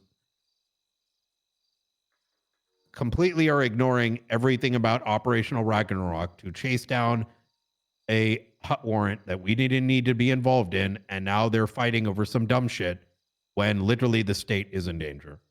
So I don't even know how to unpack all that. All I know is I was fucking pissed. So what happened after that is me screaming at Axel for being a fucking moron. Him screaming back at me as to what your rank is, da da da da da. And look, I was a bit belligerent because Hold on, what was the question? Because he's been going for 10 minutes, and I'm just not even sure what we asked him. Dark? Yeah, I think I kind of forgot what it was halfway through. Elaborate. You asked me what happened on 8/11. Okay. Right. After, okay. If you wanted to keep going, then keep going. If it answers I your would question, like Dark. him to keep going. All right. I'm waiting for something specific. All right, then go ahead. And so now Axel's screaming at him So now I'm yelling at Axel. I'm like, what the fuck did you just do? Do you know what he's done? You don't even know the details. Why the fuck did we come here to begin with? You needed to hear what he had to say. This And is very good Axel's recall, now trying Brian. to, pull rank on me. And I'm just absolutely frustrated because I'm watching a man that's done so much for us, so much for the state, put his fucking life on the line for, months, had to eat other people, been under constant question of whether he's going to get a bullet in the back of his head. And now I'm being met with I don't care, I'm the boss. And Toretti is now disappeared. Axel is now fucked off. And now I'm sitting here with trying to figure out what the hell to do next because someone who I've grown to respect, aka Divine, is now out and about. I don't know what he's going to do. Axel doesn't give a shit, and now Toretti's off as well, and so I'm left holding the bag for probably the 100th time these last 4 months. So I'm trying to make phone calls, trying to get Divine to answer, and that's when I get Axel. Did Axel come back? I think I don't know what he. Forgot what came first. I believe what came first is like I don't remember how but something led me to believe that either Divine had already gone back to the island. I had somehow found out that Divine was back on Sanguine. And that's when I started firing off phone calls. The timeline, it's been a while, so I'm a little, I don't remember what led me to know that. Don't forget, A11. Yeah, I'm trying my best. But ultimately that led to a phone call to Toretti, like, bruh, he's on Sango. What the fuck are we gonna do? I think at this stage I have now emailed Axel as well, like, bro, what the fuck did you do? You need to come back. We need to figure this out. He's back on Sanguine. Now, I want you to keep in mind that at this stage, we already believe that they know that Divine is the undercover cop. Yeah. Yeah, we're aware. Like, it's already like, not that they know, but like, we don't believe that he's safe over there. In fact, 2 weeks prior to this, I told him that he cannot go back. It's too dangerous. And he was adhering to it up until that fight that occurred. I called Toretti. I'm like, what the hell's going on? And that's when he tells me that Shelby called Jaeger and asked him if he had Divine. Oop. And in that moment, I realized Divine's dead. Interesting, considering what I'm about to bring out. I believe what transpired after that was me, Toretti, and Axel trying to figure out what the fuck to do next. Toretti is in La La Land. Axel is like, blasting bombs over Baghdad in his head. And I'm just spiraling, not knowing what the fuck to do. Bundy. That's when we get some communication with Divine saying, don't come back for me. I'm staying here, or something along those lines. The conversation, I would say, led us to believe that like he's over there and he's compromised. What the fuck does that mean? Like, how is he over there now? Like, and if he's not, if they know it's him, let him cook. And then what the hell is he planning next? Like, it doesn't add up. Does that make sense? Like, if they know he was the undercover cop, how is he not dead? Right. So now the three of us are spiraling into all kinds of ideas. Like, okay, well, is he on their side now? Is this even Divine, or is it now Jamie? Have the prions, from all the human flesh completely distorted his brain and sense of reality? And so now all of a sudden a wide spectrum of options are now being considered, from, Axel wanting to like fucking snipe him and eliminating him, all the way down to, maybe he'll be fine if we just go back to wedding planning. Ultimately, the resolution throwing people under the was, bus, huh? we can lean on the fact that he is a wanted fugitive, to enact the aegis legislation that allows for him to be extracted. No one mentioned a That's Bundy when yet. The three of us decided to go over to Sanguine, and Sir under no the Bundy. capacity of a aegis. When you say three of us, who is that? Me, Toretti, and Axel. Bundy is going to come into a picture in a second, if that's what you want. So you saying this happened after Divine got outed, his cover? Mm-hmm. Okay. Yes. So we was this the day of, or the later? day of? Okay. So after he got outed, it was like probably an hour of spiraling and trying to figure out like where in the spectrum we're going to end up landing. Ultimately, I tried to communicate with Jaeger, made multiple phone calls, sent him a text like, "Yo, we coming down, dog. We gonna enact ages," some shit like that. And in fact, I think I got the text message. But I let him know that we're coming over there, and he was to be extracted out. I'm on your landing pad here on the island on official Aegis business. I communicated with him over the phone. He Libby was knows fuck something off. about He's not this. over She's here. looked at Blah the blah blah blah blah. subpoenas. Mind you, at this stage, we've already communicated with Divine. Oh no. Sorry. We've communicated with Jaeger. We know he's over there. We're now landed. Bundy joins us. So now it's like me, Bundy. Bundy has his sniper rifle in case we end up going way to the the most extreme option. So me, Toretti, Axel, and Bundy are now on their landing pad. He just fucking We did not leave the landing pad. Toretti makes a phone call to Jaeger. I don't know why. Toretti has the least. How could he? He's the least like. I don't know why he was making the phone calls. If I'm going to be rather transparent, since he's like in the loop, but like clearly isn't like doesn't know the nuances. But anyways, he calls him. He's having his conversation, trying to like get him to release Divine or whatever. Ultimately, I managed to get on the phone with Divine, who then confirms he's in a room with Jaeger. And I will say that based on that phone call and my time spent with Divine over the past like 2 to 3 months,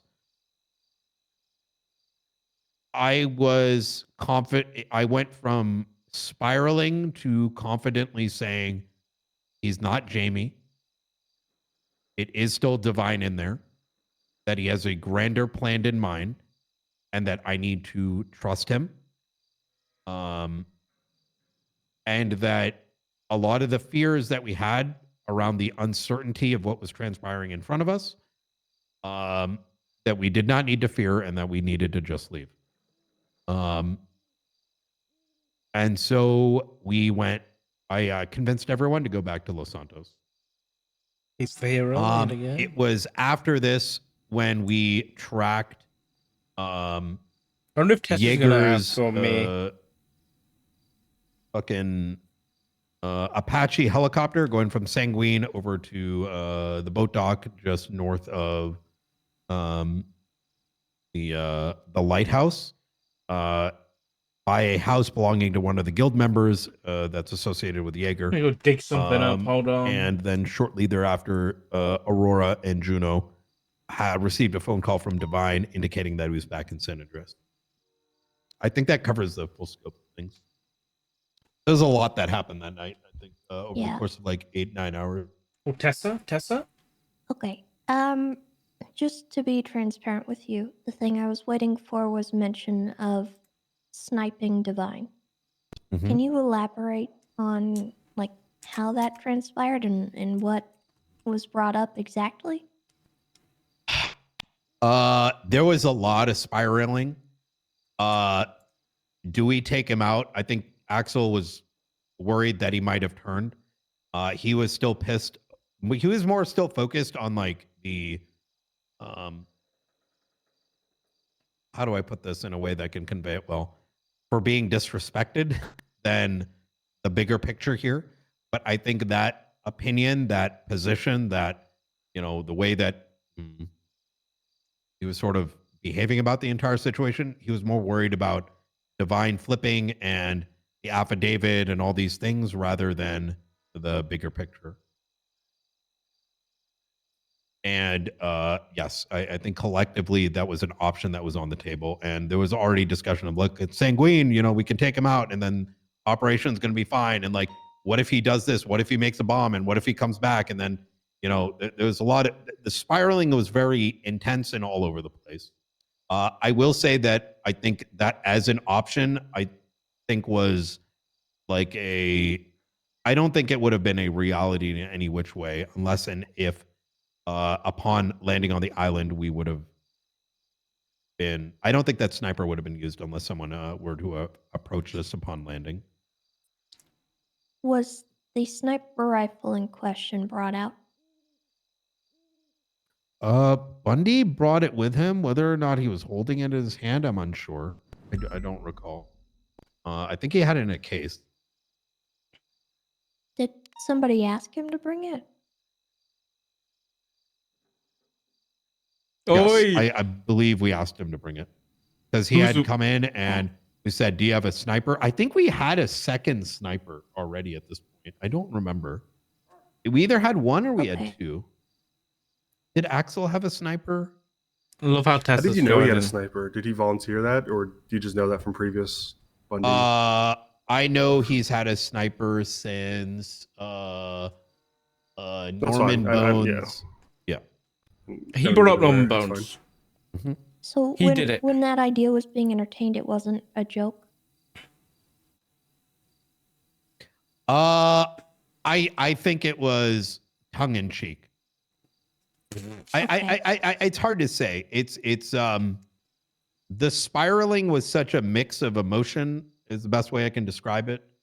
Is that, you know, if anything, you know, I could see it, you know, stated as between like a joke and, you know, show of force to, I don't think in any conceivable reality would that have a sniper rifle would have actually been used unless we were, you know, open fired upon.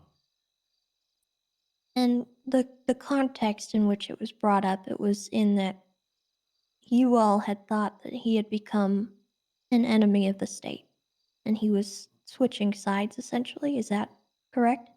I think that was an aura in the air. Or Brian never And gives a the straight topic was answer. only brought up after that became a fact. Correct. And it was dismissed the moment he called me. I mean, I don't want to sit here in the room and suggest that I know him better than anyone here. I know that's not true. But of the individuals, of the four of us in the operational know, having to make a choice, having gotten to know him and what he's been through, having one-on-one conversations with him in private, between his stays and his, you know, him hiding in San Andreas, you know, outside of Fridays, I knew based on tone, based on context, based on what he told me, that that was still divine inside, and that he was not going to allow the operation to be tampered with, and that he was in sane mind, and that what he was doing was very calculated,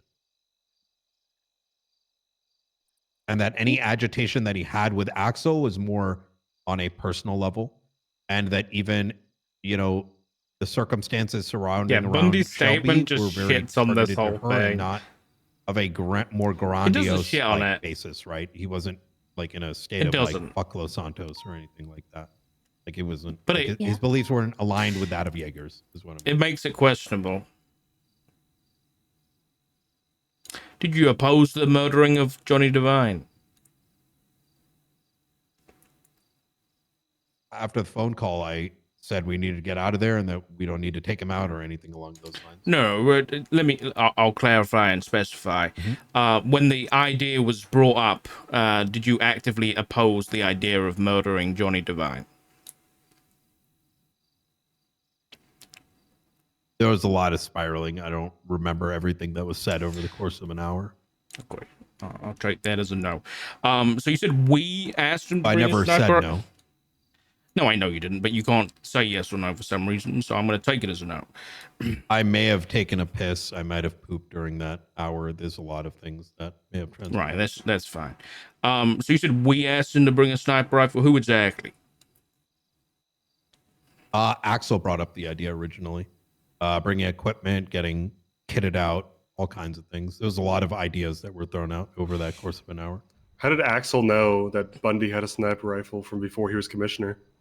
I brought that up, and that You brought up Bundy's was- sniper? Yes.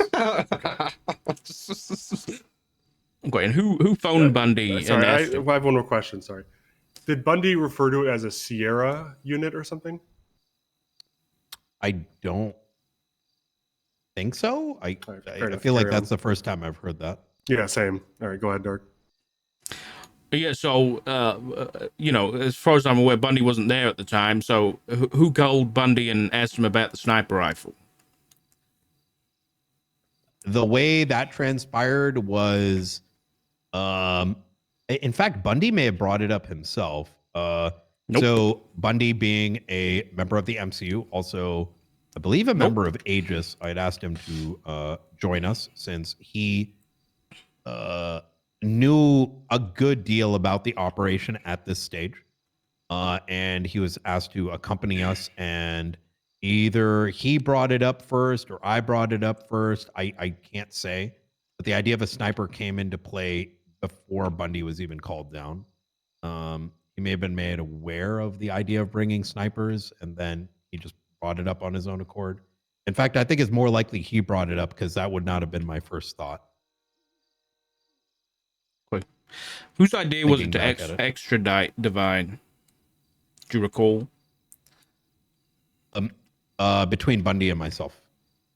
I believe I brought up the idea and he did the paperwork. With the second one.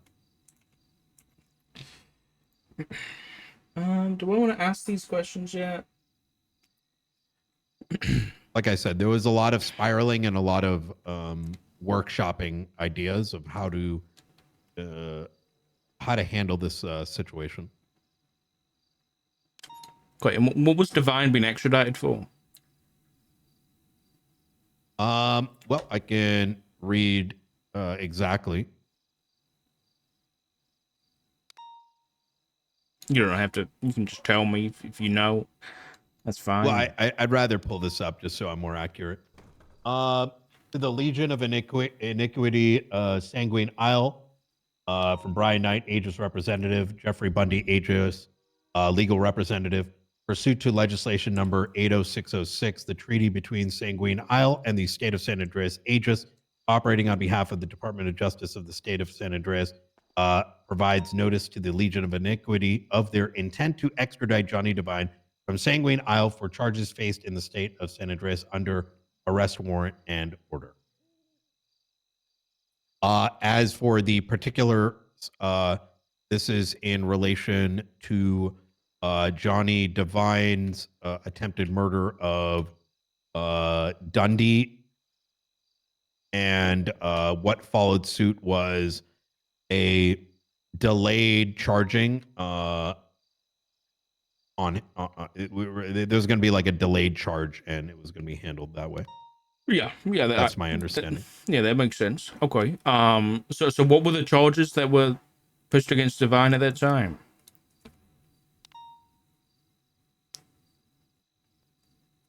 Are you asking if there was a warrant?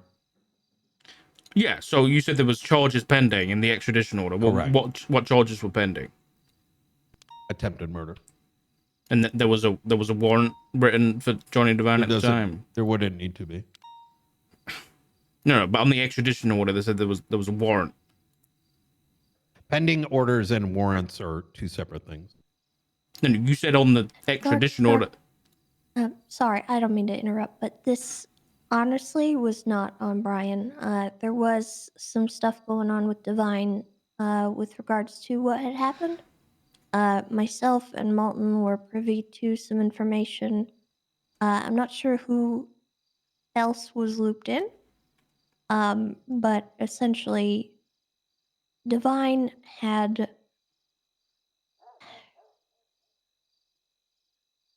just to give you all context.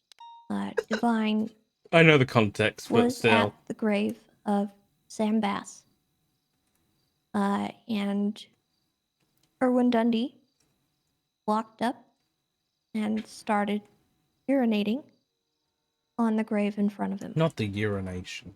Divine was not in a good mental state. He was there with Juno Sweeney.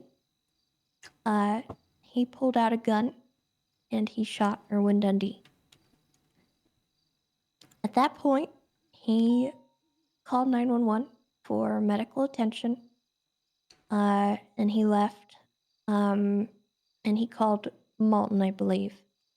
I'm not entirely sure, like, exactly how everything transpired, but I do know that he was fully wanting to cooperate with everything, but the concern was at the time if he got arrested, his affidavit would be called into question.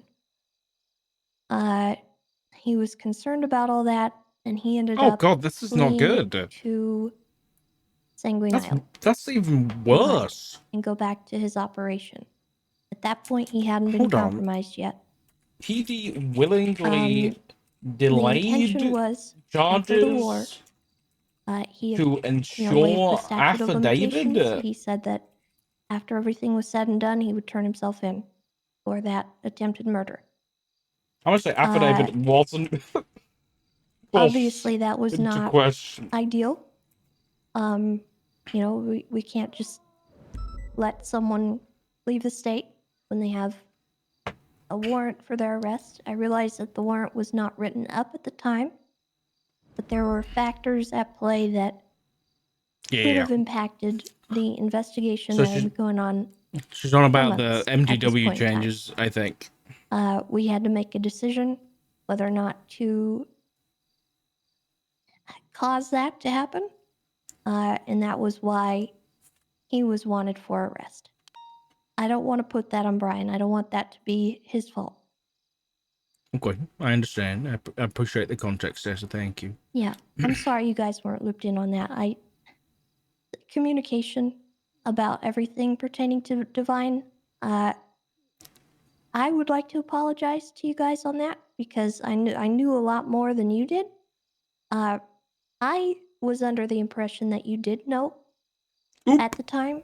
Nope. I was staying as far out of it as I could because of my relationship to Divine. And I was expressing everything that I could to Malton, who I knew was involved and knew about the operation. So there's more sergeants involved in this situation that know shit that My High impression Command at the don't. time was that we were trying to limit the amount of people who knew.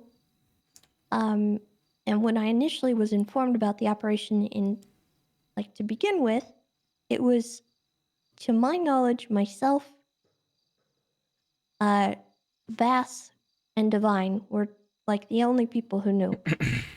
And then later I found out that, 20 people were informed about it, but not High Command, which was not acceptable. And I do have a follow-up obviously question. that's been dealt with, but I just want you guys to understand that that is not how things should have been handled. I appreciate that. I am going to ask a couple follow-up questions, but obviously Tessa, stop me if you think... may I add something to that real quick? Sure. I, even as I want to make this, I'm not sure if this is known, but Operation Ragnarok, I was not involved for the first month or two. I got pulled in, was told that there was only 4 individuals. Even I don't agree with that. That were privy to it, and that I needed to maintain utmost secrecy, limited to Sam Bass, Molten.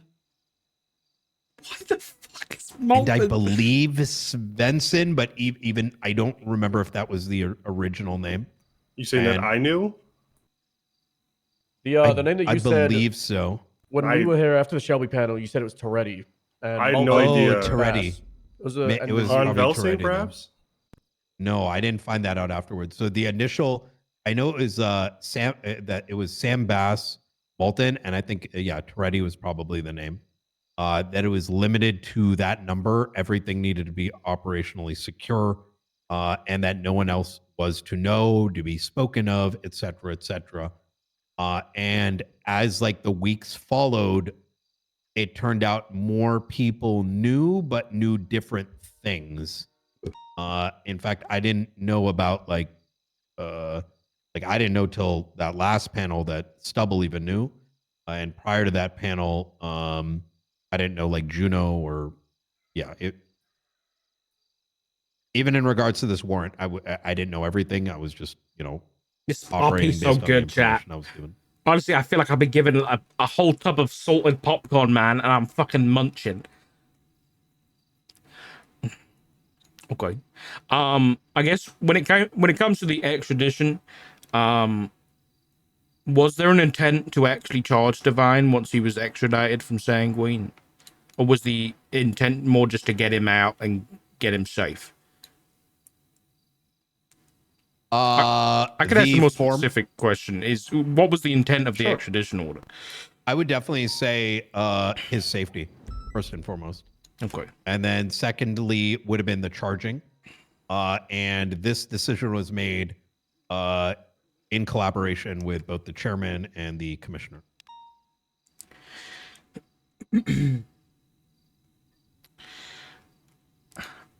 I just have to clarify because it is murky here. So before the idea of extradition was brought up, one of the ideas was to kill Divine, and then when the extradition happened, only then was the concern his safety and not the information he could leak. That was always the primary objective, his safety.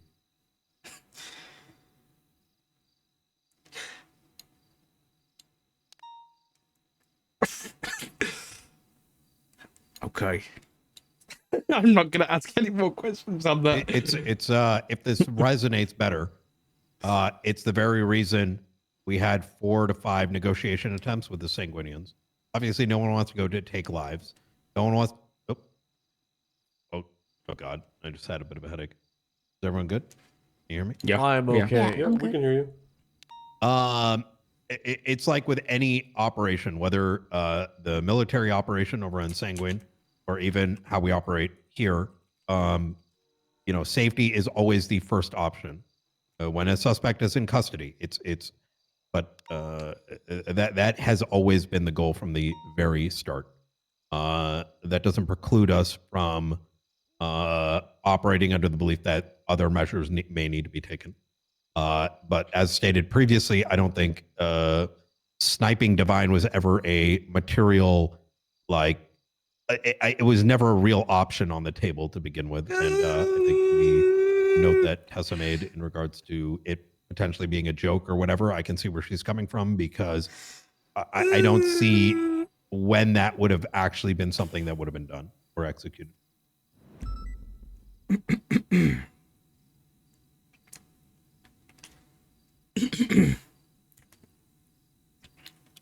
Okay. Does anyone have any further questions for Brian about the, I guess, 811?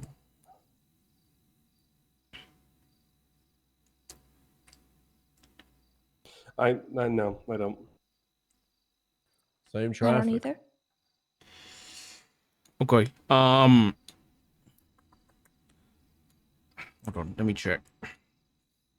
I've asked you about the extradition. I understand that.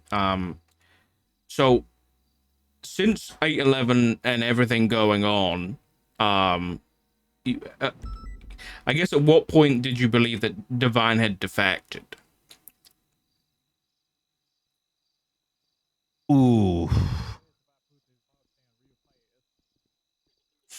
I don't think we ever fully. Look, the Divine's been a gray area. Answering that question in a binary would be very difficult.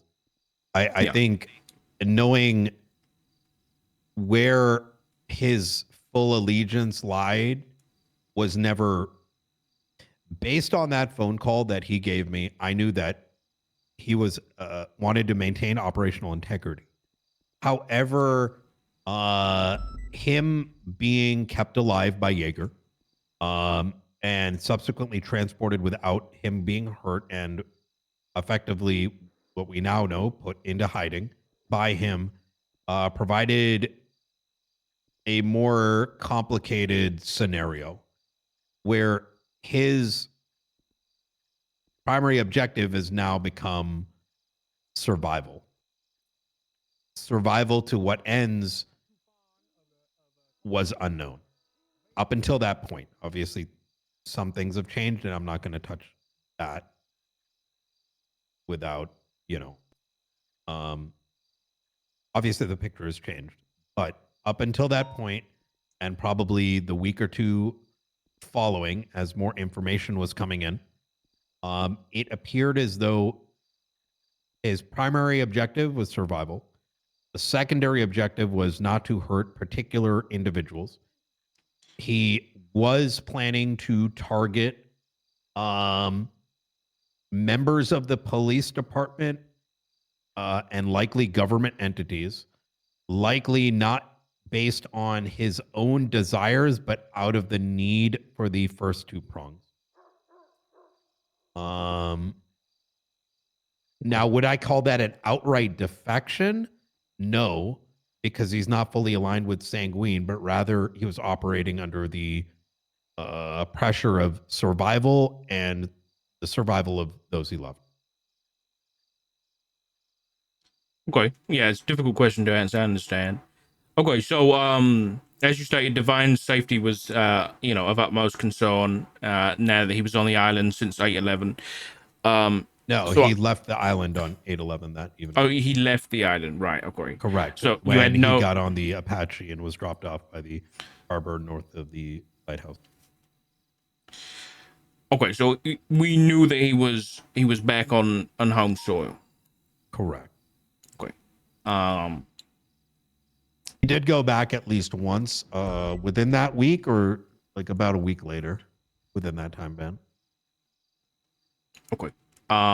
So I guess my question is, now that he's back on home, so what was the objective regarding Divine? Was it to get him in custody? Was it to arrest the guy? And that was a decision that was left for High Command. Okay. And specifically the commissioners. There was still I'm not privy to all that.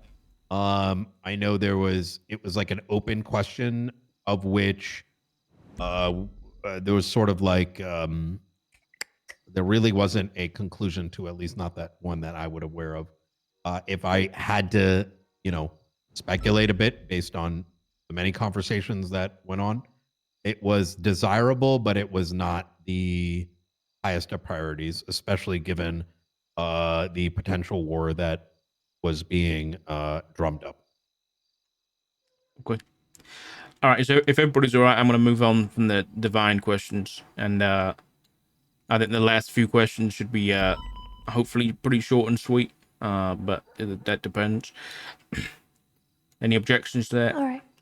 No objections. Nope.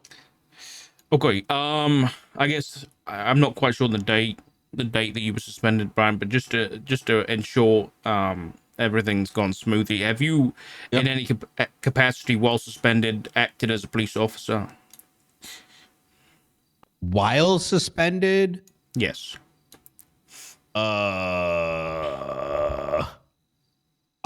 There was some tasks that Commissioner Axel ordered me to conduct, specifically revolving around managing loose ends with the investigative unit.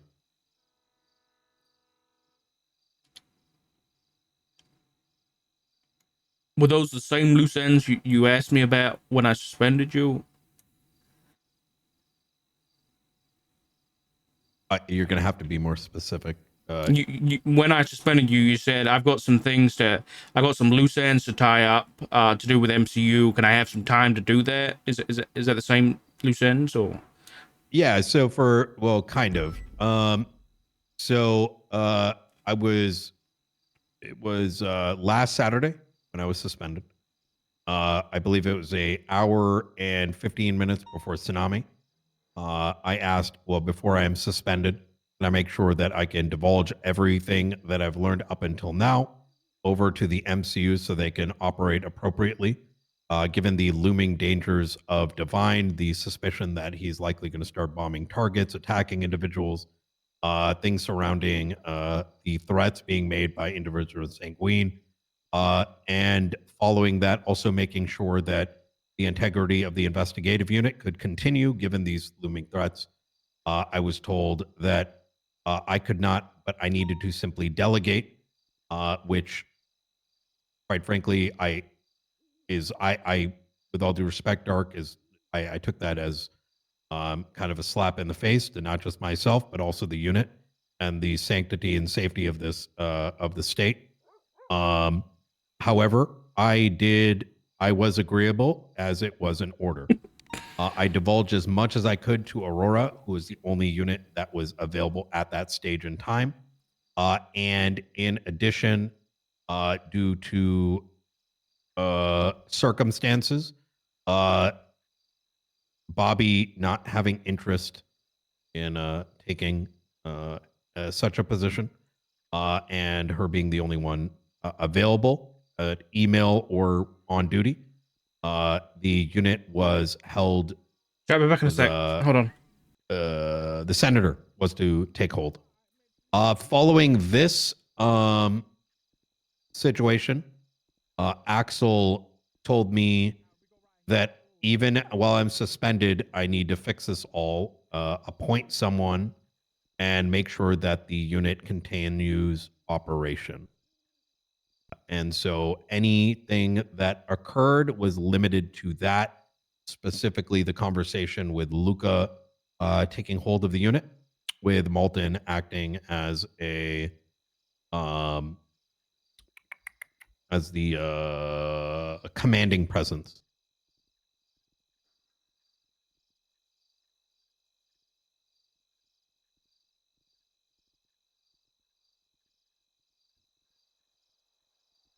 To answer the question, I did it only and simply within the scope of what I was ordered to do by Axel.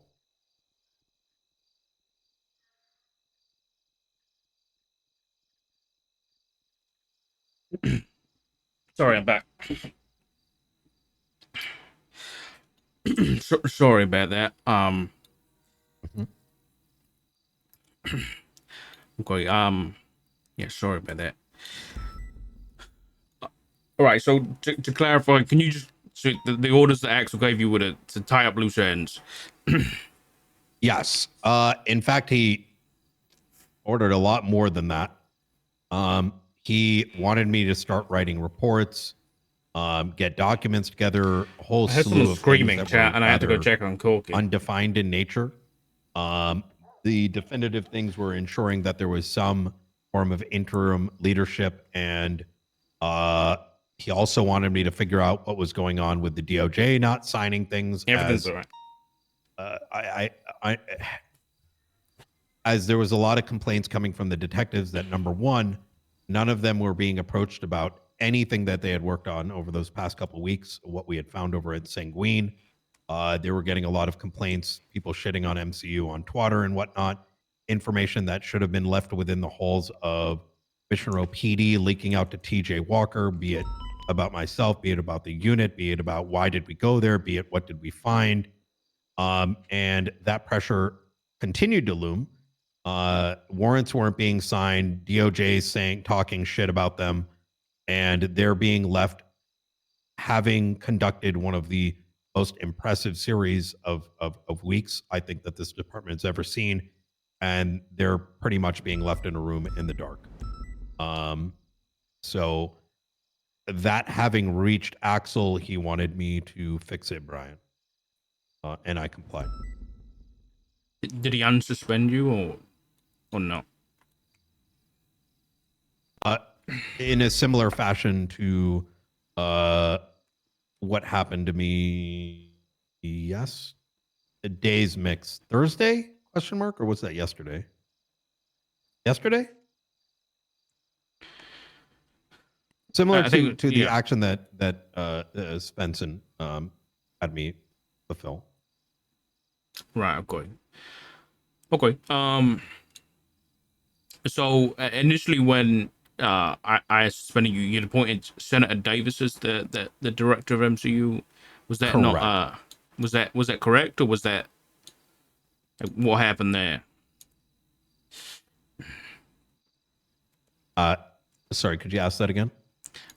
Right. So you appointed Senator Axel Davis as your replacement, but he's not the replacement. So what happened there? How did Axel get involved in the director of MCU? Axel? Did I say Axel Davis? Yeah, you did. Senator Davis. Yeah, sorry. Uh, what I'm sorry. I'm How just gonna did? answer. I think I could just answer Sure. this, and you can tell me if I'm wrong because I think this is gonna be Sure. like a 20-minute explanation. Senator Davis was, from what Brian said to me the other day, appointed because he didn't know who else, but there was a recommendation given to put Kovacic in front of Mhm. MCU, but it wasn't like approved directly, so that's why Davis was in there as interim. But now it's Kovacic, and I guess Malton as well is like there to be the liaison to PD commands because Kovacic can't see PD command stuff. That is correct. I Okay. also pointed them to Norman Adams, given the. I don't want to get too political here, but given the landscape of what had been occurring with DOJ, Norman being effectively the second in command and available and having knowledge about enemy of the state and all the cleanup that was to be transpired afterwards, be it the asset situation, be it the, he was linked up with them. So there was enough direction that they could make forward progress. Okay. All right. I got no more questions about that specifically.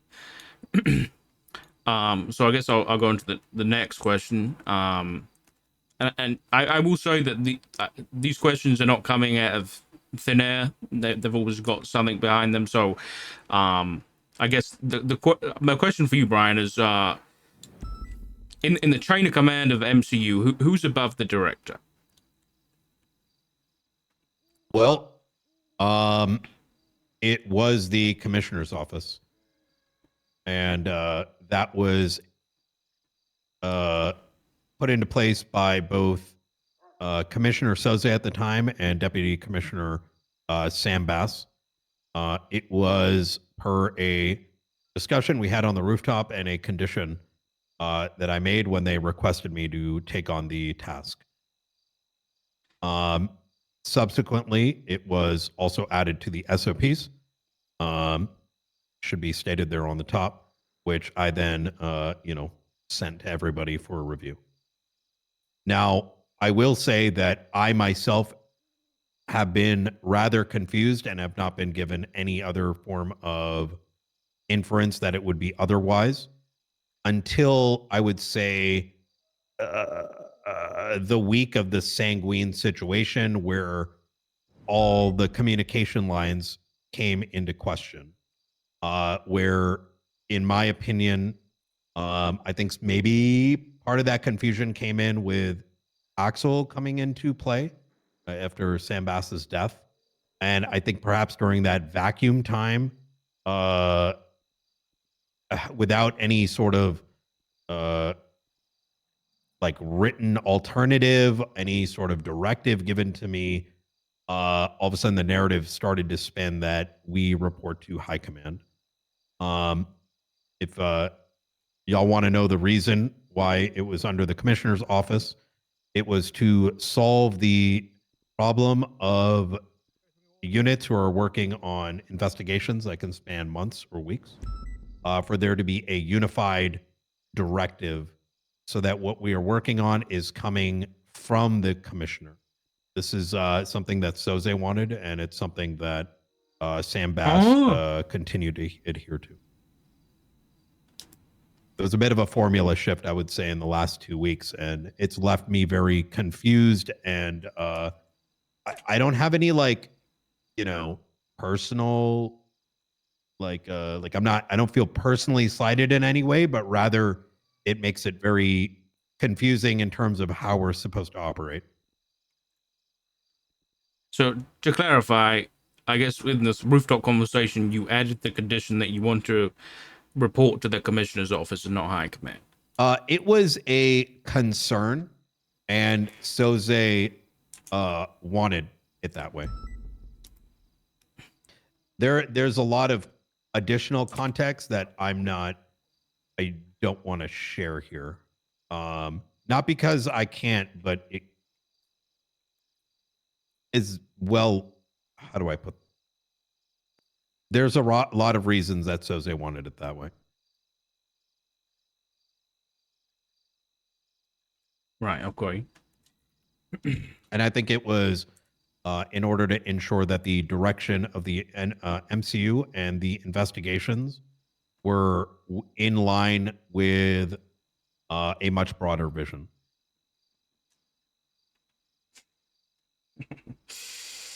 Interesting. Okay. So I guess a follow-up question was that I've been informed that there was, I think we've seen one of them. There was High Command summary reports of the MCU, I guess, active cases and stuff. Were they Sure. intended for High Command? Yeah. So very early on, I mean, a broad. So the intent of the MCU. Obviously, God, we have here we go. investigations, right? Investigations are always going to exist.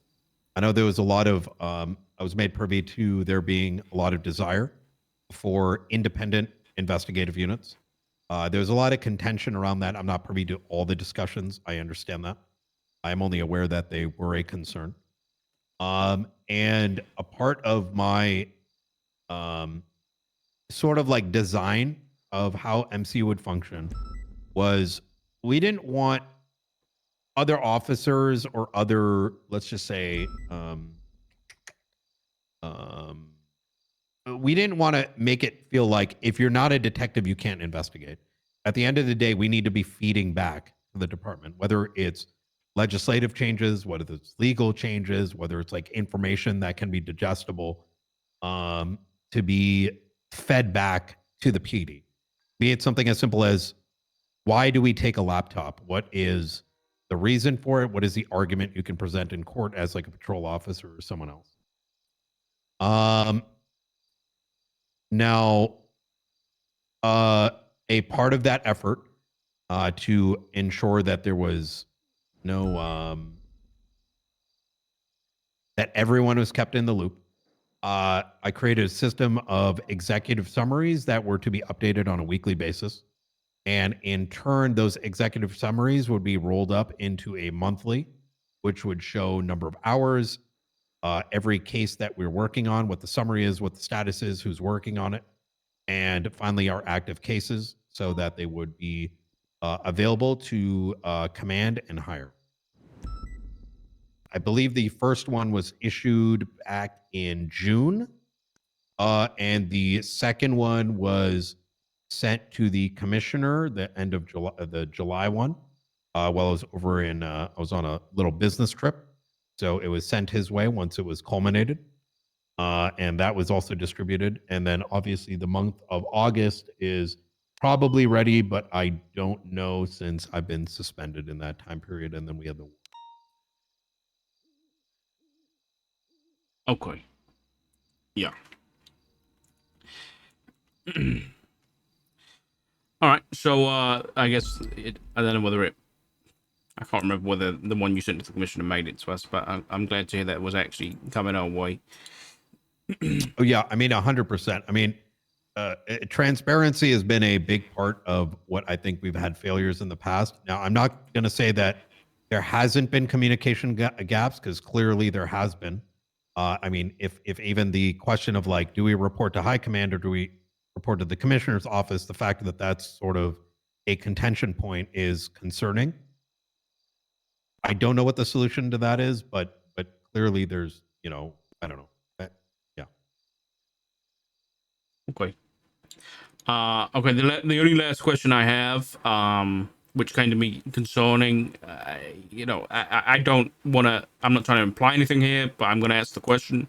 As I'm sure you're aware, Kiki Pendragon was shot. I don't know whether it was last night or the night before, by Johnny Devine, and I'm aware.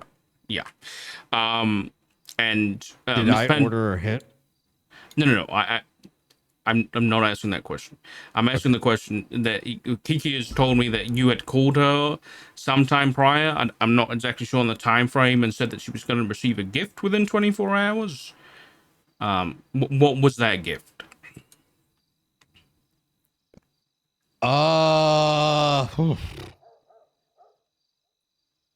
don't remember, to be honest. I think I was going to give her some information that she was going to find valuable. Not PD related though. And that's assuming I even said that. I remember calling her over something, but I don't remember what the context of that call was. Did she mention what else the context was? I think it was small talk, really. I think that's what she mentioned. What was the information you were gonna give her? It probably was just small talk. Trying to remember. I believe this was like 3 days ago. Oh, Siri.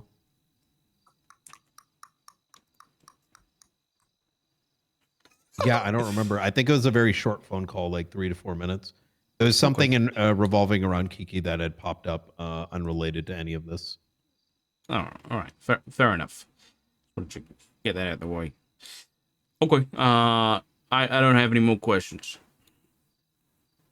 Anybody else?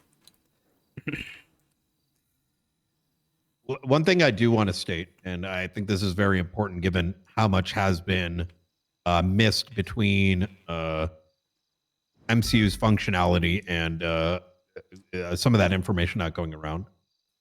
Everything that the only case that we have taken on our own behest has been the Sam Bass bombing. The unit, the individuals in it, have put in hundreds of hours, hundreds.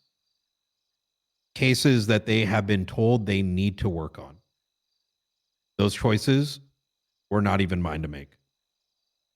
And I will say that everyone in that unit, well, the vast majority, did so to the best of their ability, knowing full well that the outcome of those cases may not be in, may not lead to a guilty plea, but they knew at the end of that door that they were functioning as police officers should, which is having evidence and a argument that goes beyond probable cause.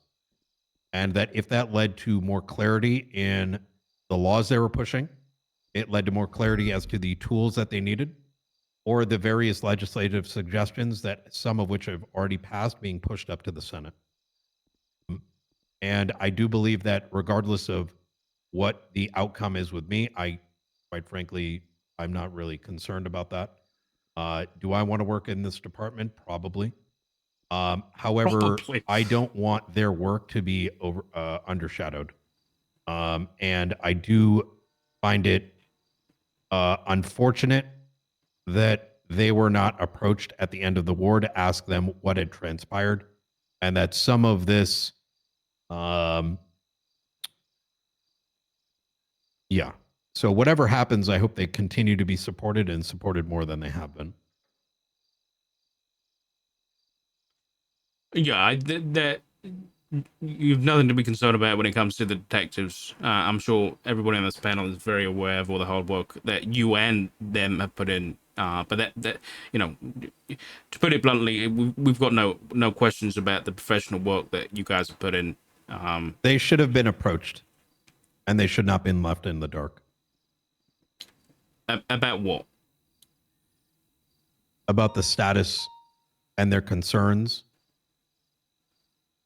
As far as many of them, they've been left they were left in the dark for days, and they don't deserve that. About you, or about something else? Everything. Well, I think that's because we were also in the dark and trying to figure out what was going on. Yeah, I'll be honest. I understand. You saying I don't know that, what the solution is, but I think it was important to say. Yeah. To be blunt with you, and I won't speak for the rest of the high command. I don't know what they had to be left in the dark about, really. Like I don't know whether yeah, that's just me being honest. If they had come and asked me, I'm very transparent. I wasn't hiding the fact that you were suspended, so if they wanted to ask questions about that, I would have been very open about it.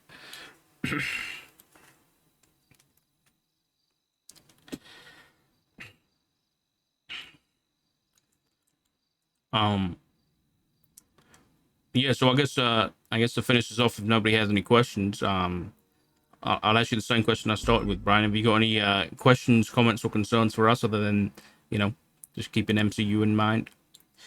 Yeah. Did anyone? Yeah. I guess my first question would be, was everyone here aware that we operated a question mark under the commissioner's office? No, I didn't know that. Yeah, me neither. I did check the SOPs and it says that you are under the state commissioner's office, but you know, to me that's like Were the like- SOPs reviewed when they were sent out for review? yes, the SOPs were reviewed. Who could I see a show of hands who reviewed them? No, that's not for you to ask. I understand. I was under the assumption, like every single sub department, so leader of the HVTU, my chain of command would be if I have an issue for HVTU or want to bring something up, I was told go straight to Bass, don't go through high command. However, I wouldn't operate without like the knowledge of high command knowing what's going on. And I think that's where the miscommunication was. It's like high command is still in the chain of command, but for HVTU related issues, and I'm sure the same for MCU, then you could just go straight to the commissioner's office because they're kind of like your bosses at the end of the day. But that doesn't mean that you just get to operate without high command. Of course. And the reason I asked the question is more trying to figure out how we even got to this. Yeah. But because it like I said, it's kind of taken a lot of us aback for a number of reasons. I don't think anybody is expecting MCU or any sub department to go to high command and ask for permission for every single thing. It's more of like just being kept in the loop and having that communication line open, and high command being aware and privy to all the information that's going on, and it being open and available to them. Correct me if I'm wrong, anybody else on our side of the table. Well, I think that issue has already been addressed, and we realized there was an issue, and now we have access to things that we were hoping to have access to, so that we, don't run into this problem again where we're all just wondering what the heck's going on because we can't all see each other every day. I think, honestly, I think that has been addressed. And I do think it was an issue before, but I don't think it was in specific anyone's fault. I think it was just kind of a result of the system that we set up, and then we didn't realize exactly how big of an issue it was because some of you guys didn't know even to ask what was going on because you didn't know something was going on. Well, And that, yeah. Sorry. that just is what it is, and it's been resolved. The I was it was told to me that if I were to get into the chairman suggested that with the EMS situation, I Who is should that back have. there? I'm So about to find janitor. out. Well, to be blunt, it's not a MCU panel anyway, so I we're not really understand. going into the inner workings of MCU and how they're beholden because it's not relevant. So we can move on. I'll just wait for him to. I'm about to say something they probably don't want to hear. Triple time. Putting a post-it note saying no one can come down. It was relayed to me by the chairman that with the EMS situation, I should have held up the senator. Is that is that something I should have done? You should have held up. What do you mean by held Suggested I up? put a gun in his mouth and held up the senator when he ordered me to work with him on this EMS bomb situation. We're not answering that. We're here to review your actions. We'll convene and what we unless there's any more questions for him, then we'll probably just have you leave the room, you go across the hall, and we'll discuss, and then we'll bring you back in when we're ready. Okay. All right. Sounds good. Unless anyone has any more questions. Dart, I Reed, I Stubble. actually have a question. Yeah, all right. Ryan, given everything that you've learned about and everything that you've heard people spreading rumors about and the precarious situation that the city is in right now because of everything that's been just spewed mindlessly, what do you think our decision should be today about you? Good question. Um,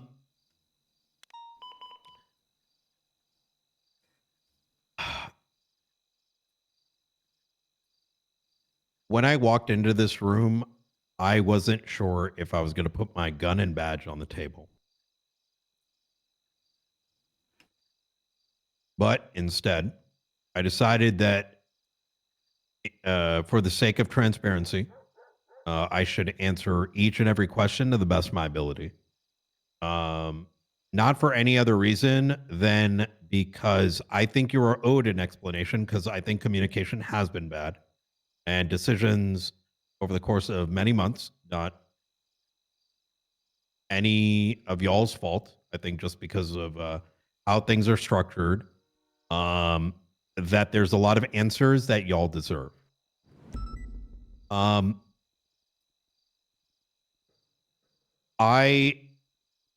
If you believe that I work in the best interest for the state and for the government, then only then should you allow me to continue to operate. However, if you on this panel are against the government, and I want to be very specific, if you want to press charges or oust Senator Davis, that's one thing.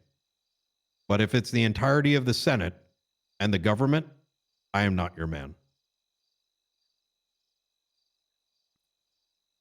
That didn't answer anything. You're saying like if we're patriots, we should keep you, and if we're like traitors to the state, we should fire you. That is a wild answer to that question, Brian. I think I could be a little bit more specific. Wasn't the question like what do you think we should do to you? And you were like, you know, maybe we can get a little perhaps condensed it version. is. Yeah, sure. I believe that when I took my oath, it's to serve and protect. And that's just not that's not just the civilians of the city, but also the order that has been placed by the system in place. Now, I am going to be rather honest, is I think if I'm ever going to be given an order to go against the government in and of itself, it's just not. Brian, come on, man. No one's asking you to do that. We're asking. I mean, and that's Tessa. I don't want to speak for Tessa here, but I don't think that's like anywhere near the conversation that's being had. There's no perspective. We need you to ride against the state type thing here. It was very direct.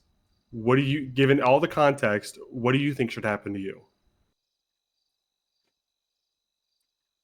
I think maybe a better question is, what do you want to happen to you?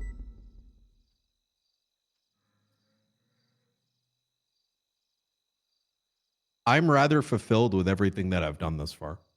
If you think I can be an asset to the department, What did he say? and for the state, only then should we keep me on.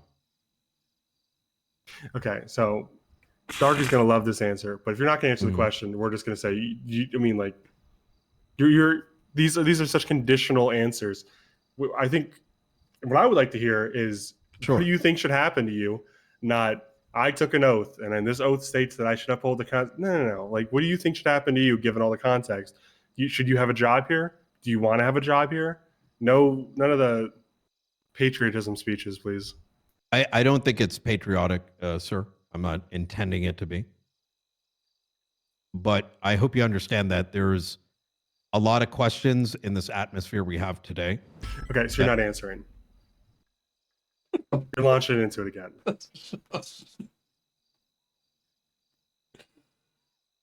I don't know. I don't know the answer There you go. to that. That's an answer. In itself, that's an answer. The best one I've gotten. So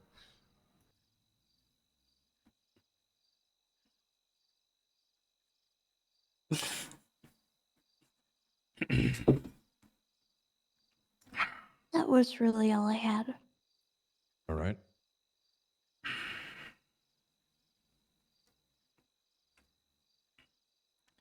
Anyone else?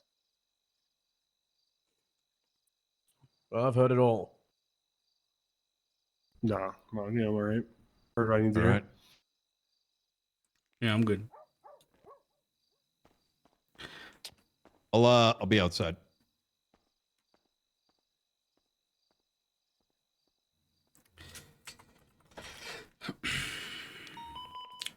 Jesus, man, what was that answer?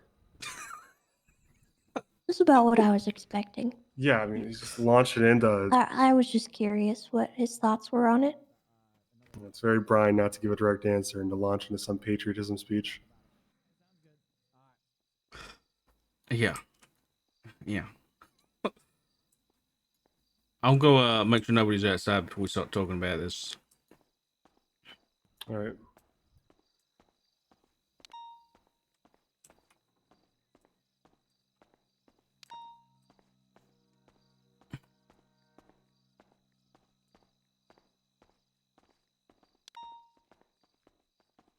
I'm just gonna grab a quick drink of water. Does anybody want anything? I'll just be I'm good. 2 minutes. No, I'm good. All right, I'm gonna grab a quick drink of water, chat. I'm back in 2 secs. That went well. Did it? I don't know.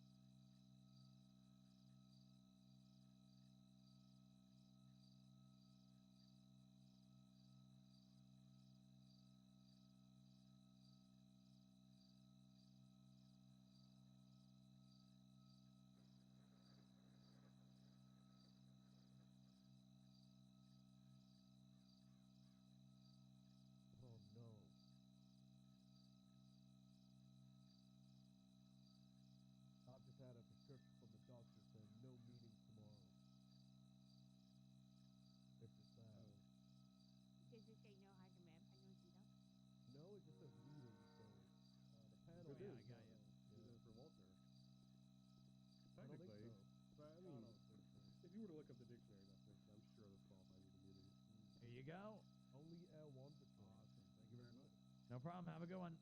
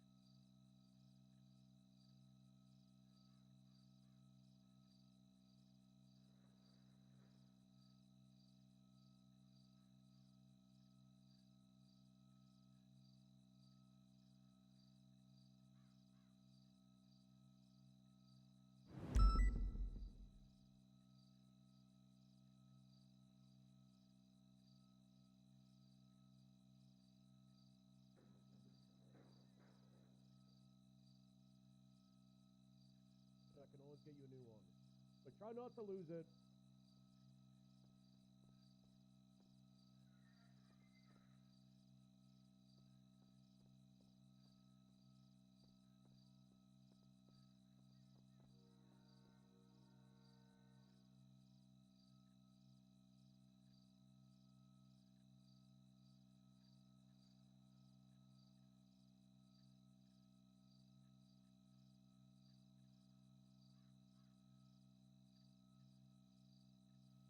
I'm back.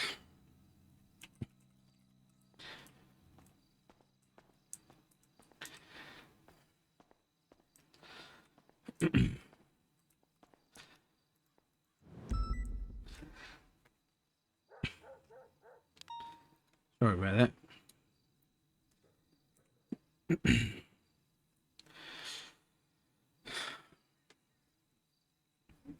So how do we want to do this? Really? Do we want to go over everything and kind of give our opinion on it, or do we just want to come out? Yeah.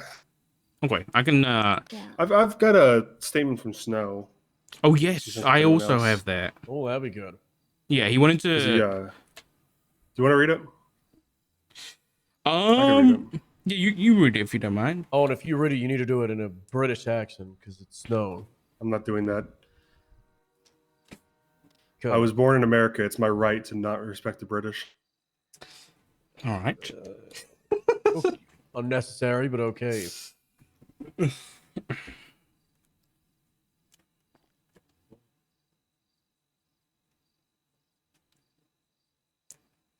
Okay. From the desk of Lieutenant Trooper Jackie Snow, head of the San Andreas State Police. There's a date attached to it for today. Sorry, I might have to pause if you cough or stuff. But anyway, over the past week or so, I've been meeting with various members of UPD, as well as a couple of people currently residing as enemies of the state in Bolingbrook Penitentiary to get a full picture of the battle. After I was shot down in my B-11, in this statement, I'll be giving my opinion as the commanding officer of the San Andreas State Police. Please keep in mind there are some that I haven't had the chance to speak to, and therefore do not have all the information I wanted.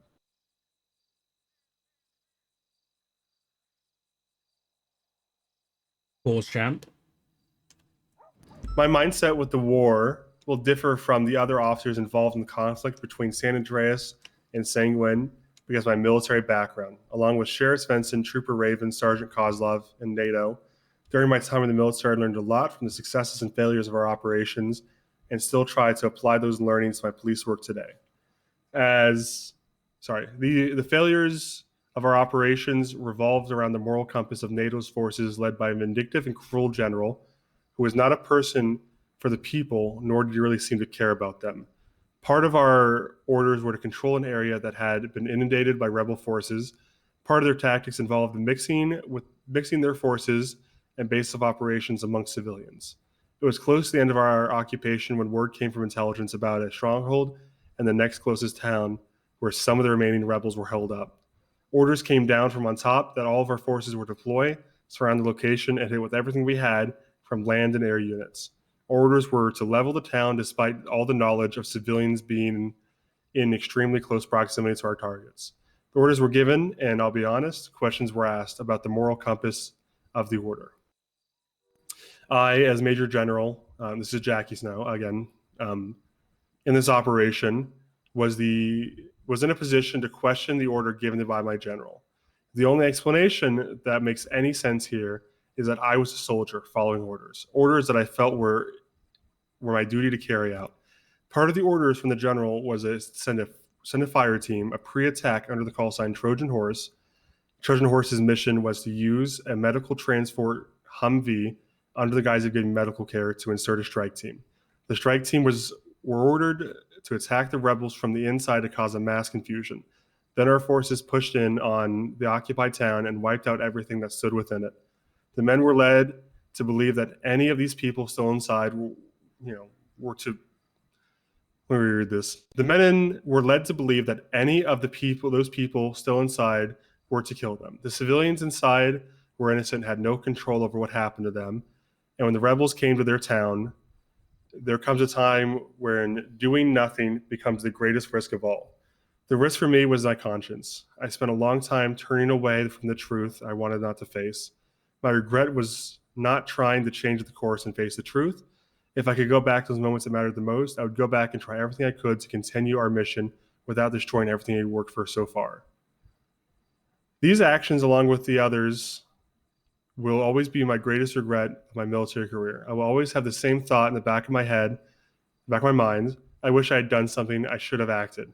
These tactics existed in a war, very different theater, and we should never have applied, never should be applied anywhere else. The lessons I learned on that day bring me to believe that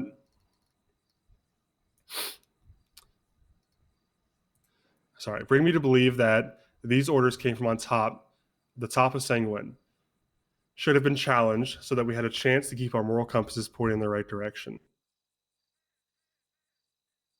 Today, High Command are gathering a panel to discuss what part Brian played in sending a medic with an explosive device.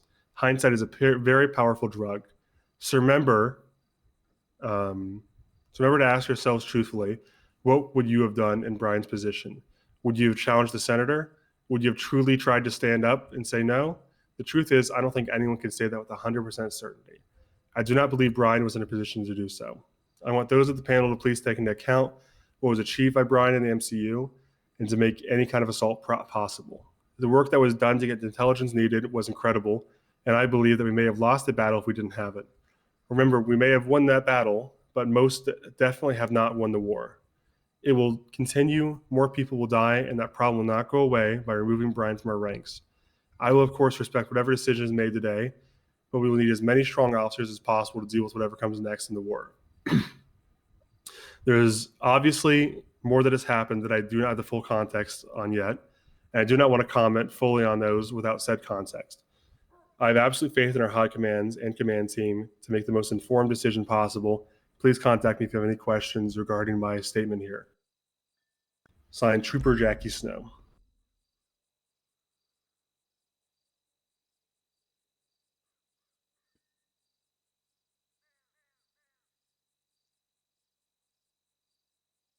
That's very well written, and thank you for reading that. I would. Yeah.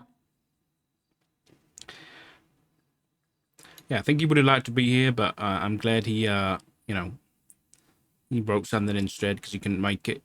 But obviously, I think we all wanted him to be here, but so I'm glad we got his voice on things. Yeah. Okay. So, I guess we'll start off with the EMS thing.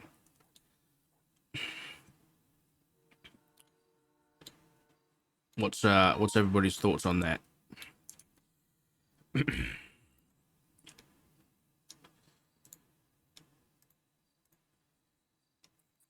I was not a huge fan of the deflection brought about when we brought up what Bison had done.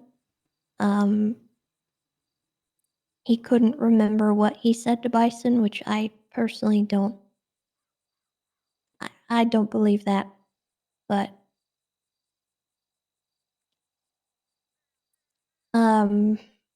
he kind of contradicted himself a bit in certain statements where he was saying that there was no chance that anyone could have known anything prior to Bison meddling, but he was also saying that they were twatting things out and they I mean, some of it just didn't line up for me, and I wasn't too happy to hear that. And I'm curious to hear your thoughts on it, Owen, because you were the one sort of uh, being the counterpoint to everything in our last conversation. Mm-hmm. And I would like to know, kind of now that we have the context from him, what you think about things. And I will add really quick that I did get an official. Well, I got a statement from Veronica Mars. I met with her, so any questions on her side of things, just ask. What's her statement? I put it in note form. She wasn't comfortable giving like signing the documents or anything like that. I think because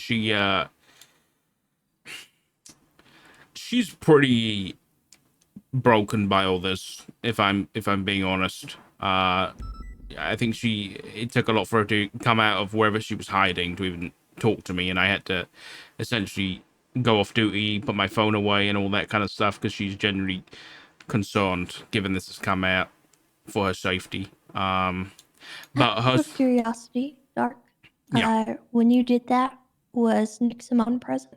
yes, Nick Simone was present. Okay, that's what he did to me as well. Yeah. That I think should also be taken into account. I don't disagree with Brian in that it is a bit inappropriate. I don't trust Nick Simone. I don't think any of us should trust Nick Simone. No.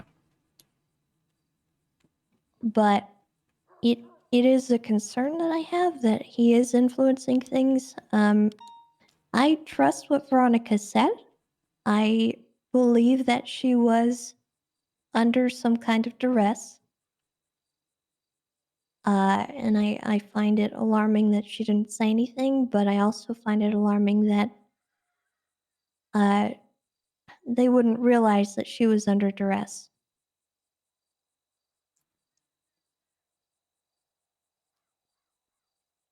Yeah, as to your question, Owen, everything.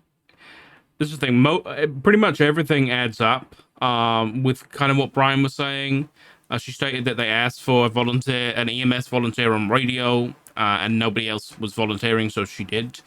Initially, Brian was kind of didn't really tell her what was going on. It wasn't until Brian brought her to the center that the center explained what was going to happen. She specifically stated that Brian had a class 2 with a silencer on it, so that matches up with Brian's story. But, you know, what she told me matched up, you know, with what Bison, I guess, Tessa, I think you've spoken to both of them, Yeah. and their stories matched up. That's the kind of part for me that, you know, I guess, you know, Brian not remembering things comes into question.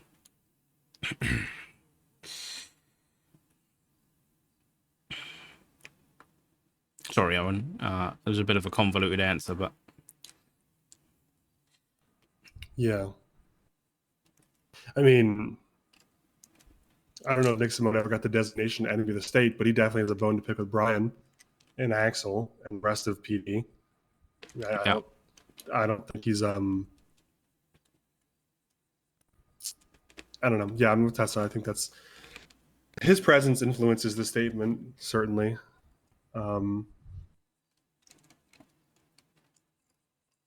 I'm thinking, I can clear up a few of my answers around the main thing before I get to the main thing. Like, you know, I go around and talk about the things surrounding it before I talk about the actual thing. So, like, he says he never pointed the gun at Bison, which I guess is also what other people have said. So it's not. I heard he had pointed it, but I guess maybe he didn't. So that's fine. It just sounded like it was more of a threat, and he had the gun in his hands when he did it, and that was the implicit, you know, I'll make good on my threat type thing. I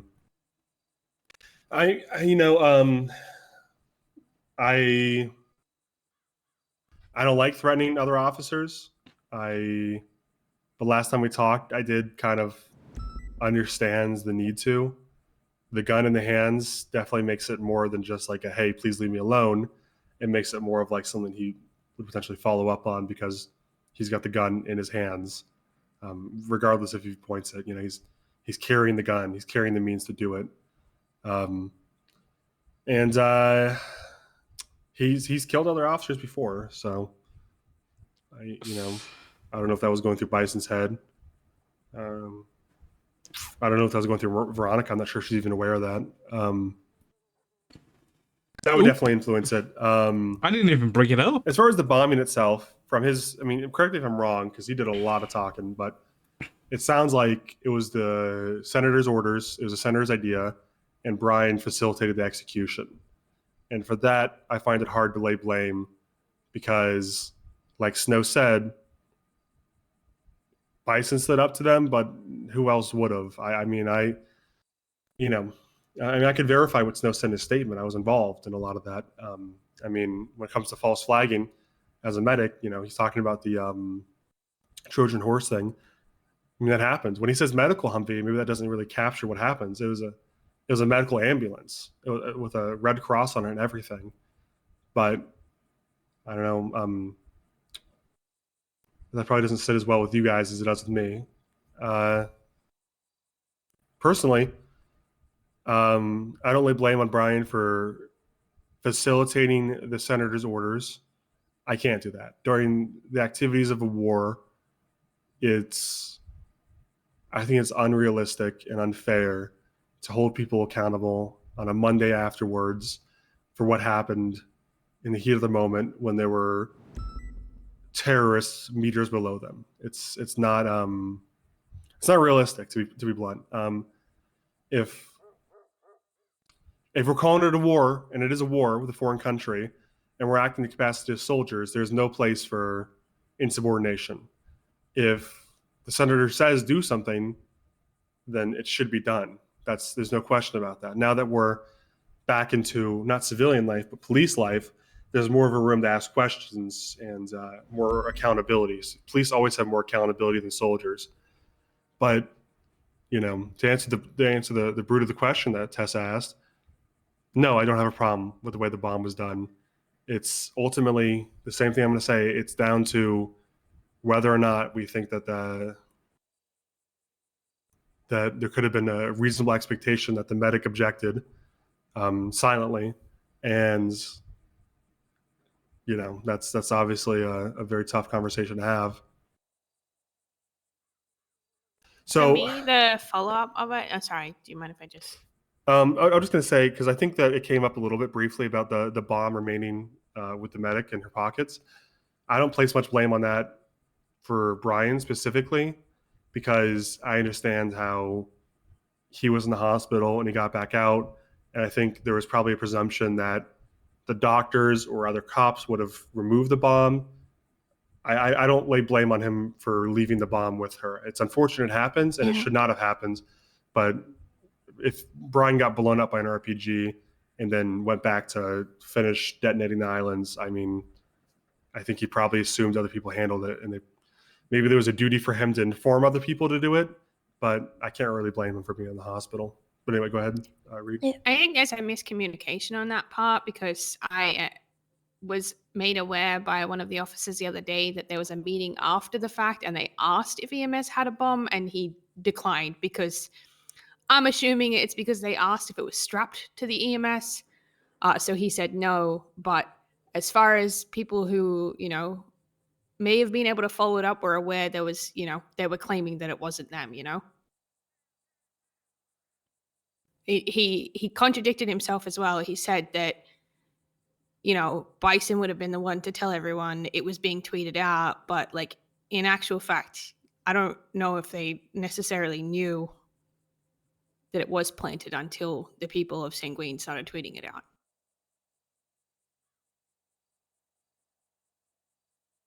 Well, I know that I was informed pretty much immediately after the fact.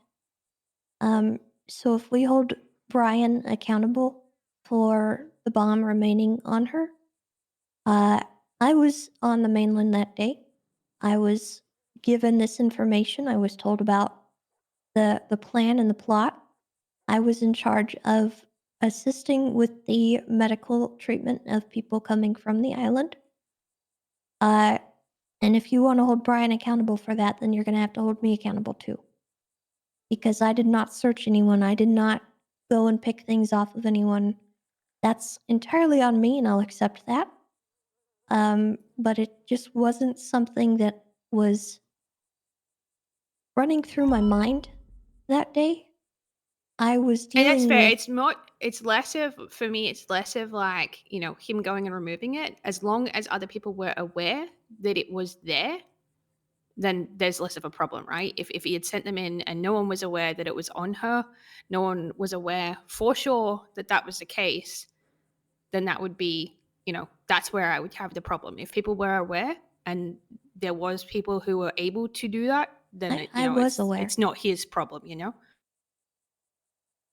And I probably could have gone and tried to find her and tried to get that item. But my presumption in that situation was that if a group of psycho terrorists who wanted to bomb people found that medic with C4 on her person, my assumption would not be that they would have left that on her. Ever. I would not have guessed that. When I was informed of that, I was shocked to find out that they hadn't taken it off of her person to try and utilize it in the war. That fascinated me. I have no idea why they wouldn't have done that. Maybe it was to prove a point and for shock value to, send her out with the bomb and, to prove their point. But that was not anywhere in my mind on that day that she would have had that still on her person.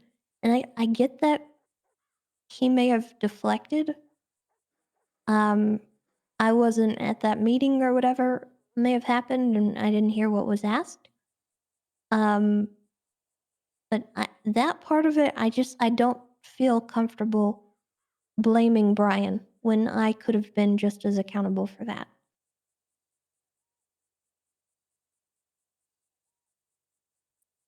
I think that was just kind of, because I knew that it was that bomb existed, that C4 existed. But I didn't think, it didn't cross my mind to go and collect it, because why would it still be on her? I would never have thought that in a million years. That's just kind of where I'm at, to be honest with you.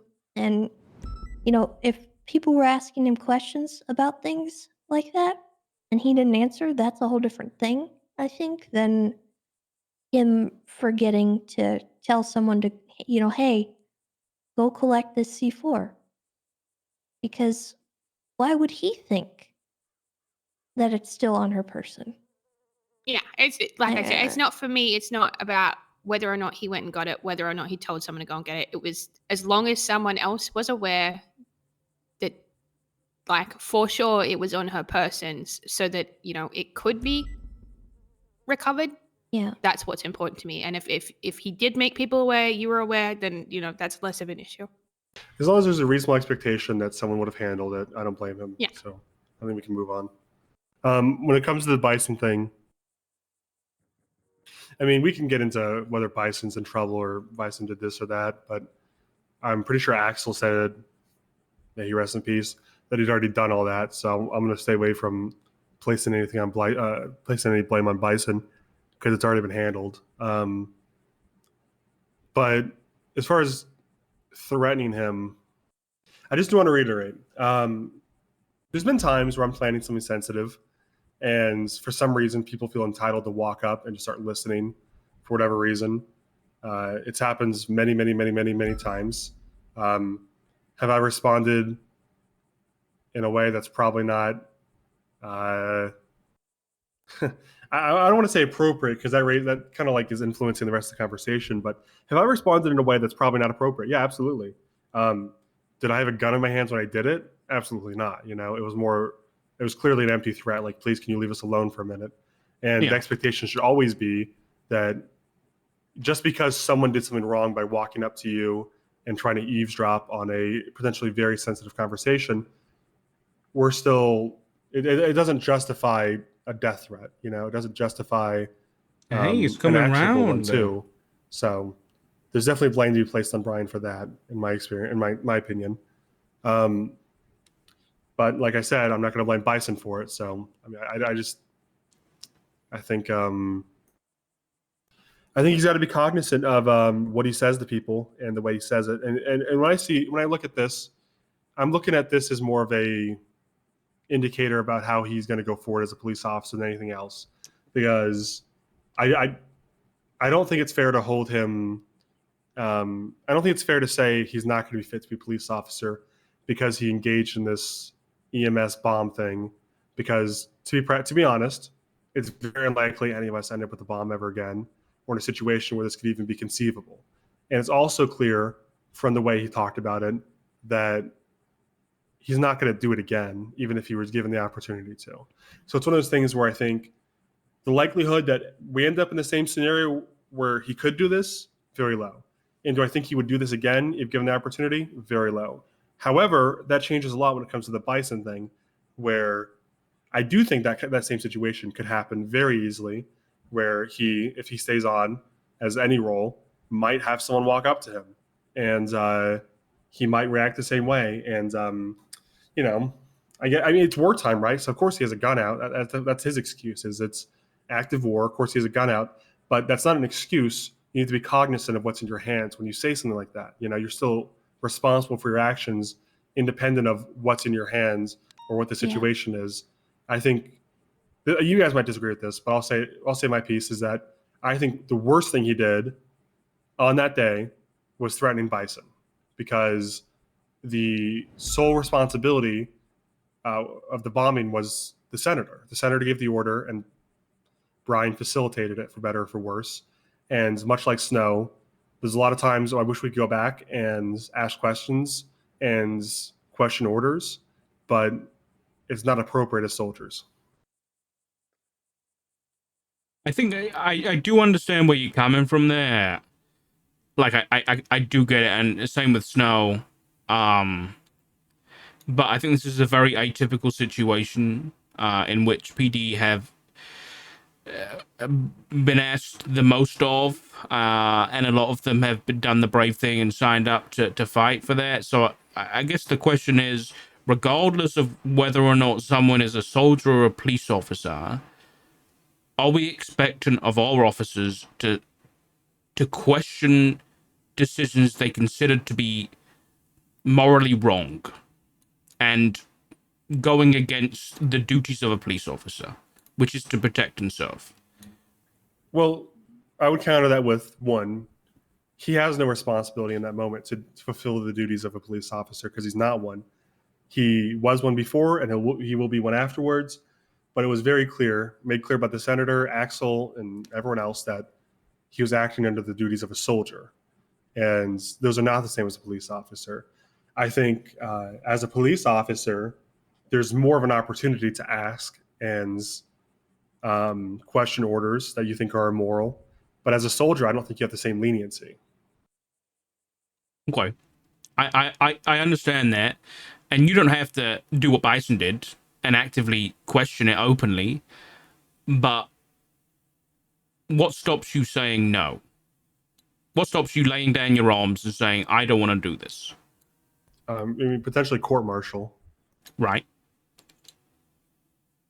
But like I understand that's a consequence of that. Mm-hmm. But that's not stopping, nothing's physically stopping them from doing that and saying no. Well, I mean, I would argue that treason would be Yeah. a threat. You know, it's been stated that a senator can literally just decide they're going to charge you with treason if you go against their wishes. And But at the same I time, don't know. I will say I don't think Brian was concerned about that. I don't think Brian was concerned about his job or about going to jail.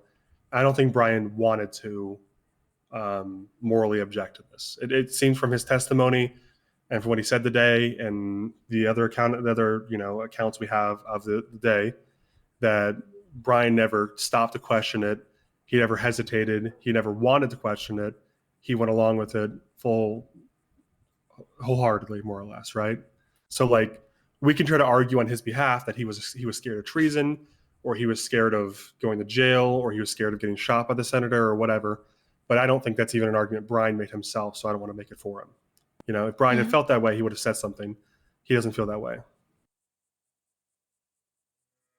So the question becomes, should we fire him for following the senator's orders during wartime? And to me, the answer is no. In the bombing specific instance, to be very clear. Okay. What's everybody else's opinion on that? Unless we want. I mean, I know, I realize I made the argument that, you know, treason would be a concern, but I will say that, and I'll reiterate this from our last meeting, if, I felt morally conflicted on something that a superior or someone was telling me to do, I would risk that. Um, I'm not sacrificing who I am and what I stand Thank you, Tessa. for someone to be a nutcase or do something heinous. That's just me, though. And I can't speak for what Brian would decide in that moment. So I, it's hard for me to argue this one because I wouldn't have made that choice. I would have probably stood up against it, and I would have probably questioned it as well as Bison. And I may have gotten in trouble for that. So I don't know.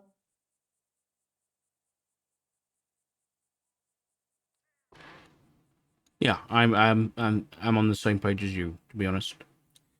And I know what Snow said about hindsight being 2020 and all that, but I think when you kind of hit the nail on the head, which is, we can say this, but Brian didn't. Brian had no, to me, showed no at any point during the questioning or anything, or even from his statements about being on the island. Yeah, to keep it concise, Brian never made a moral argument. He never made a, Yeah. I wasn't sure about this, and I was afraid of the senator. He never said any of that, so there's no reason to even consider that. Stubble, Chief? I mean, it's like I brought up the other day. It's are we acting as police on an operation, or is it like a military thing?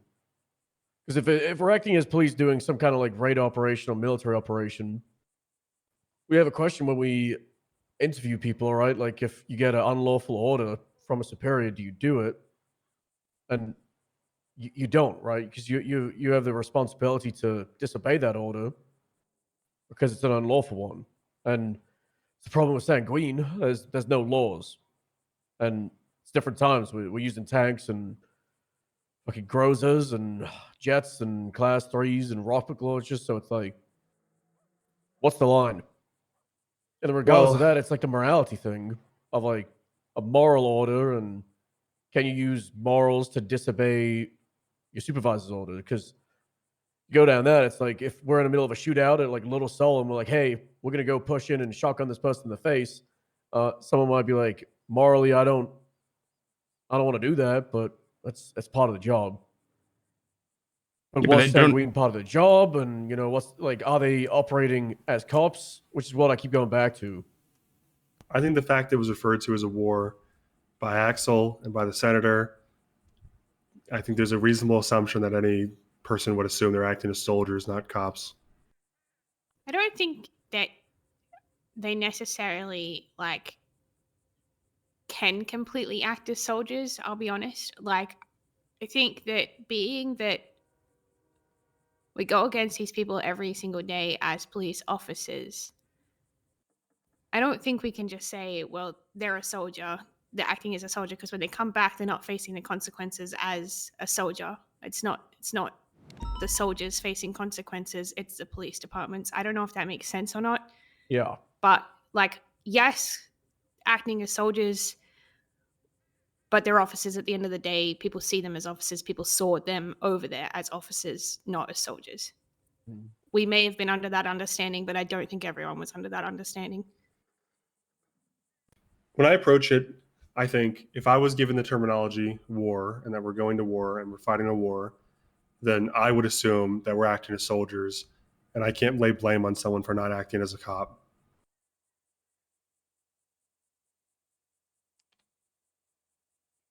Again, I don't I don't think anybody here is. I'm just gonna order some food.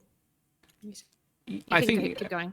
Okay. Yeah, we know that people weren't acting as cops because they were doing things beyond what cops normally do. And that's understandable. But then the question becomes, okay, did the things they did as on Sanguine, are we comfortable with having that kind of person as a police officer? And I don't think Well, then, morals let's go say out the somebody did window. something really bad, right? Well, that Let's question. say, Yeah, sorry. Go ahead. I want to see. We have Echo Squad, Turo and Velsinger on it. What would we have done if it came out that in the middle of the fight, Turo was like, "Hey, Velsing, I've always had this grievance against you," and then shot him in the head, and like straight up committed murder? Like, obviously, we'd be having a panel, but it's like the legality is that wouldn't be illegal, and that wasn't like a part of the military operation. That's kind of like where we're at. It's like, Well, that's kind of an unfair analogy because Yeah. I don't know. we're It's talking just, about that literally quite blue on blue matches. with no justification. Like we're talking. I mean, the Brian thing is more complicated than that because I know some in this room feel like no matter what, no matter what, the bombing was not okay, and some, myself included, probably maybe just me, feel like the bombing was justified because, well, assuming that the medic was assuming that this is going to be complicated setup, but if you assume that Brian thought the medic was consenting fully, then I don't lay blame on anyone for doing that, senator regardless, because it was a sacrifice to save the lives of potentially dozens of soldiers or cops or whatever you want to phrase it, going down that death funnel. So it's a much different setup than something just inherently morally wrong, which would be shooting your friend who poses no threat to you. yeah. I mean, That's let's not say, fair to say a blue on blue. well, okay, let's say Bison is the one that volunteers to put the bomb down. Nobody has any issues, right? Like, if it was an officer, or if it was Brian, or if it was the senator that put the bomb down, there's no problems. I don't think a Yeah. single Yeah. person would have issues with that. And that's why there's the issue here. It's the medical issue. It's the sending in someone under the pretense. I mean, we've watched the documentary, right? They called the people of Sanguine and said, "We're gonna send someone down to perform medical on you and help you guys out." And it said they were gonna bomb them. Like that's where the big issue is. And it's war, right? Like, you've got to do some stuff that are unethical sometimes, but it's kind of like, where is that line? And you could also paint a picture of Sanguine just gunned them down anyway. They're psychos. And it was necessary to do stuff like, bombing them. But how we did it is where it went wrong. I don't know if it is known or if it makes a difference, but according to Bison, he volunteered to go in place of the EMS as well. I don't know if everyone knows that. I hadn't heard that. And then what happened? What was the response? Yeah, was a... That's, I believe, I can double check with him, but I believe after that is when they're threatened to kill him. Yeah, and sent threatened to down, kill- basically. Okay. Jesus Christ. I could be wrong on the order there, but Yeah. he told me that he volunteered to go in place of EMS. I guess one of the questions I would ask is if Bison is there willing to go. Well, he's a cop. That fundamentally they wouldn't work. If the plan is to Yeah. disguise a plan wouldn't bomb as go. medical help, Bison wouldn't work flat out. Couldn't Bison put on the EMS clothing or the They medic know clothing? Bison. You don't They you don't know think who Clarkson knows Bison Bison? is. You don't think And Fred knows Fred. Bison? Yeah. Okay. I guess I'll retract the Bison part. Couldn't they have just asked for a cop to pretend to be a medic? According to Brian, there was not many cops left. Like almost none. But Yeah. isn't that the issue? Is the going under the medical pretense? Yeah. Why? I to be blunt, I don't have a problem with going after the medical pretense. These people shot at the medics earlier in the war, as Yeah, they established did. by our own Yeah. objective reporting, is Could that have used these people Walter. were shooting medics unprovoked earlier in the war. I got no problem with sending a medic in with a bomb. The question is ultimately, did the medic consent to doing that? And did Brian know that she didn't? And on top of that, do we absolve him because the senator gave orders to? I absolve Brian because the senator gave orders, and it seems to me the medic did consent, at least in Brian's eyes, to what information he had at the time. The fault I place is what threatening to kill Bison in front of her, and threatening to kill Bison, period.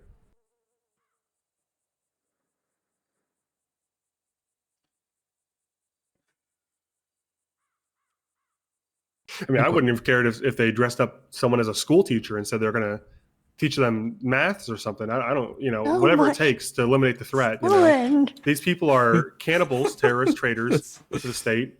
If we can sacrifice one person to eliminate 20 of them in a chokehold, then I'm up for that. I don't care what pretense we need to use to do it. These people are monsters. However, that's not really what the question is anymore. I don't think. The question really needs to become: did Brian know or suspect that she had withdrawn consent silently? And if he did, then he should be in trouble for that.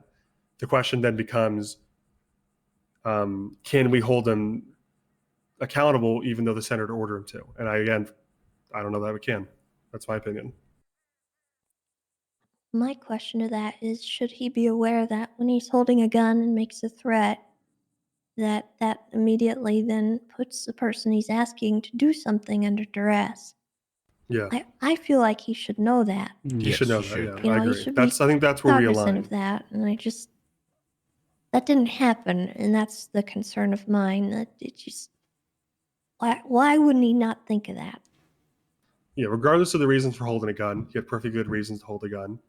It's the threatening on top of holding the Yeah. gun that makes it like everyone had a reason to hold a gun. You shouldn't threaten someone if you're holding a gun, though. Someone on your side, at least. Yeah. You know. Yeah. Okay. Yeah.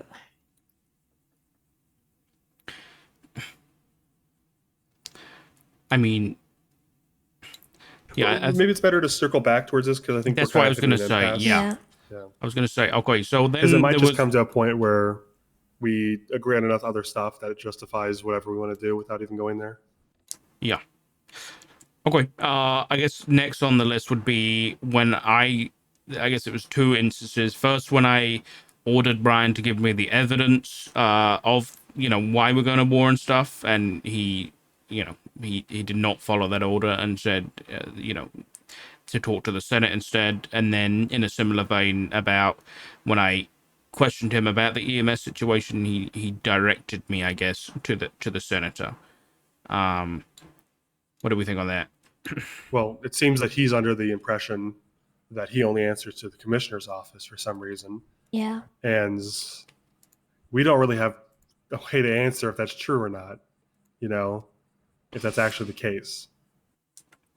I mean, we Not do. really a We lot of can look at the commissioners to ask. SOPs that we all reviewed, right?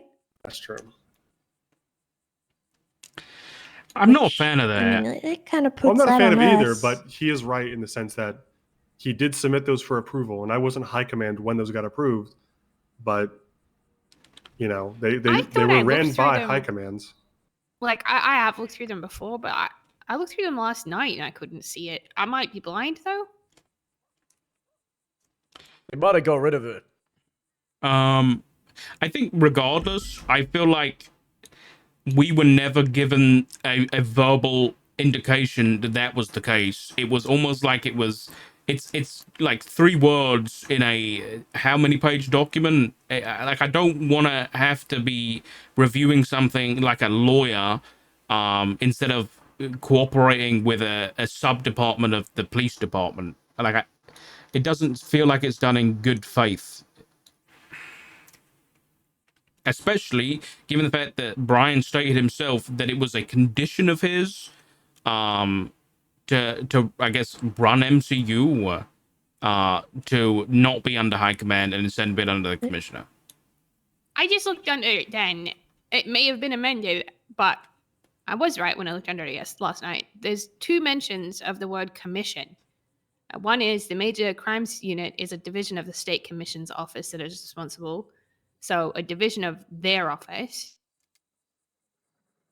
And the other one was priority cases are ones that the Commissioner's office or the director specifically assigns to the MCU. So I don't even think it's clear in the SOPs who they report to, in my opinion.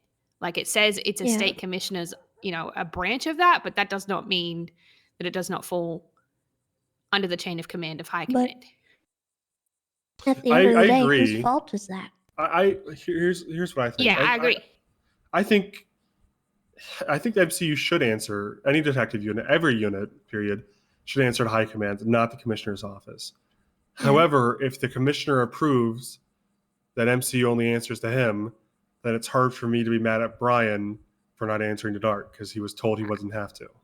I don't think that's anyone's fault. Like, we probably should have picked it up in the SOPs, but I wouldn't have necessarily gone looking for that in the SOPs either. Like, I was just under the assumption that it was like any other unit where the lead of that unit responds to high command. So I don't think that's anyone's necessarily fault. Yeah, and I agree that It's we just shouldn't a have to review miscommunication. SOPs like a lawyer defines Yeah. loopholes where they exempt themselves from high Yeah. commands. However, it's clear he couldn't do this in the first place if Axel, Bass, or Toretti, whoever the commissioner was, didn't approve it. So, you know, it's that's He may. Sorry, I keep interrupting you. you're Owen. fine. He may have been under the impression that the commissioner's office informed us, and he might have just not realized that he needed to verbally inform us because he thought we were aware. Yeah.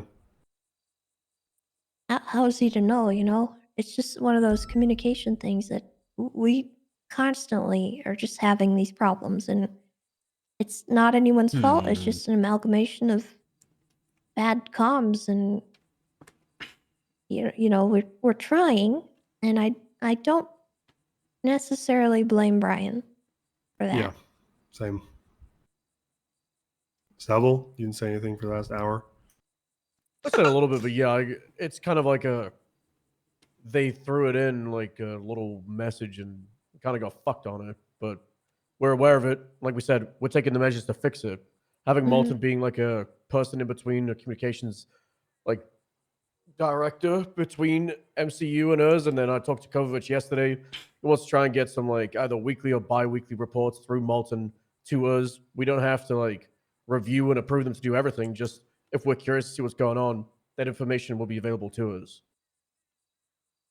But I don't know. It is kind of strange that he wouldn't give us the reasons why he had to go through only the commission's office, and kind of ridiculous that was a thing, and I'm glad it's no longer a thing. I guess my concern is when it comes to me ordering Brian, I guess for the evidence prior to the war. So if I guess then it comes up. And I want to get clarification on this because obviously I have a different opinion. But if a sergeant orders an officer to tell them something, and then that officer had already had a discussion with, let's say, a lieutenant, can the officer just say, "I can't do that because the lieutenant is the lead on this case" or whatever? Like, because that's obviously it's on a grander scale. Is that really comparable though? I mean, is it? I'm not too sure. I mean, here's a Kind of better is. way to phrase it is, if I'm the sheriff, Stubble's the undersheriff.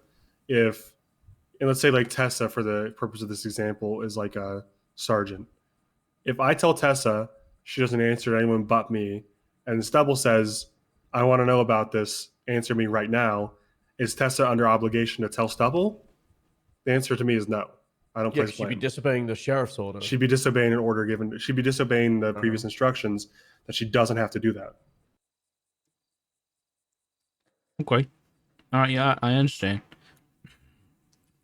It's a sticky one. It's something that shouldn't happen, but Yeah, but it does, and it did, and it does. yeah. Okay. Okay. So the next thing was the bison threatening situation, but that I think we've Yeah, I'm clarified pretty clear. that. I'm not okay with that. What about Brian making the bomb and then blowing up the villa when we had officers MIA still? I mean, it sounds like from his recollection that there were no officers MIA, at least in the villa. It was swept and cleared, and then he was ordered. It was part of his instructions to get rid of the bomb-making bench and destroy it. So I'm okay with that.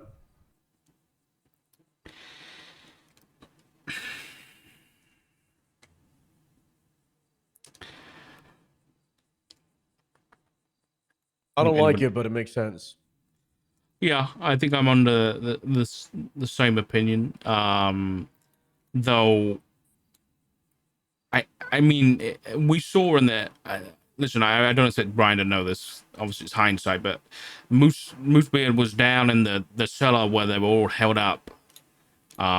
So he was definitely in the villa at some point, and we Well, had the same belief. Like he knew it. He saw them go in there, and we knew it. We saw them last seen at the villa. So that's why I was asking the questions. Is did we have a threat to officer safety that we had to leave, that we had to do that right there and then? And obviously, he said that there was the Eastern Bloc, so that's a possibility. Depends if you think he's lying or not. That's what it comes down to. Because he says the entire place was swept for hostiles, friendlies, whatever. And if that's the case, then you either believe him or you don't. And you think he's maliciously trying to bomb officers or he's not. Because according to this, the picture that Stella posted, it looked like last visual of Moosebeard was in the room where he would have planted it. No, Hold on. so either he planted it next to Moosebeard, or Moosebeard had been dumped in the water or kidnapped or whatever happened to him. So the C4 was sent in where officers were. Oh yeah, in You're hindsight, talking about the medics before, yeah. Oh Yeah. yeah, they were gonna bomb. Oh yeah, there was Moosebeard, tons of tons of injured officers there. That's part of it. Is that you're basically. I mean, that kind of gets that's a messy argument about like technically every like grenade or shot fired near downed officers is is that okay? And it's kind of has to be because when they're down on the ground, they're kind of out of the equation, right?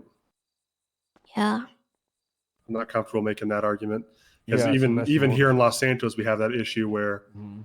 I don't like this. I'm just going to touch this briefly because I don't like it. But if an officer goes down and a suspect's like, we're going to shoot him again, how do we feel about that? Because that's where I'm at on that. And I think we're pretty clear that I think that's the not only some reason I random mentioned name. that was because I thought it was said that there was no police officers down there.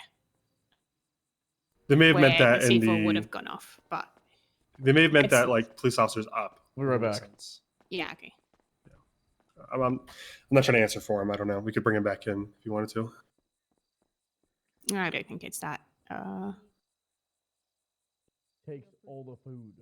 imperative. I don't know. Well, huh? Yeah, I agree. It is what it is.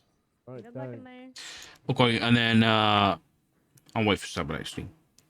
And no, we didn't have. So then we had the killing Divine situation. I mean, he left this part out for some reason, and I wasn't going to correct him because I was curious where he was going with it.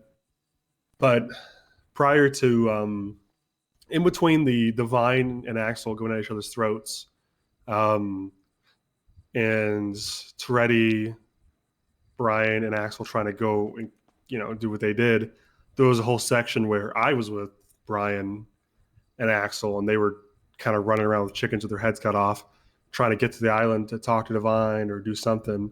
And it's my own personal recollection that they didn't seem serious about killing them. They seemed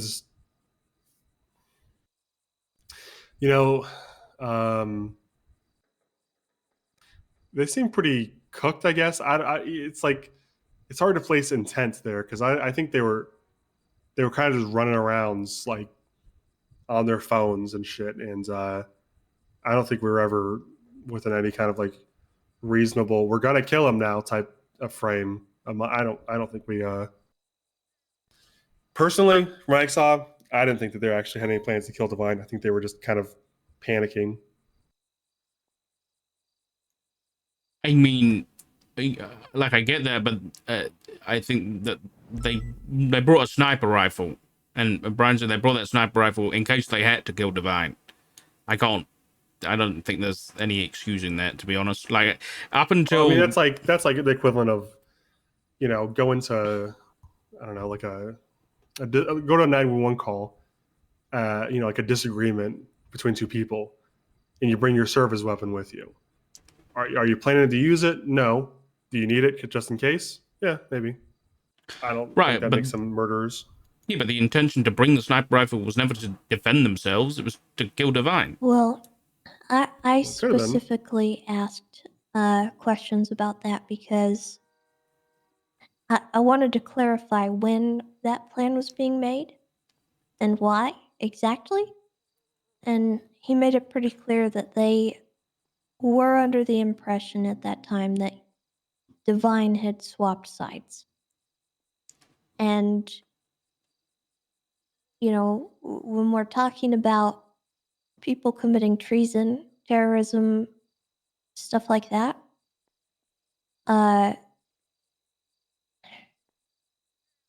we were planning on going to the island and probably killing everyone on that island.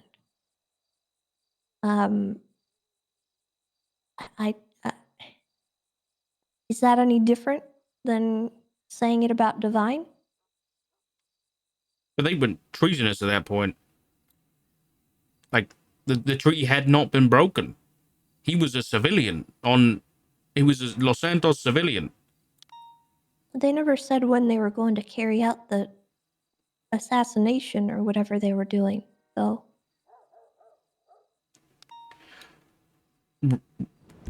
Right. I don't understand your point, I'll be honest. I mean, at the time he was, we were going to arrest him because we thought he had. So the whole thing is, maybe this is like a missing piece for you, is that he was being charged with attempted murder for Dundee, right? Yeah. And the agreement was that we weren't going to do that until after his undercover operation finished and concluded, right? But because he resigns in a fit of rage or whatever, and said he's going back to the islands, he's now a fugitive. Now, if you frame it like that, the question becomes, do you fault someone for taking a gun with them to apprehend a fugitive? And I don't. I think that you're simplifying the situation way too much because you're missing out all the context of that. Brian has admitted, I've got Bundy admitting on statement, Toretti has admitted that the four of them were talking about killing Divine, not bringing a gun to make sure that if things get bad, they can protect themselves. The sniper rifle was brought up as a method to kill Divine. Because it's an assassination, not an apprehension. Yes. That's what their plan was. So But they tried to hide it with an apprehension. Right. So I think the argument that the sniper was brought to protect themselves for an apprehension attempt that's just false.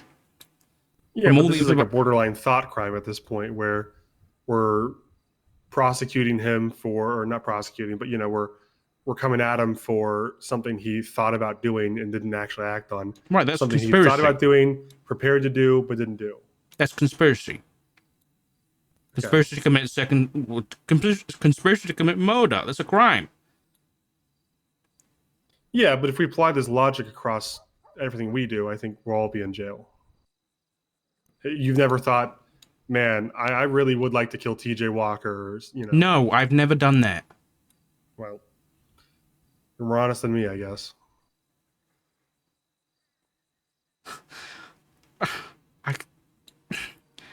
Yeah, I think there's no argument that I think anybody here can make that with the facts that we've been given, we had members of the police department conspiring to commit murder.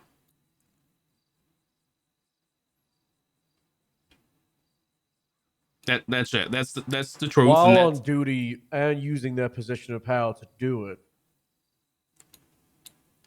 Right. So if we want to defend that, then, well, I won't be taking part in that. Where was this energy with Pred, man? Sorry? Where was this energy with Pred months ago? What do you mean, Svensson? Didn't we have a sheriff prior to me and Toretti, who not only talked about attempting to murder people, we think he did? And he set trial for that, right? For every time he threatened to kill someone, he stood trial for that, you think? Because that's incredibly naive if that's what you think. Were we in a position to fix it then? Do we want to let that be our standard because it's happened in the past? Because now that we have the ability to actually take action over those things, we just want to say, oh, well, this happened in the past, so let's let it happen again. Yeah, it's just I don't know why we're doing wild hours. I don't think we should let it happen because it happened in the past. But I think we need to acknowledge our biases, in which we were more willing to let it happen with Pred for some reason than with Brian. I think I don't know. Brian That's said a lot of not- fuck things. that's not the fairest thing, Owen, and I don't disagree with you necessarily, but things were definitely different, and we were not in the positions we're in. You know, I felt powerless against him. I tried to get him prosecuted many times. It never worked. Um, I don't know if it's very fair to to make that argument, but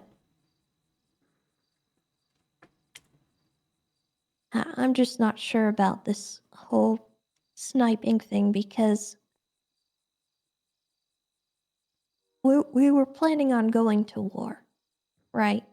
Yeah. Not at that And point. I mean, I think we were. Yeah, I mean, the trajectory was such that we were going to go to war, We whether were or on not a there were collision negotiations course. planned or not. Wait, so you're saying that before the treaty broke down, we were planning on going to war? Yeah, are you that naive that you don't think that there were plans made just in case it fell through?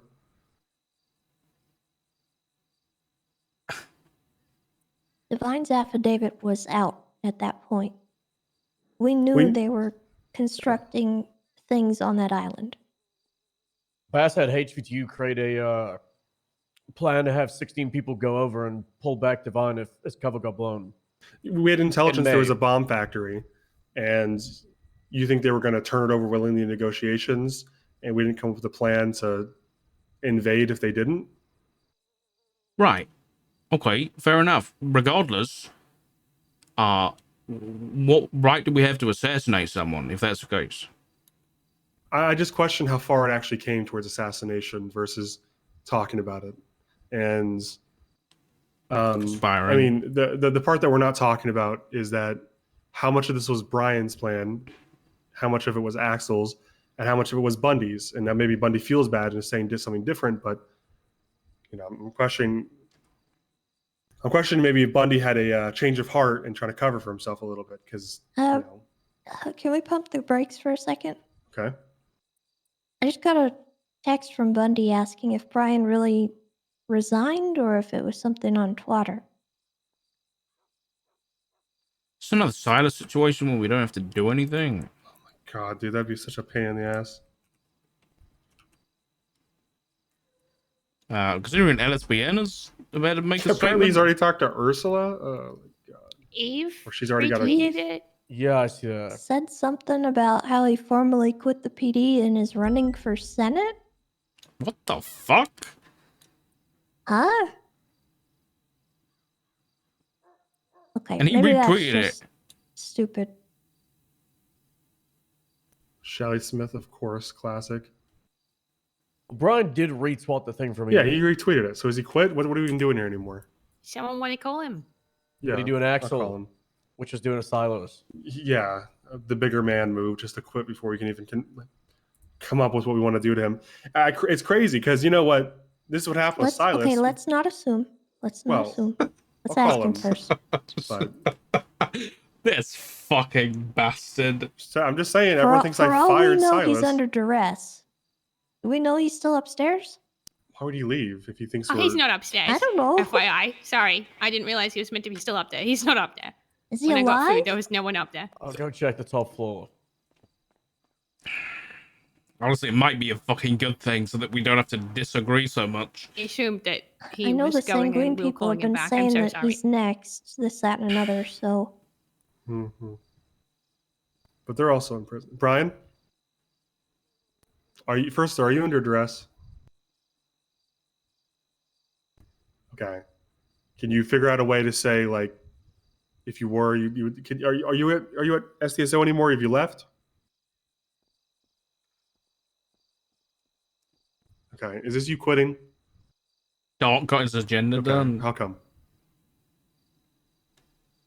Good riddance.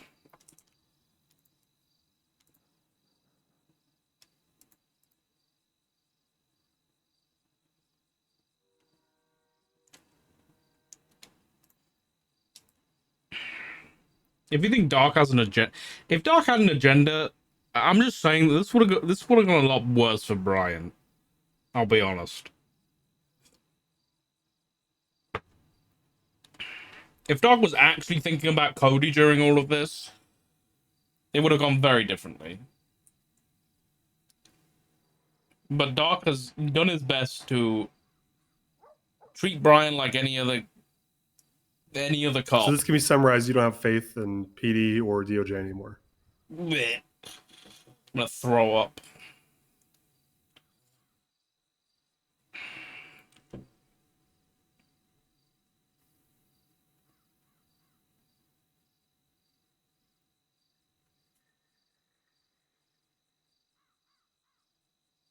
Okay, so you don't have faith in PD. So you quit. All right, thanks, Brian. Yeah, he quit. He says he's not in duress, and he quit because he doesn't trust PD. He won't say I don't trust PD.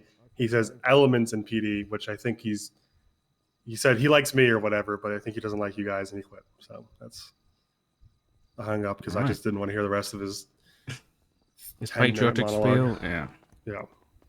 We can get that later on from LSPN or whatever. Good news. RHL arrived with my new delivery of mugs. Bad news. I woke up Brian's not early there. for this. Where's Brian? I'm telling you, I've woken he quit. up at 5 He a.m. quit. for 5 He actually days this quit. week for this. He quit. He doesn't believe in PD high commands or the DOJ, and he quit. And now you can't stop him from saying it now because I'm going to say it. People are going to say he got fired when that's not what happened. It's not even what happened with Silas. They fucking keep quitting before we can even figure out what we want to do with them. They just keep quitting before we can even figure out what we want to do. Anyway? Hold on, I was going to bring this up. I think it's only right that we, given everything we've heard, I think we need to make a decision. Would we have fired Brian if he didn't quit? I'm not making that decision. He quit. That's all that matters. Great. So abstaining. That's all. He pulled a fucking Axel in a Silas. Well, Axel died. Well, Axel also walked out. Suspension thing. Yeah. And he went into the prison with a cursed call sign. Well, you know what? He's Listen, he's a dead man. We got to honor his memory. I'm not going into that. That's the thing, by the way. There's been a complete sideways, but a lot of people be smithering Axel's name. He was an asshole, but he died a hero. I'm not a huge fan of what's been said about him. Yesterday, we announced it at the meeting, just in case anyone hadn't heard. And someone walked out and did a backflip and started cheering, and I had to, Yeah, we had people cheering at the BCS. I had to reel that in, and that's just disgusting to me. Yeah, Neil was the same. It's like, regardless of what you liked about him or if what you hated, the guy was a person. He had a family. He was one of us. It might not have been a while. He might have done some fucked up things. He traded himself for like what? A lot of 7, officers. 10, Yeah. maybe injured officers. I mean, that whatever you thought about him, he died for some people's sins over there. So Yeah. I wasn't making not fun of him gonna- by saying that cosine call, by the way. No, I I'm just- not saying straight up was a curse. No, I don't think anyone was. Yeah. I was saying that he took the curse and went in there. And, Said I might die. I mean, he did it for the right And he reason, did but die. Yeah. he was suspended. It wasn't his call to make, but you know, he died a hero. I'm just saying he suspended himself before we could even come up with what we wanted to do, and then he went and died. So we'll never know. Yet another Silas situation is all. Yeah. I'm guessing that Dark probably would have fired Brian. Am I right? Yeah, that's accurate. Ask me how I knew. How did you know? I suspected when you. I can't. I want it's to a give bad my joke. I want to give my genuine opinion on it though. I think you've probably picked it up already, but it's a lot about whether or not I would be able to, as a member of High Command, trust Brian Knight to have the best interest and protect and serve as a police officer. And given his actions as a whole, not just the EMS thing, but as a whole, with the Divine situation and the bombing and all of that, I would have to answer no. And given that, I would not feel comfortable having him employed as a police officer. I mean, I would have fired him for what he did to Cody if I could have. I would have. I'm pretty sure I told you guys this a while ago that he was bragging to me in prison 3 months ago about how he murdered several people considered suspects for crimes, like vengeance style, and got away with it. And I don't know. I He mean, also walked into the court case the next day, which was like, I can't remember who the court case was for. It might have been when they murdered the John Doe. And said, "I'm just like you guys. I killed a cop," or something like that. When was bragging about it. Oh so. my god, I remember that. yeah, it's not clear to me Fucking asshole. how much of that's serious, how much of that is not. But judging by the fact he did kill Cody and the fact he did brag about that, leads me to believe that he's serious about the rest too. And I didn't whatever. feel it right for me to bring that up, so I didn't. And I've tried to not really take that into consideration. It hasn't been right. He's your son. Yeah. Yeah. I was there. You shot that guy in the back of the head. Sorry about your kid, Doc. It was. Yeah, we know what it was Brian did. ugly. Yeah, can we It was like turn around. Yeah, Stubble, thank you. Popped him. Stubble. Yeah, So much that's blood. what happened, Stubble. Big C was on the sofa and he was covered in blood. Tessa, what would your vote have been if we got to it? Well, I was still kind of undecided. I'm gonna be honest. He made a lot of his points a lot more clear with his explanations. I know I was defending a lot of the stuff that he said. I was providing you with counterpoints, Stark. Yeah. I think for me, what it comes down to is the fact that he put someone that was trusting him under duress. And he didn't realize that. And the concern I have is that he didn't realize that. I think a lot of the other stuff was explained. I think he had good reasons for some of the stuff that he did. And maybe not good reasons, but good explanations. And I don't want to take the word of people who committed treason. I don't want to trust what they've said or anything along those lines. And I do have concerns about Veronica being kind of guided or manipulated by, outside factors. But at the end of the day, she told me she was under duress. She did not want to do that. And for me, that's kind of the line. And yeah, she should have spoken up, but she shouldn't have had to. Yes. If she was Queen. made to feel that way. I fucking love And RP, dude. I don't know if I, as someone in high command, could have justified letting him keep his job after something like that. Wait, hold on. His gun is just on the desk upstairs. I'm gonna go All grab right. it, 'cause it's just.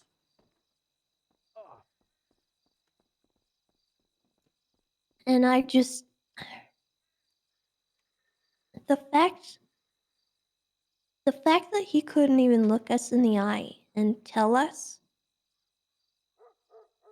that he said that to Bison. He went with the "I don't recall what I said" excuse. And that bothers me. If he had actually been honest, I feel like I would have respected that a bit more. But he wouldn't acknowledge it. And that bothered me. Because what if when he comes back here and does stuff in the capacity of the PD and not as a soldier, and he says, "I do not recall"? Am I meant to trust him on that? I after grab his keys. not believing him. Yeah, you should do that. It's just hard to trust that, you know. Yeah. That's what docs. That's what it I comes down don't to know for if I doc. would have wanted him permanently removed. You know, maybe a lengthy suspension could have gone through. Maybe some other kind of punishment. You know, having him work through a press release, talk to the community about what transpired. I mean, I don't know. There's a few things that could have been done, but obviously it's been decided for us, so I don't really know what I would have said. But I was probably leaning towards some kind of punishment over just letting it go. Because the public is waiting for something to have happened. And we're going to have to deal with the aftermath of that, no matter what we decide. And we're going to have to talk about it. And I just want to feel good about what I'm talking about.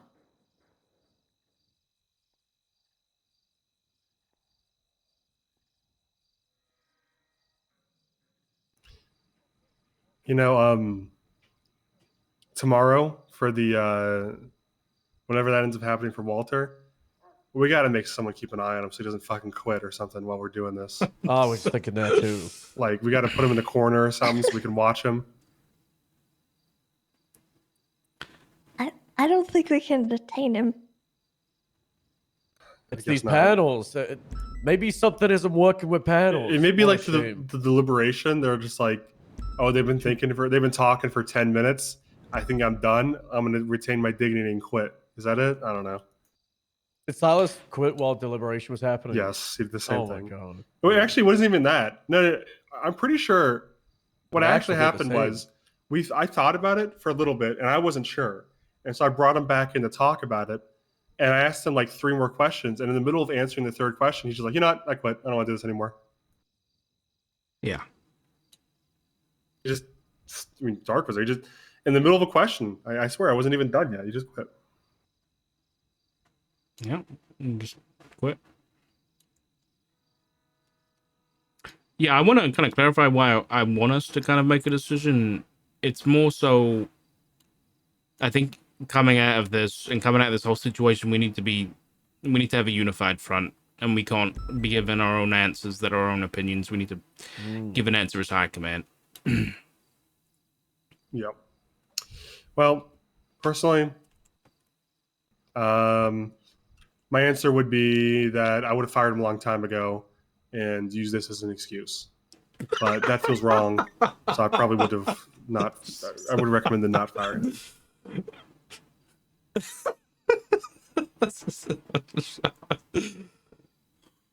Okay.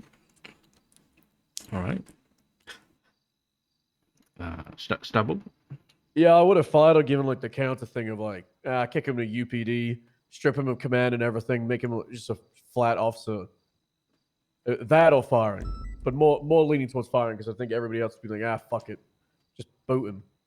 That would be like the counter thing to the long suspension that Tessa said.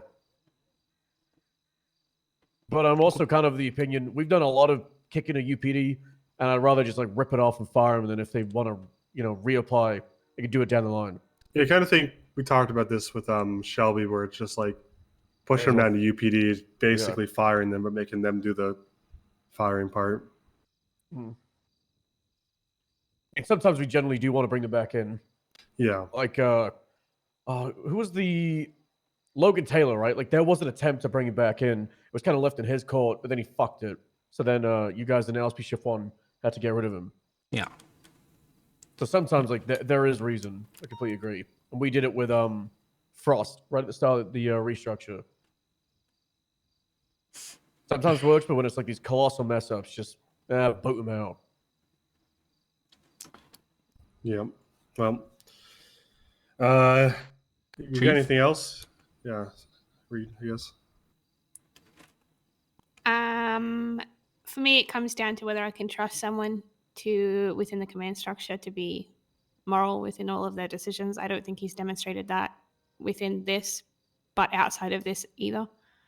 Like Owen said, I'm probably in the same boat of it was a long time ago. I don't think going forward I could trust him, and I don't think I could make a decision now with his reaction that makes me think that, you know, he didn't know what he was doing.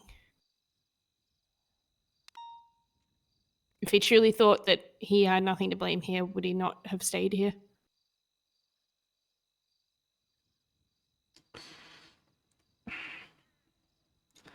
So, what would your decision have been? I would probably have gone for the firing or the worst of punishment, like not the worst of punishment, I guess. But firing is the worst punishment, but you know, the severe punishment with UPD or firing. Okay. Yeah, that's. I'm also mad that I've woken up at 5 a.m. for a week straight. Yeah. Yeah, dude, for real. I don't think I can take that out of my decision right now. I have a lion tomorrow.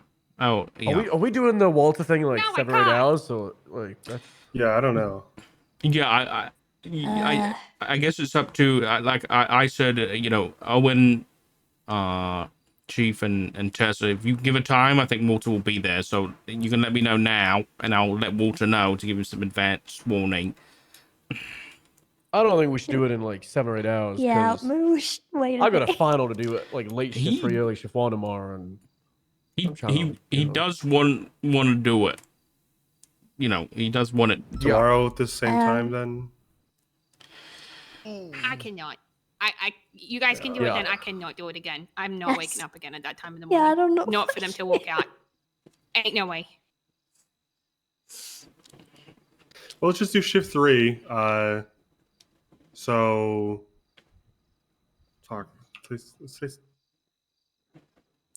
so instead of Look, I'm Sunday, happy to So do it it would late be- during the week at that it'd be time, but I've Sun- given it'd up be my Monday entire morning? weekend to this. yeah, Could we do Yeah. Monday morning AU? Early Monday. Yeah, let's do on Yeah, we're that's early fine. Monday then. So Monday, how many hours? Technically, it'd be like 2 a.m. it'll be like Eastern 7, 8, on 9 Monday. a.m. for us time. So like 4 or 5 Australian time or something. At the tsunami or after? A little bit after, yeah. Probably 8 a.m. for us then. Like an hour after? Okay, an hour after. Yeah. I'm going to use one of those converters properly this time, and I'll Yeah, let that's a good Walter idea. know. Yeah. Yeah. Okay. All right. I'll let Walter know about that. So to circle back a little bit, if we get asked by Yeah, we the would've fired press, is that what we're going with? Or are we? Is that what we're agreeing the vote would have been? I I don't personally, think it I matters, think personally. that doesn't. I mean, People are gonna ask, and we can say, yeah, we would have fought him, but it doesn't matter because he quit before we could make a decision. I don't So- think. I think the answer should be he quit. Whenever anyone asks, Yeah. I think. yeah. I think it's unfair to us to try to come up with some kind of answer that we. I mean, to be blunt, we don't have to. Like we can know what our answer would have been to ourselves in our head, but just like with Silas, when people ask what happened to him, he quit. He wouldn't let us finish. He wouldn't let us deliberate. Their patience on us ran out before we gave up on them. Brian gave up on us. That's all we can say. Mhm. Yeah. I think my only concern would be, a public relations standpoint of Nope. not giving an answer. I think. I mean, the answer is just going to be he quit because that's the God's honest truth is that he quit. If anyone asks, and that's what he'll say because that's the truth is he quit. And if they ask, if you had action to decide what would happen to him, what would High Command Doesn't have matter. done? He quit before we could even give it. That's my answer. Yeah, we don't need to give them detailed explanation of our internal discussion or anything along those lines. I think it would be best if we just address it, say, we were looking into the matter. He decided it was not worth, us pursuing it, and the ultimate result of that was his resignation. That's going to be bad. I'm saying that And now. we can leave it at that. But I don't like We it. don't owe anyone any other kind of explanation. Okay. Yeah, They may they may squawk at us and say, you know, we need answers, but That's not a good image. they don't need answers. That's not a good look, We- guys. you know, we But Doc's know gonna listen what to we his were going to superiors decide. We know here. the facts. We know what happened. They don't need to know that. I agree. He quit, and that's all there is to it. If Brian would like to speak on his own behalf, he's more than welcome. But you know, he resigned. The problem has resolved itself. While I Next have you problem, guys though. here, go ahead, Sebo. What do we do with MCU going forward? Obviously, everybody has said that we want to keep it, and I think it's fantastic, and it can very much survive without him. We have interim director Kovacic. Kovacic is mulling over if he wants to be like run for full-on director. He wasn't asked to be interim, by the way. He just woke up, and apparently Axel announced that he was interim director, so that was cool. But he's okay with being the interim and taking his time to make sure that everything's okay and working on fixing the communication. So, do we want to kind of like let him be in that position as interim for a bit, see if he wants to have it full time, or do we want to leave it to the supervisors to maybe have a vote? There was also the suggestion that there is no director and that they just have supervisors that have a lot of power and responsibility, and they just use that Molten messenger. Yeah, it is giving Molten some power that he somehow saw and squeezed himself in, but he's good at it, so why not? No, I think they deserve to have a director. I think they deserve that. Yeah, I agree. I think maybe let's leave Kovacic there for now and say that. I've told him that Brian resigned because Kovacic needs to know these things. Yeah, that's fine. I was going to tell him myself, but and then we I think have a leave Luca there meeting. for now, and then we can. I think applications is a good idea. If Luca's doing a good job and he wants to keep it, he can apply. He's showed us what he can do with it, but I think we should open it up a little bit this time. Yeah. Here's what we should do. On the same token, so we want to do the PIO thing still, right? The Public Information Officer. Yeah. And then we also need to do a PBSO lieutenant. We could just do a general announcement with 3 links to application forms, knock it all at once, saying if you want to apply to interviews for the PBSO lieutenant, here. If you want to apply to be a public information officer for interviews, here. If you want to, and then we could just do all With 3 the of those. PBSO one though, we're having a sub message saying corporals plus and PBSO only because Yeah, we can we have hash so out many the people that are actual- great for that, but we can hash out the actual message later, but or just after we finish here. But if you're cool with like rolling that into one giant announcement, that way it's not 3 scattered ones over the week. We can knock out 3 birds, 1 stone. But I think I'm in agreement. Kovacic is he's a good guy. I've known him for a while. He's as long as he's informed that Brian quit and he's willing to do it in the interim, we just leave him there until we're done conducting interviews. And if he wants to run for it, obviously his performance will be evaluated, put towards his consideration. So far, so good. Yeah, I agree. All right. This is a general question. Is there any concerns about the documentation or anything that Brian has? Like, do we want to act on that at all, or just leave him to it? Tell him to turn it over to Kovacic. One of us. Now it should probably be one of us because we don't know if Kovacic is going to keep it, and then that's another thing we have to wrestle back if we don't. I think it's likely we keep him, but why even go through that headache? I mean, he could just give it to whoever. Just tell him to turn over whatever there is to someone in PD in high command or whatever. And I don't know. Does anyone want responsibility having that stuff for now? I got enough documents in my hands. How was this, sorry? It doesn't matter. Just the MCU documentation, just so it's still in PD hands. We're gonna ask Brian to turn over most of it, at least access, control. If he doesn't, then he doesn't. But if he does, then we need someone to be the person to hold it. So His final wish was that we support what he created, and I think that we can honor that by keeping his documents and his structure intact. Yeah. I'm happy. So I'm happy to handle that. All right. Yeah, Can you reach out to him and doesn't just matter. say, hand me whatever you got, and if he does, he does, and if he doesn't, he doesn't. It's whatever.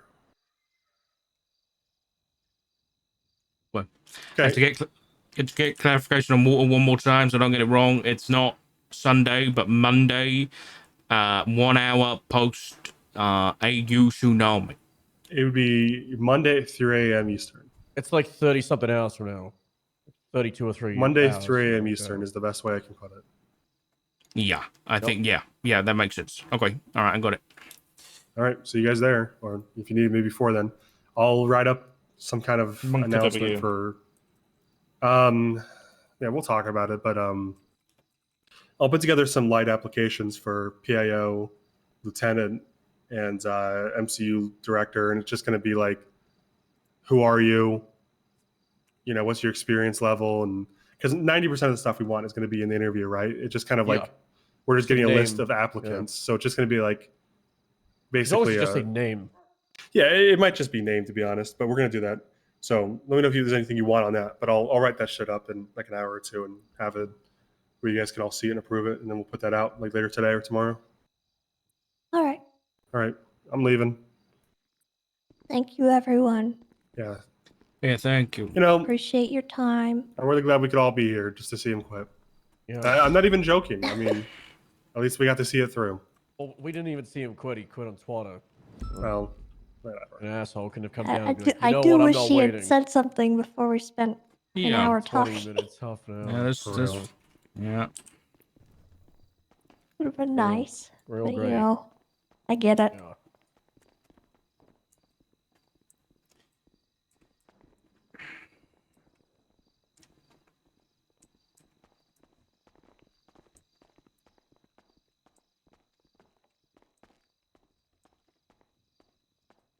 Where did my music go? For how? There we go.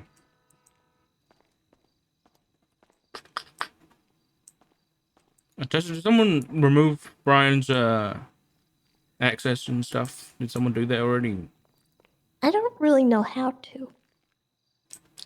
I can do it. If someone gives me his, I'll find his state ID. It's fine. Is it just removing his permissions in the MDW? Yeah, I think it's that, and then I guess it would be the email access and stuff like that. Yeah, keys are removed, so... Oh, get rid keys of are tags. removed. Okay. Yeah, I did that. He Get did rid of tags. tags, kick him out the command stuff, and do we really need to do the MDW? Because then Owen was saying there was like a removed role, and we just give him that and it sorts itself out. Well, you set it to 1, I think, Yeah. instead of 0. Like the rank, make it a 1. Yeah, God, this thing is slow. it's awful. Those are permissions.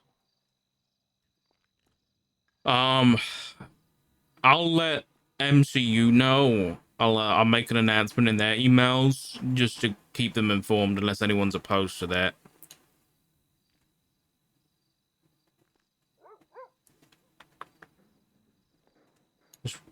Anybody? Is everybody all right with that, or should we hold off? Yeah, that's fine. Sorry. You should talk to Kovac. We should maybe. Should we maybe? Do I need to Maybe get rid of his Kovac Do you Like know the for sure that tags. he's been like it's gonna be continuous? Him running it. Maybe let him know first. Yeah, Doc, don't do the announcement. Oh, wait, I haven't started. Don't Oh, worry. surprise! I'm still leading it. Yep.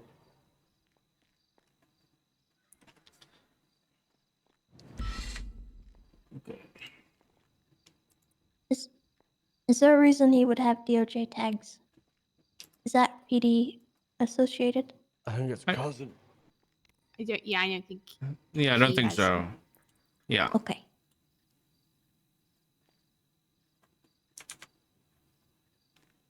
Sorry about that. Must be just some kind of clerical error on this sheet. Do you want me to request the tag stuff, or?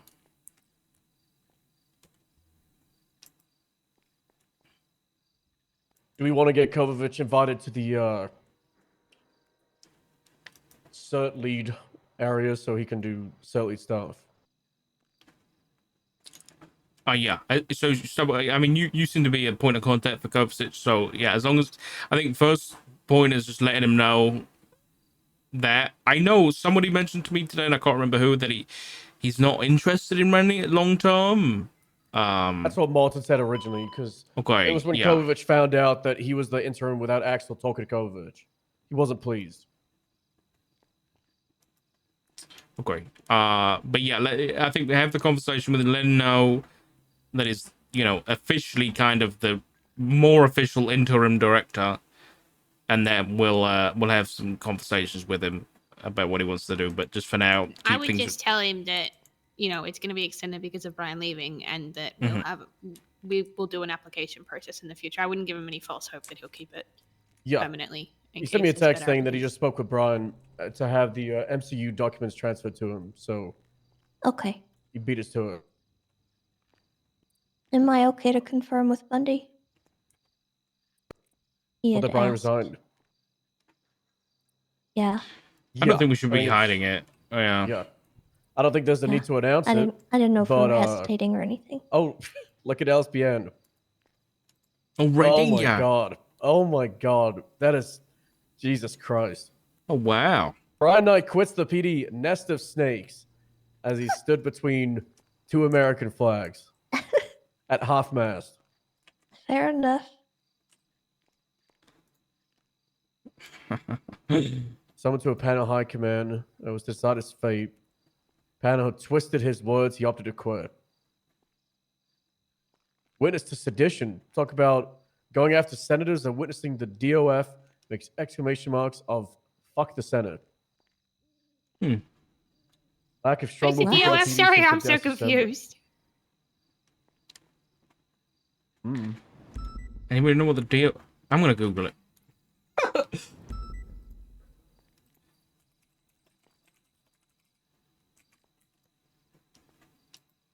Depth of field.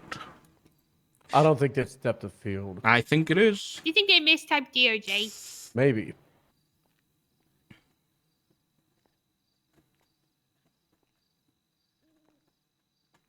Department of Fucks? I don't know.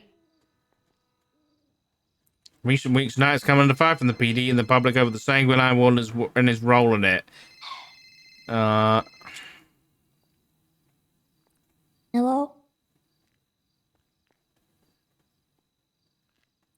Hey. If I stand still and I'm complicit with the behaviors and actions, then I'm part of the problem. Oi, spicy.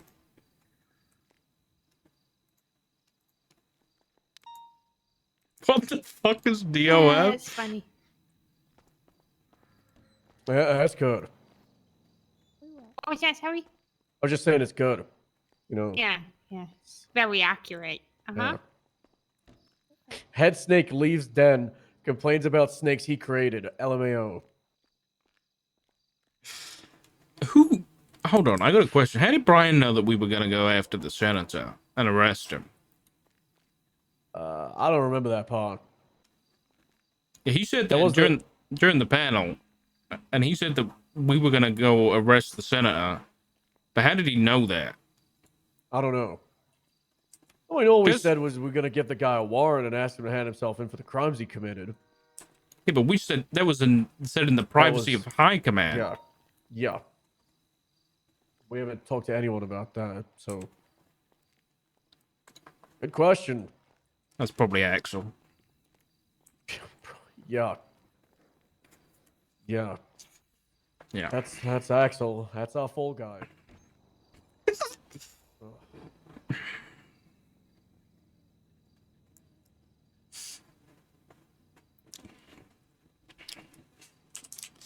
Well, it's a mistake.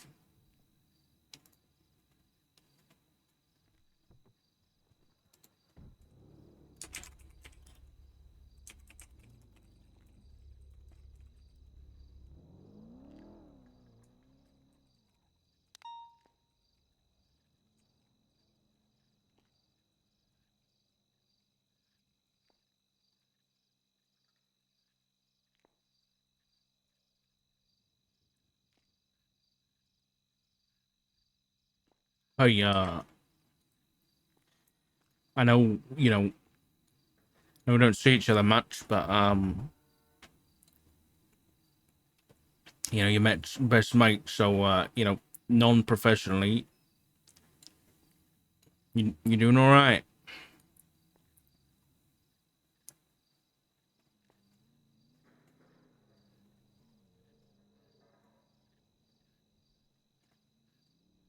No.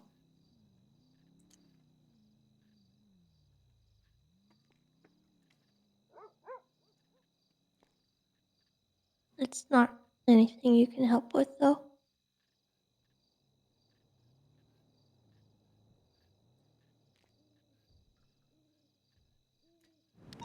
I think sometimes we assume that someone helping means that they're going to try and fix the problem. But if you ever want to distract yourself or just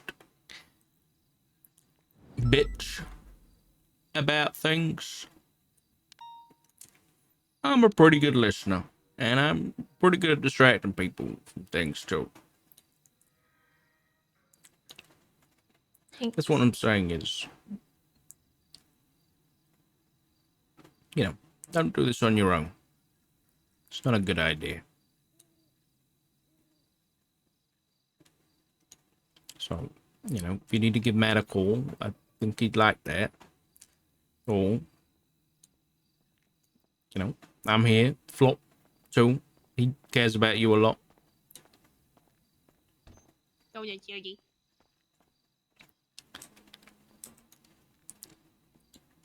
Flop's been really helpful in everything. He's been, a constant. He's always been around, so I do utilize him, and I try to make sure I'm there for him too, because he's doing a lot. Yeah. He's a good lad. Yeah, I have a whole shower. but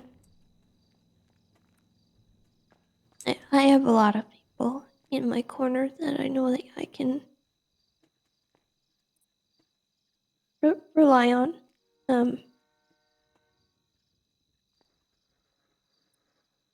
A lot of this has been really hard to.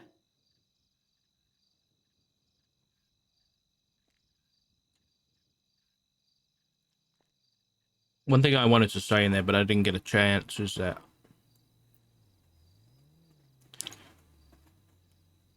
all of us, regardless of how we got to our positions, have been given the position to represent the police department and make sure it's running properly and uphold the standards. All of us have been given that same job, and yet, as we can see, we all have very different opinions on things. And I think that's the point, because if there was one person with one opinion, then the PD would be a very different place. And even though we do have different opinions, at the end of the day, I think I can honestly say that we all have the PD's best interest in mind. And we know that about each other. But I think more importantly, having the PD's best interest in mind means having each other in mind. And I wouldn't be able to say this when it came to Pred and Bass and that kind of thing. And, Owen's a bit of a tough nut, but I think at the end of the day, we're all just humans, and I think we've got to look after each other. And that's the way this high command's going to work, is that we realize we've got differing opinions, but at the end of the day, we hold each other up. So what I'm trying to say is, sometimes we need a break. You need a break. Take one. Go spend some time in the dog park or whatever rangers do.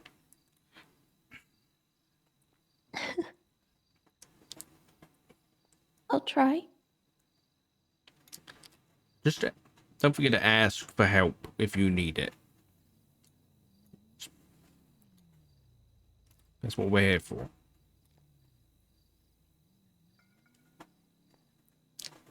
Okay. All right. I'll try to do what I can for that.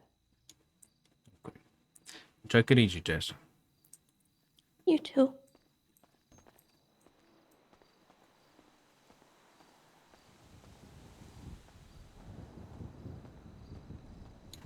You going on duty? Yeah. Yeah, maybe why? Good luck. I think that's all I can say. Good luck. Just be It's careful, okay. please. I'm embracing the. You see dodgeball? Yeah. You know where they're like, that's gonna be me today.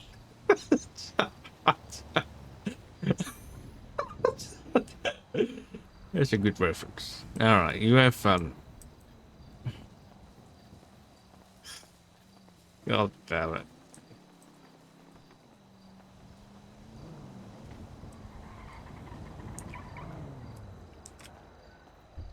Listen, Oh my god, who didn't refuel this fucking car? in character, disappointing. Expected, but disappointing. Out of character, I'm very excited. This is what I was saying. It was like when High Command, when everyone was giving, it was when Tessa was giving her view on everything, and I was like, man, I love roleplay. And it was because everybody had such differing opinions. Like, they didn't necessarily have different conclusions, but everyone's actual opinions on it was so different. And like, even Owen with the curveball saying that he might have, you know, used this as an excuse to fire him for stuff he did a while ago. Do you know what I mean? Yeah, I think it's cool to have situations like this when people can just play their characters and their characters' opinions and voice comes out. I think oftentimes we pass over situations like this because it's not content or it's not pog or it's not high speed, but to me, like, that kind of stuff is what makes roleplay interesting. And you know, we gotta thank Medi and we gotta thank Vigors and we gotta thank Sam for that, dude.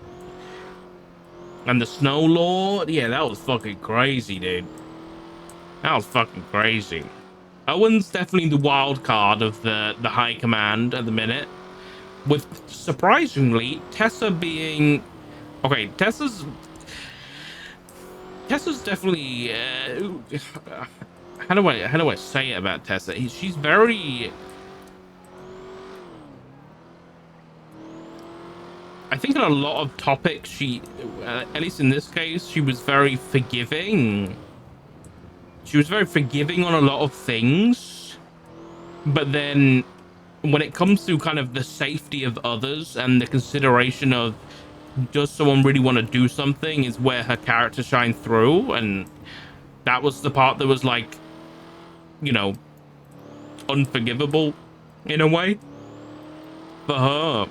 You know, Brian not consciously seeing that his actions could put someone under duress, I think was a really, you know, interesting like angle from Tessa's POV. And Libby and Dark kind of being on a very similar page of the trust kind of thing. Yeah, it's very yeah, the assassination thing has rubbed Dark the wrong way when it came to Owen and Tessa. Like, that was painful for Dark. Like, trying to convince members of High Command that what they were doing was conspiracy to commit murder. Like, there's definitely some kinks. There's definitely some kinks in High Command, and Dark included, I think. Like, I'm not gonna rule Dark out of that. Like, Dark's got some kinks too. But I think there was some good RP, and you know, we're officially snakes. You know, it's not mentally okay. I'll be honest. Yeah, I think I don't know what's Dark's feelings at the minute. I mean, Dark's completely unbothered by Brian and his actions, really, and he's unsurprised by his quitting into showboating and saying I quit and all this, basically getting ahead of things, which is what Brian does. and keeping his image intact and controlling the narrative. 2 out of 3 God damn it, Orcs. So what's the plan for the Senate? Good question.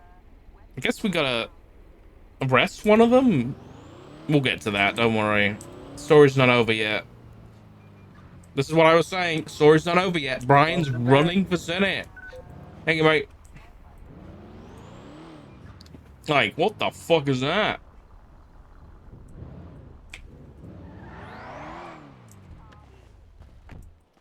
It took a while, but I think there was a lot of interesting points that mainly Dark brought up. But, you know, this is Dark's thing, really.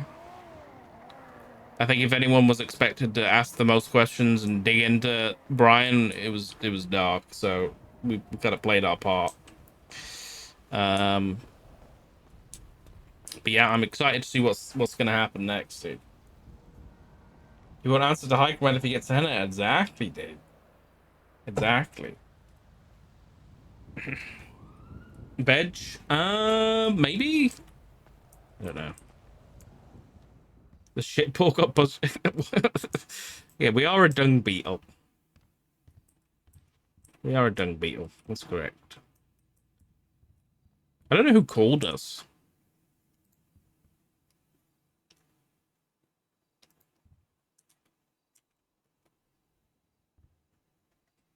Where am I here?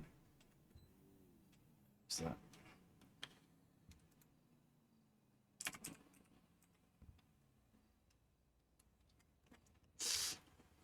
Good riddance.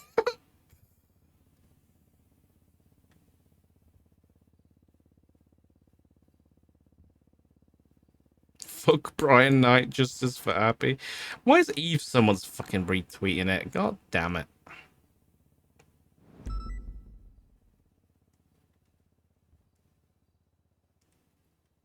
We need to get Brian out of Aegis, probably. It's probably a thing we gotta do.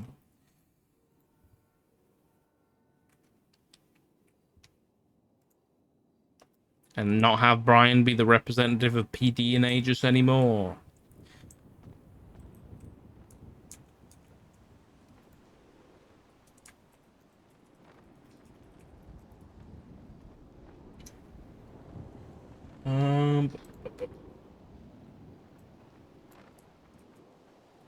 Let me get this thing done for Discord. It's got to be Monday the 11th. Time zone. Eastern. At what time? What did he say? 3 a.m.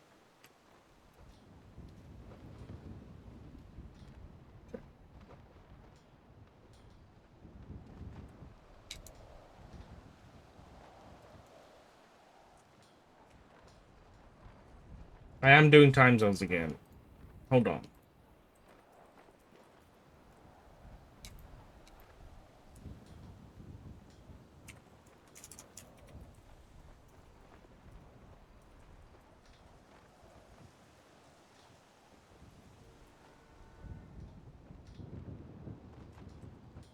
I'm emailing Maddie and I'm like, does that look right to you?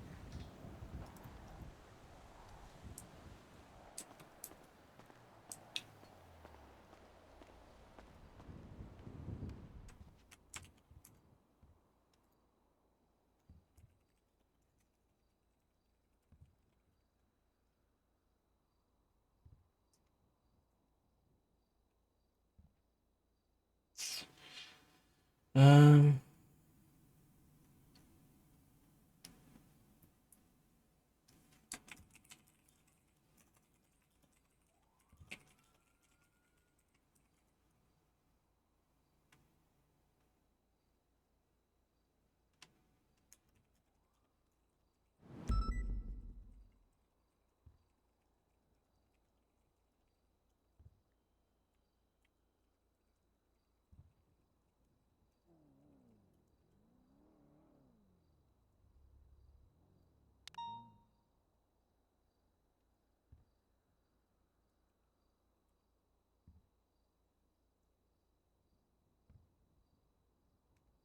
All right, sorry, I'm doing time zone things.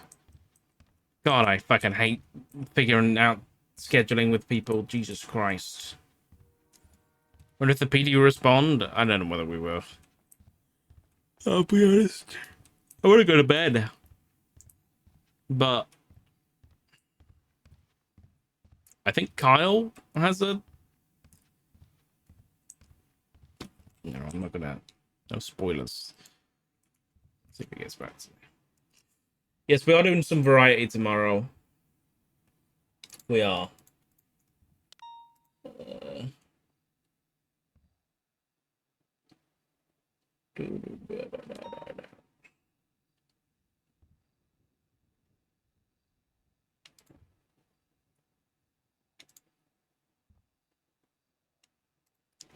Oh, Bundy. Let me call him. Honestly, Brian quitting is... I think that's going to be an Hello, interest... Assistant Chief.